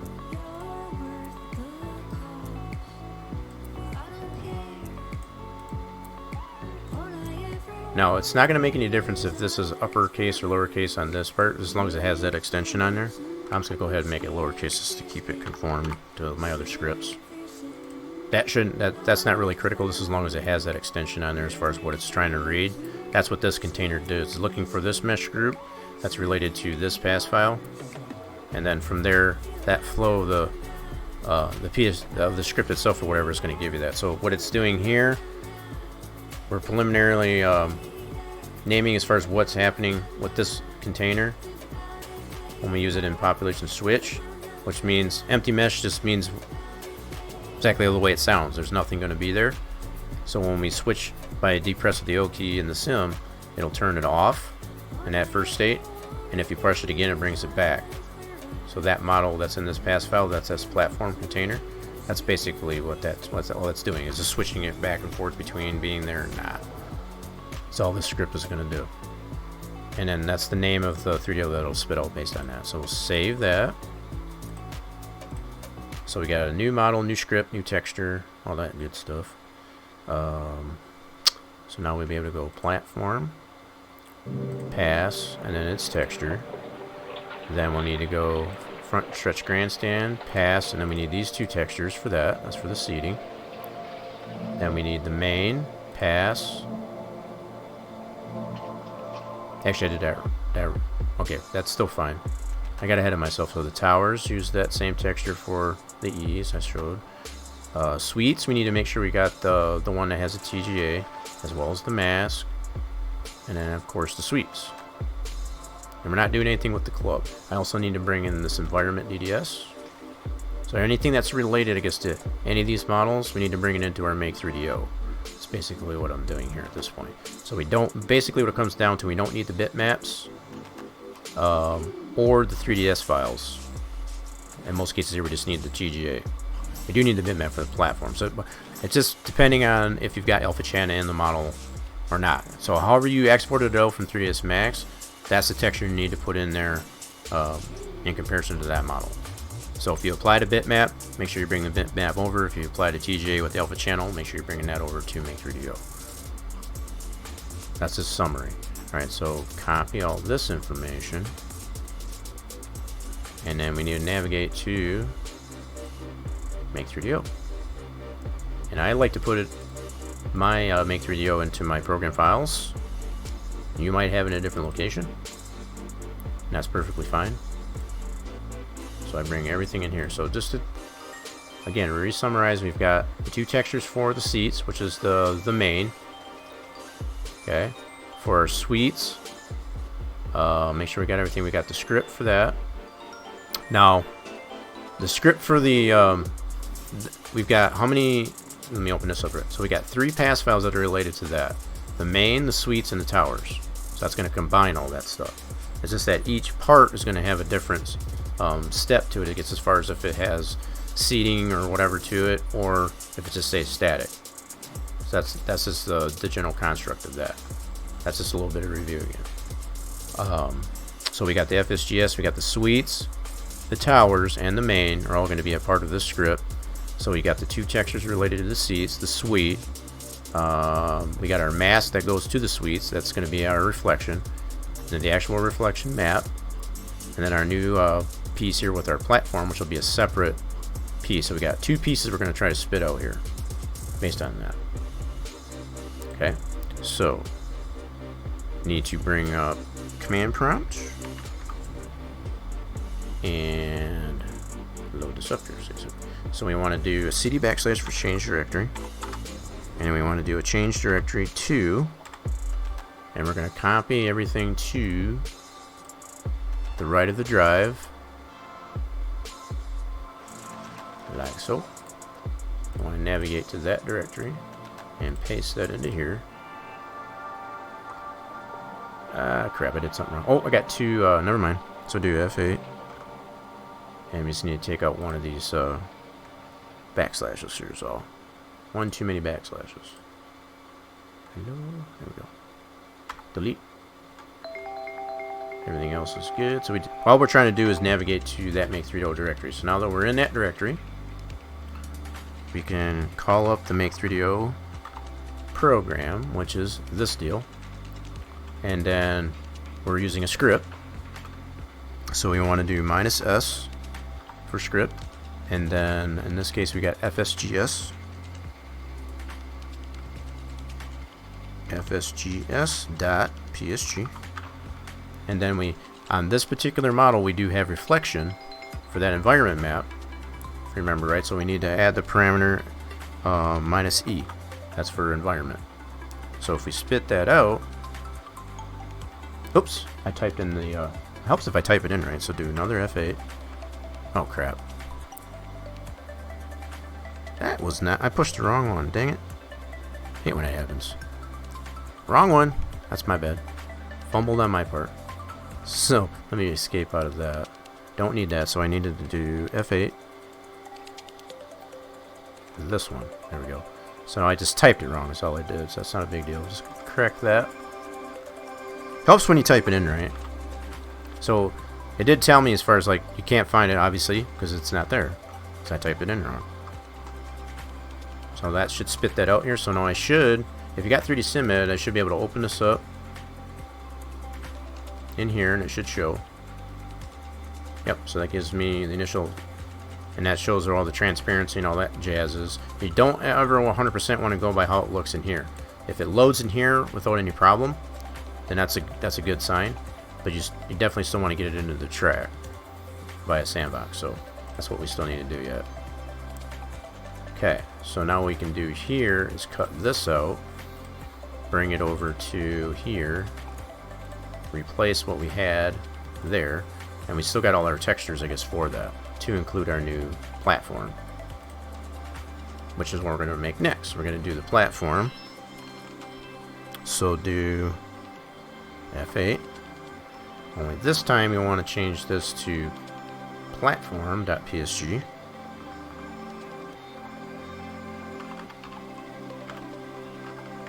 That's what we named it. Let's go back here. Whoops. Let's go back to here. So yeah, that's what we named that script for that. So platform.psg. And we don't have any other parameters to it on this one. That's all we need there. Spit that one out. So again, we can do the same things. Got 3D SimEd. You can see how that model looks. It's got the texture applied to that we did map to it. Good sign. Okay, now we'll be able to cut this and put this into our folder here. And we've already got our texture made in a MIP form. So now what we should be able to do is just bring in this, and since this is brand new, I'll have to bring that texture into our track. Steel one Yo! Steel. Holy macro. 7 months? Has it been that long already? Holy smokes. That's crazy. Let me get some hype in the chat there. Hype in the chat for the 7-month sub here. Exclamation point hype. If you got the emotes, spam the emotes. Appreciate that, Steel. Get some hacky ass and some hype. Give me some emotes. If you got the emotes, you know, go ahead and use those. But I got those commands in there too for y'all to use. Appreciate that there, Steel Crafter. How we doing anyway? You coming off your next to 12-hour stream, I guess, as far as playing the Dairyland map. That's currently out on the Spline Design Studios website. Version 2. Sweet deal. He's a man of few words. You're just getting up. Oh, so you're going in for round 2? Going in for round 2? Is that what it is? Yeah, he's been putting in some hours. I guess, on the Dairyland map. But I guess that's just goes to show how much you just like the map. And there's plenty of other people that I guess have come in on the stream there. Maybe check it out. So for anybody who hasn't checked out Steelcrafter's stream over there, he's been putting, like I said, some solid hours. Let me do this. There we go. Go over there and check them out. So once I'm done here, so I'm going to be closing up here pretty soon. We're just getting the model finalized here so that we can get it into the sandbox and be able to do some laps on fresh laps over on the track. So once we're done with that, I'm going to be done. Let's put it that way. It's been a long stream, but it's a lot of progress here. It's been constructive. All right, so what we need to do before Steelcrafter came in with that fantastic resub, I guess, to the channel, 7 months. That's just hard to believe. It's been that long already. Alright, so I need to bring in, since the platform is brand new, I need to bring in the texture with it as well. And I only need to bring in the model here. I still have all them pieces for the, we haven't added anything different to it, other than just change the conformity of it. Right? So that's all I need is just the model for that main grandstand. So let's bring that into our track build here. Yep, so we want to replace that. And then we got the platform that's new. So we're going to bring that in. That's going to be all zeroed out. Right? So let's go into Sandbox. So what I'll do is I'm going to go ahead and refresh. Let's just do a no. I don't need to save any of that. We're going to reload this one here. And it should bring in that new model. Yep. So this should be the new model for the grandstands. Still have the same name for that save. So this is going to be the new model. So let's see how we look here. So I'm still going to have to bring that platform in to fill in this gap. So I don't have that in here yet. So you can already see this is bringing in the new model. and it's not clipping through the wall. So once I bring that platform in, that's going to fill in all this void. But yep, you can see it's got the reflection on it. Yep. Cool beans. Yeah, so that's what I'll bring in next is the platform to fill in that void. But this looks really good. Yeah, see, it's right behind the wall, right where we put it. You don't have any clipping, I guess, as far as into the outside wall here. Fantastic. Marvelous. So it looks good so far. Good deal. Alright, so let's bring in the platform. Let's switch this over to object placement. And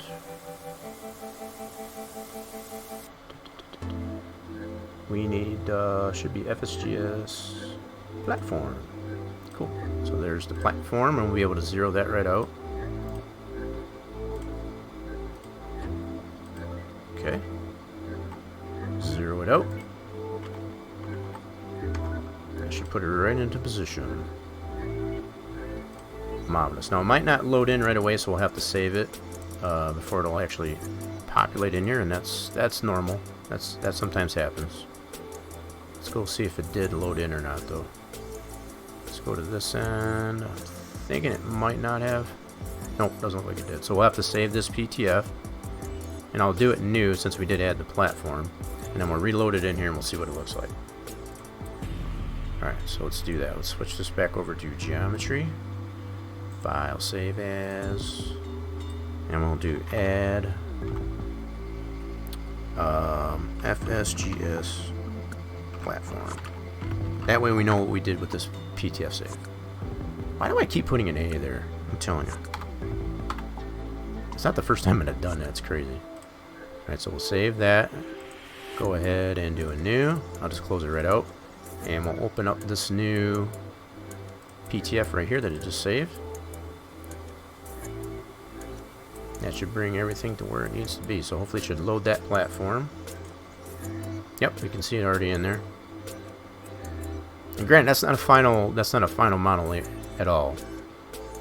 Definitely very preliminary, but at least we'll be able to see how it conforms to our track now. So yep, you can see that platform is now loading in. Let's see how we look here. So it should definitely fill in that void that was on the turn 4 end here. Yep. Torch got himself a slots. Very cool. Yeah, so I'm already noticing that all the texture's kind of crapping out here. So putting it on as a 2 may not be what I need to have it at. I might have to change it to a different, it might be either a 1 or 0, I'm thinking. It should have been a 2 with the way I applied it there, so I might have to just play with that to see what but that's probably why the texture's doing that. It's just a matter of the parameters on the MIP. And let's do this. In order to get textures to reapply to a model, you have to reopen the track. So it's not the same as the reload MIPs. It gets as far as that only does the geometric textures. Right? Alright, so let's create ourselves. Let's go into this. Open with Limit 2. Reopen that texture. Yep. Cool. And we're going to try a different parameter. It should have been a 2, but the fact that it's showing the way it is, that's obviously not correct. So we're going to try a 0. I'll save as. It might be either 0 or 1. That's based on what we're witnessing here. So let's save that. Close this out. And recopy platform to track folder here. Paste. Yes.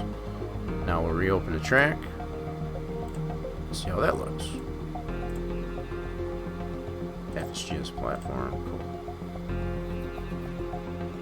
Alright. Now let's see how that one looks.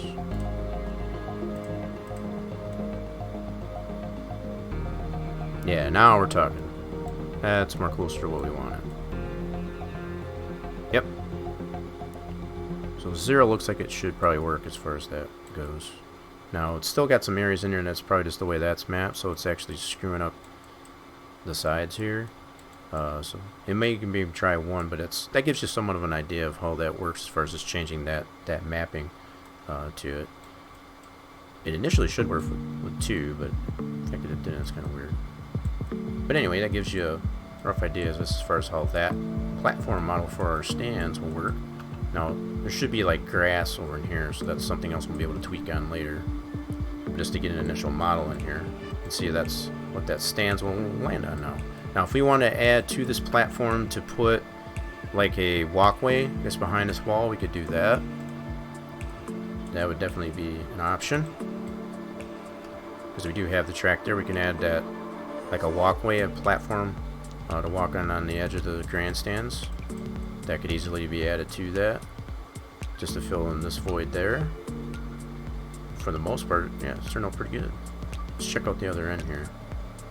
I'm going to check out the state switches on this too, because right now it's in race mode, which will actually be with the people populated to it. So we'll check out all our state switches. Let's check this end here. Yep, so there's how that end looks. And that's all on 0 ground plane, if we remember how we set that. So there we go. Just like that. So let's check out the state switches on this thing here now. See if I can keep this open. That's going to go away. So we'll do adjust state switch variable. We're going to go weekend, put it on testing, which is 0. So that people should go away in the stands. So I'm making sure all the state switches are working. Cool. Good deal. So all the state switches are working. This is kind of weird with all having the club there. We'll get that in there eventually, but also, as I was saying before, how we can see how these different sized towers on the back side of the suites, that does definitely change the dynamic of how that looks. So not all of those towers are the same height, you know, based on all that LiDAR information we have. Plus, how is the spacing on... Okay, so I'm already seeing too some further adjustment we'll have to make. The height of this these stands here, since we did move that down, as you remember, as far as on the suites, to make it conform to the LiDAR, we actually going to have to adjust the seating, because obviously it kind of squishes that down. So that's some further adjustment we'll have to make to that. That makes sense. As far as basically what we ended up doing was shifting the suites all the way down to conform to where the height of that, you know, the LiDAR actually is to that. So we'll have to adjust the seats accordingly as well, because they kind of squished that down, as we can tell. So what I was going to look at as far as to see that we can see the towers from the track here, we can't. So we'll have to adjust that. I will save that for next week, but at least this is a pretty good start on our conformity there. I think it conforms to the track pretty nicely. Quite nicely so far. Looks pretty good. Alright, so we got all that done. So let's go ahead. Let's close some things out here. We're going to get this thing set up so we can actually take some test laps on this bad boy. I know that's what y'all have been waiting for, and I've been waiting with bated breath. So I'll make you wait no longer. Alright, let's go ahead. We'll close this out. Close this out. Just want to free some stuff up here. Kind of all done with all that. Alright. Now we need to bring over, our new model for our grandstand, as well as our platform with its texture, to our game track directory.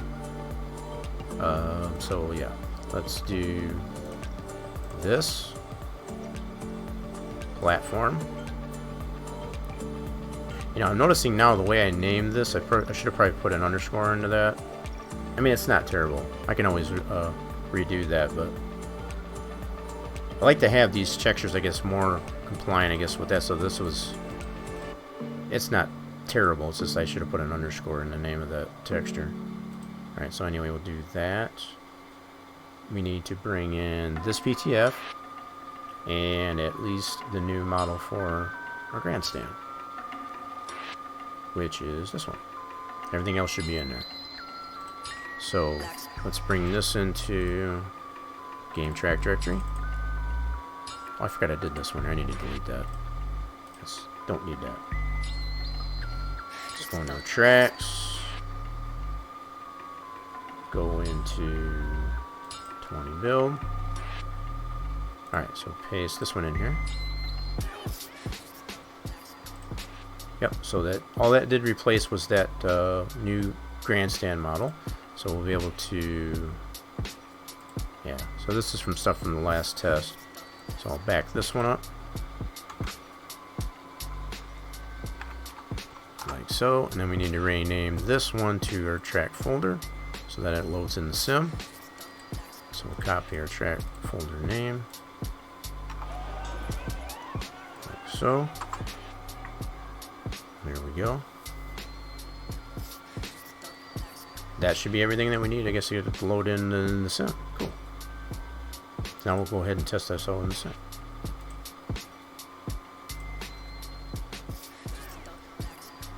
Okay, just making sure. So all this is in our Make 3D. No, Make 3DO is here. Okay, cool. Yeah, got some other things I can probably close out here, but trying to speed this up here a little bit. Okay, so let me bring the wheel on over here really quick. So I'm gonna mute the mic, and we're gonna take some test laps on the track. Be back with you just a second.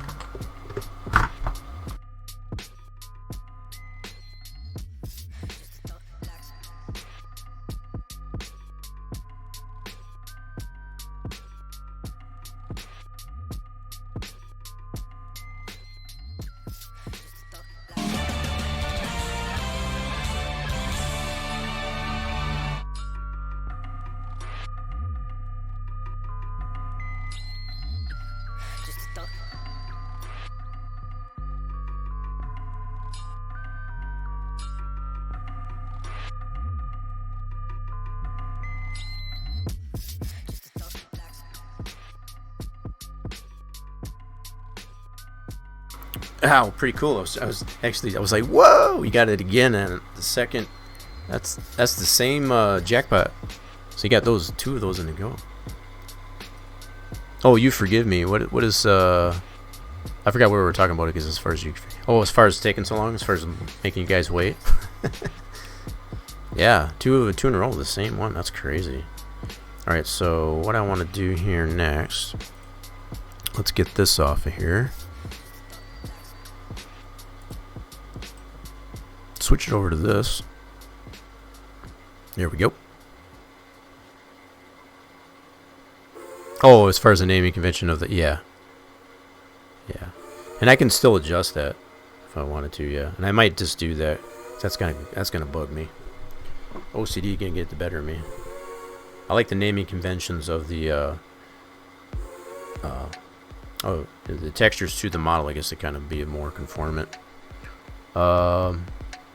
Yeah, all that stuff is already in there. That's from the previous build of the only thing we had to adjust was the model itself, I guess, for the grandstands. And we checked all the state switches on it. It was working fine. The only thing we didn't check, and I can do that here real quick. I can also check that in the sim. But let's go to weak population switch here. So let's go to state variable, change this to population.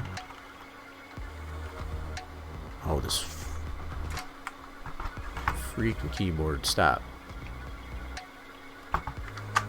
There we go. Why do you do this to me? There we go.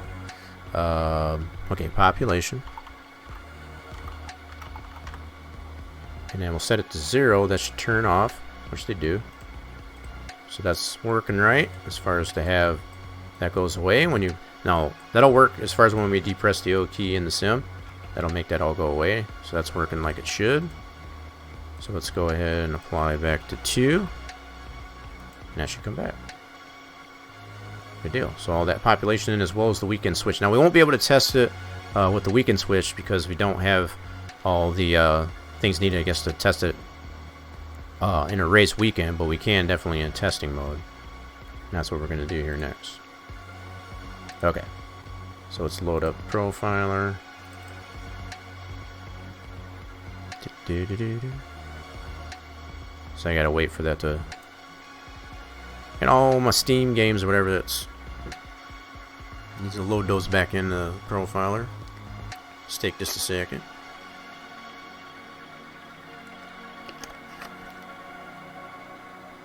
Alrighty then. Load it up. Oh, first try. Nice. Sometimes it tends to hesitate there. It won't always load on the initial click in the profiler. Not really sure why that is, but... Okay. I just need to give it one more second, I guess, for that screen to wake up. Yeah, you all can see that. I can't. I can hear it. There we go. It's got to wait for it to load in. There we go. So we're going testing mode in the Manx 19 mod. So there's their Texas build. It should load right up. Cool. And there it is. So we're loaded in. Now this is why I mentioned, as far as like, you noticed how the reflection and all that worked when we're in the sandbox. It's definitely going to look different when you come into the sim. So that's why you don't want to 100% go by, regardless if you're looking at 3D Sim Ed, if you're looking in the sandbox. Definitely always want to test it in the sim itself. So I do have a... this is going to be the first attempt at some laps here since Torch had redone the layout of it. Since the new remeasurements and all that jazz. So here we go. Oh, the pit road's lining up pretty good. There's our stands. Cool beans. Alright. Let's, you know what? I'm not going to be able to put that on, I don't think. Let me see. Probably not. I think that's going to switch. Nope, I guess it didn't. Cool. Yeah, I wanted to put that back up there real quick. There we go. Alright, let's take some let's take a lap or two around this thing. Now this is the new layout now. I know I've already tested it previously, I guess, as far as that. This is a totally new build. Totally new build. Torch had to redo it. Man, it seems like the banking is a lot higher this time for some reason. Seems like it.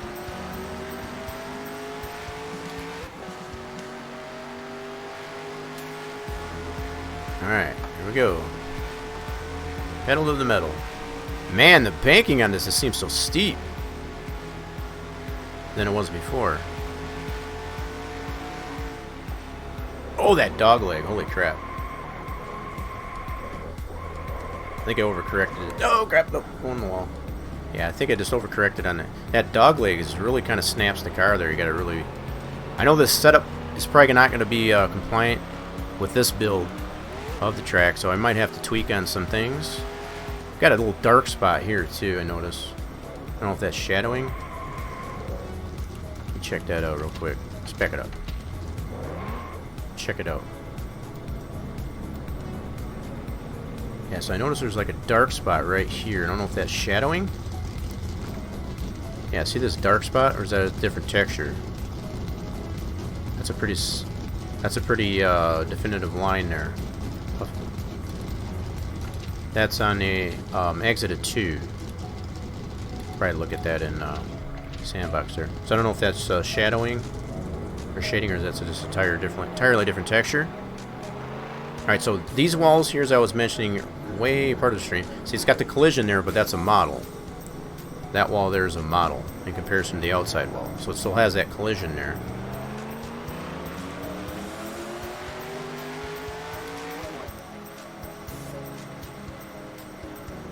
It's not a different texture. Well, you can clearly see that it looks darker. So I don't know if it's just got a shadowing there, shading or something in there. But yeah, see, all this has collision. See, all right. So that's something I wanted to look at too. So you can actually clip into the tires. Check that out. Okay. Might need to adjust this here because you can clip into that. That might be have to change the parameter of this. The tire barrier shouldn't be able to clip into that like that. Just thought. But it does have the collision there on the you know, for the wall. Plus it really killed my car too. So yeah, this has all got collision. Yep, so that's all got collision. Oh, wait, it does. Whoa, whoa, whoa! Does it not have collision there? A second here. We're gonna check this all out here. Does that not have collision here? Check this out. So this has got collision. It does not right there. Okay, cool. I don't know if that could be adjusted.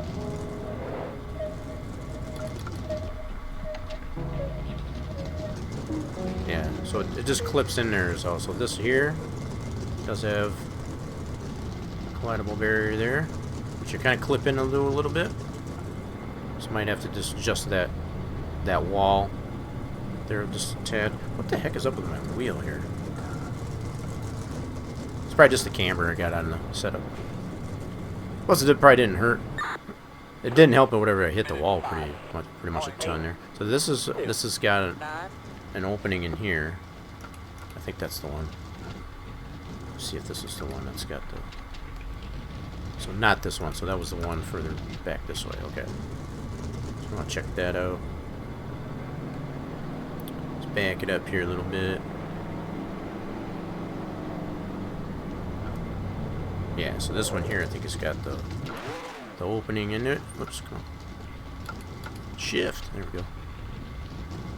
Yeah, so this will have the opening. So once the model in here for, so right now it's not open, but it'll have the Victory Lane access, I guess, that way. Want to get into it that way, but you won't be able to come up this way. See, that's still got collidable barrier there. So your only access is going to be at that point there. So all this should have collision into it. Yep. So that's got the wall there. So you want to be careful with that. That's a booby trap. That's actually not a bad thing, especially for like league races. Man, I crumpled the hell out of that.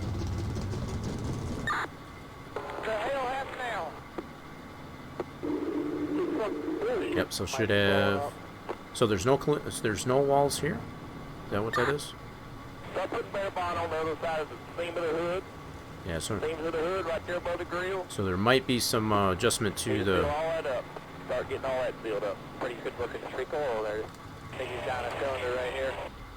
Okay, I'll have to take a closer look at that to see how that's lined up there. But the fact that it's allowing me to clip into the wall there, I might have to change the property of it possibly.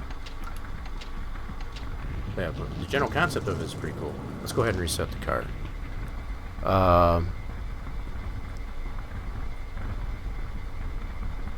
Okay, yeah. So just you know, critiquing it out here is.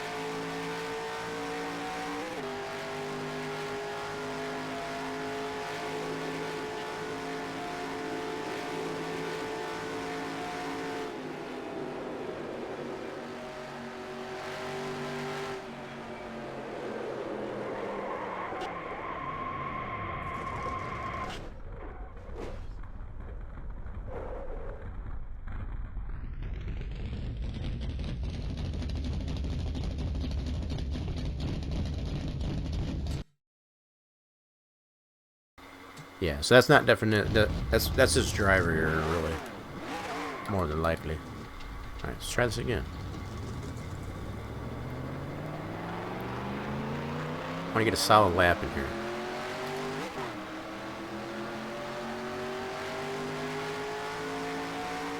So far, I'm not seeing any, I'm not feeling any bumps. This is dark spot here on the exit of 2. Had to see what's going on with that. Ooh, a little bit of a scrape there. Get through the dog leg here. Take it a little easier through there. Okay. Okay. Wow, that dog leg is tricky. Holy mackerel. Yeah, so it's definitely the setup that I had previously on the previous build isn't working. 'Cause it wasn't quite that finicky there.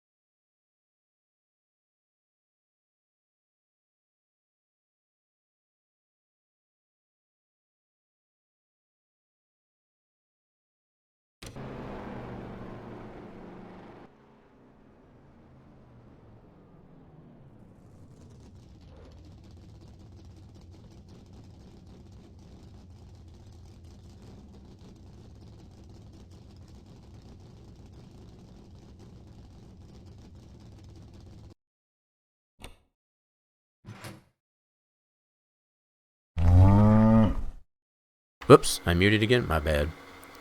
I don't know how long I was muted. Was I muted that whole run? I don't know. I might have been. But anyway, I was just reiterating, I guess, as far as how long, the fact that it takes, like, a couple laps to get the heat in the tires before you can actually go balls to the wall, I guess, with it. And just the scraping that's in there probably has more to do with my setup. So there's the ride height. So I probably just have to adjust that up a little bit. But for the most part there, I don't really see any major problems other than when I pointed out with the infield wall, as well as the that dark spot that's in exit 2. So we'll take a look at that real quick just to see what's going on there. Now they've got a couple laps in. Well, hopefully that was... hey, I enjoyed driving it. That was actually pretty fun. That was the first laps that I've driven on, I guess, since I got it from you, Torch. So that's pretty cool. Alright, let's... take a look a little bit closer here, and we'll kind of close things up here. Let's get that going there. Okay. Yeah, I'm liking it. So let's get all the way out of that. Hide this down. So yeah, let's just take some initial summary of what we witnessed while we're in the track there. So some of these areas that I noticed, yeah, over in here, we might have to move this up just a little bit because it was letting me get past, I guess, the visual wall. That's not that big of an issue. Let's see here. Oh, I see. So that's one big segment. Gotcha. Might even have to just adjust the model itself so that it accommodates more of the flow of this. Yeah, because it does let you clip into that. Yeah, so there's something to consider. I think it's not bad the way it is, but I think the fact that it allows the car, I guess, to clip into it kind of makes it a little bit weird. So maybe just to redo this part of the wall here so that it conforms more to the actual collision. The rest of it's obviously fine. Oh, you do have a brake in here, so that's why I would. Okay, so when I was climbing in through here. Okay, I see how you got that. So you got it lined up more with these tire walls, I guess, than anything. You might want to put a secondary wall collision behind that, as well as what do you got this set at for property? So that was something else I think is probably... Okay, you got this on an Armco left. I would probably change this to an Armco right to kind of follow the same conformity of the Safer. Yeah, so I think that's why it's allowing, I guess, to clip into the tire wall itself. I'd probably change this to an Armco right instead of a left. Yeah. So that, let's see where else we got here. Let's zoom in. Yeah, I would probably, like I said, I would probably add a secondary wall to kind of follow the same contour of this 3D wall. And then also, you already have the one here that's for the, just to kind of add that extra barrier, because you don't want people, drivers to go into the infield like I was, as far as to be able to. Now I do notice, I guess with that, some of the texturing on this one here is a little bit wonky. Is this applied just as a, so this is not a model here, I guess, as far as the tires. See how you got this here.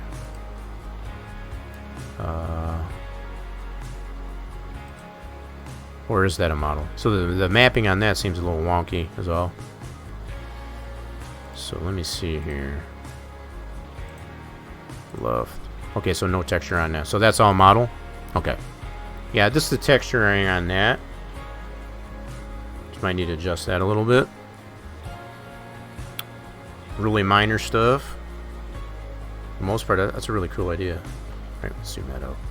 Yeah, so yeah, that would be something I would think about, I guess, as far as adding a secondary wall deal on top of changing. You may just be able to get around with just applying the Armco right instead of the left on that. I think that might correct that clipping into the tires. Yeah, I think that's all it might be. So yeah, the fact that this is all black, that should be fine. Okay. Alright.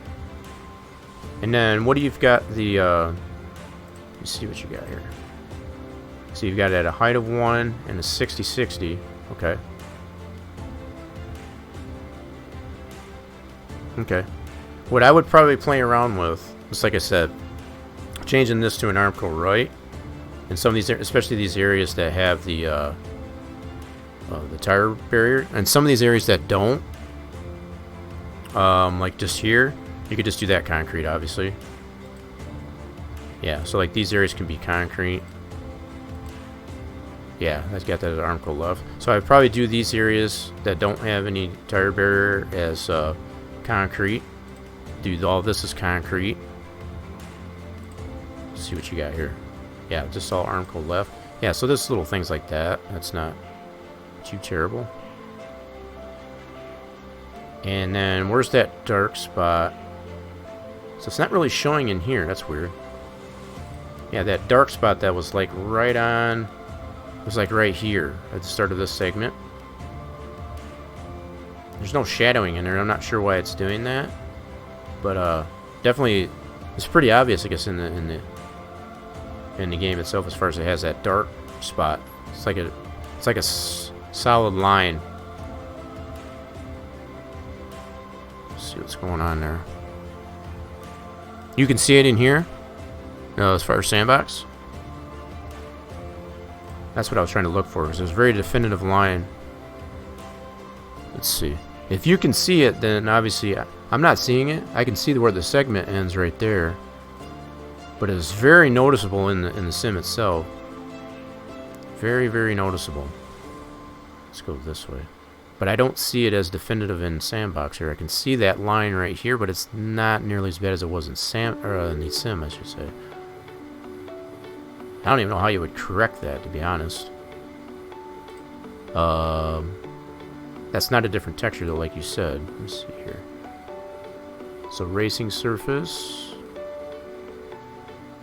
and there's no light maps on it. Okay. Weird. So no light maps on it. Okay. So it's the same texture racing surface all the way through. Interesting. So this one's on a 50-53. Yep, you got the same parameters on all of it. Okay. I don't know. It's just very noticeable. Very, very, very noticeable, I guess, in the sim there. It almost looks like it was a shadow. Yeah, the texture skewing looks fine. That was what I was just looking at here. So the texture skewing seems to be the same all the way through, to include that spot where I was seeing that. And it seems to be right on that segment line right here. That's where it seems to start. Like right there. And it almost seemed like it was like a shadow coming off this building here. But obviously there's no light maps in here, so I don't... That's definitely not... shouldn't be a thing. Anyway, that's just some of the things that we might have to keep an eye on. Just like I suggested this. That's my initial suggestions, I guess, for that. As far as the bumps in it, there's hardly any. I think this is really going to come down to all the scrapes that I was experiencing there. It's going to be a matter of me adjusting my setup, because I got the ride height pretty low. But man, that thing's a rocket around the track, that's for sure. It's just a little tricky going through the dog leg, as it should be.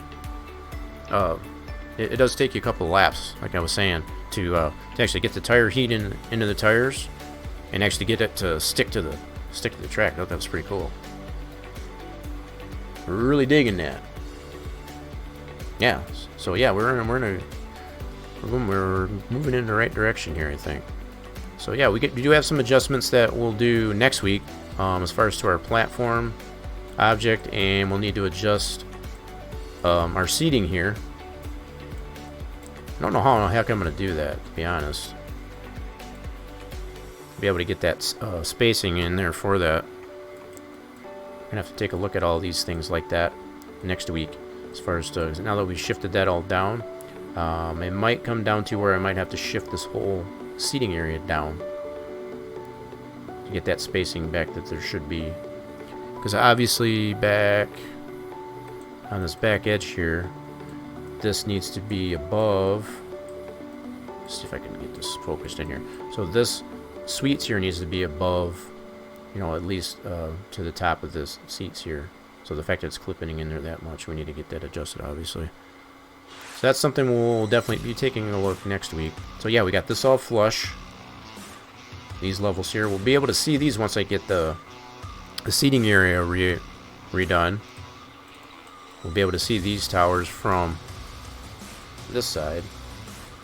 But yeah, the fact that those are level and then these are protruding, I guess, above that. That's pretty cool. That adds a whole new dynamic to that. Yeah, so we'll just be continuing more work, I guess, on tweaking on them. We'll get the club in there too. I think next week we'll focus on that too, as far as getting the club applied to our overall model here as well. And that's a separate model in itself. So that's a separate model from our grandstand here. So, all right. Solid work today for Spline Design Studios Saturday, that's for sure. I'm not 100% disliking this so far.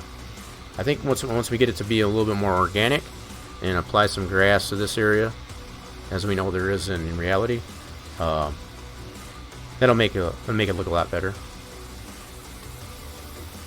Pretty good stuff though. That's a pretty good screenshot right there, actually. Cool beans. Alright, well, I don't know about you folks, but I'm tuckered out. That's been a solid and very constructive Spline Design Studios Saturday. I appreciate everybody that did stick around, drop by, Steelcrafter with the sub. Very much appreciated. I hope you all have a fantastic rest of your week. I'm just going to go ahead and just do what I consider to be a soft raid. Just feel free to stick around for the host at the end of the stream. And I hope you all have a fantastic rest of your weekend. Try to stay warm if you're in the same neck of the woods that I am. And we'll see you all again real soon. I'll be streaming no later than Wednesday for Wreckfest Wednesday up here on the channel. So if you're new to the channel, make sure you're hitting the follow button on the channel to make sure you get the notifications for when the stream is live. Also, feel free to check out the social medias. I have the social medias on the channel. As far as the Twitter, I'm on Get the Rock Nation Discord. I'm also on the Tweeter, and we got our Spline Design Studios Facebook group page that serves as our forum for our website. So feel free to check those all out at your leisure. We try to post there on the regular, as far as to let everybody know as far as what's going on in between streams. With all that being said, again, we'll see y'all again real soon. That's all I can say. Bye for now.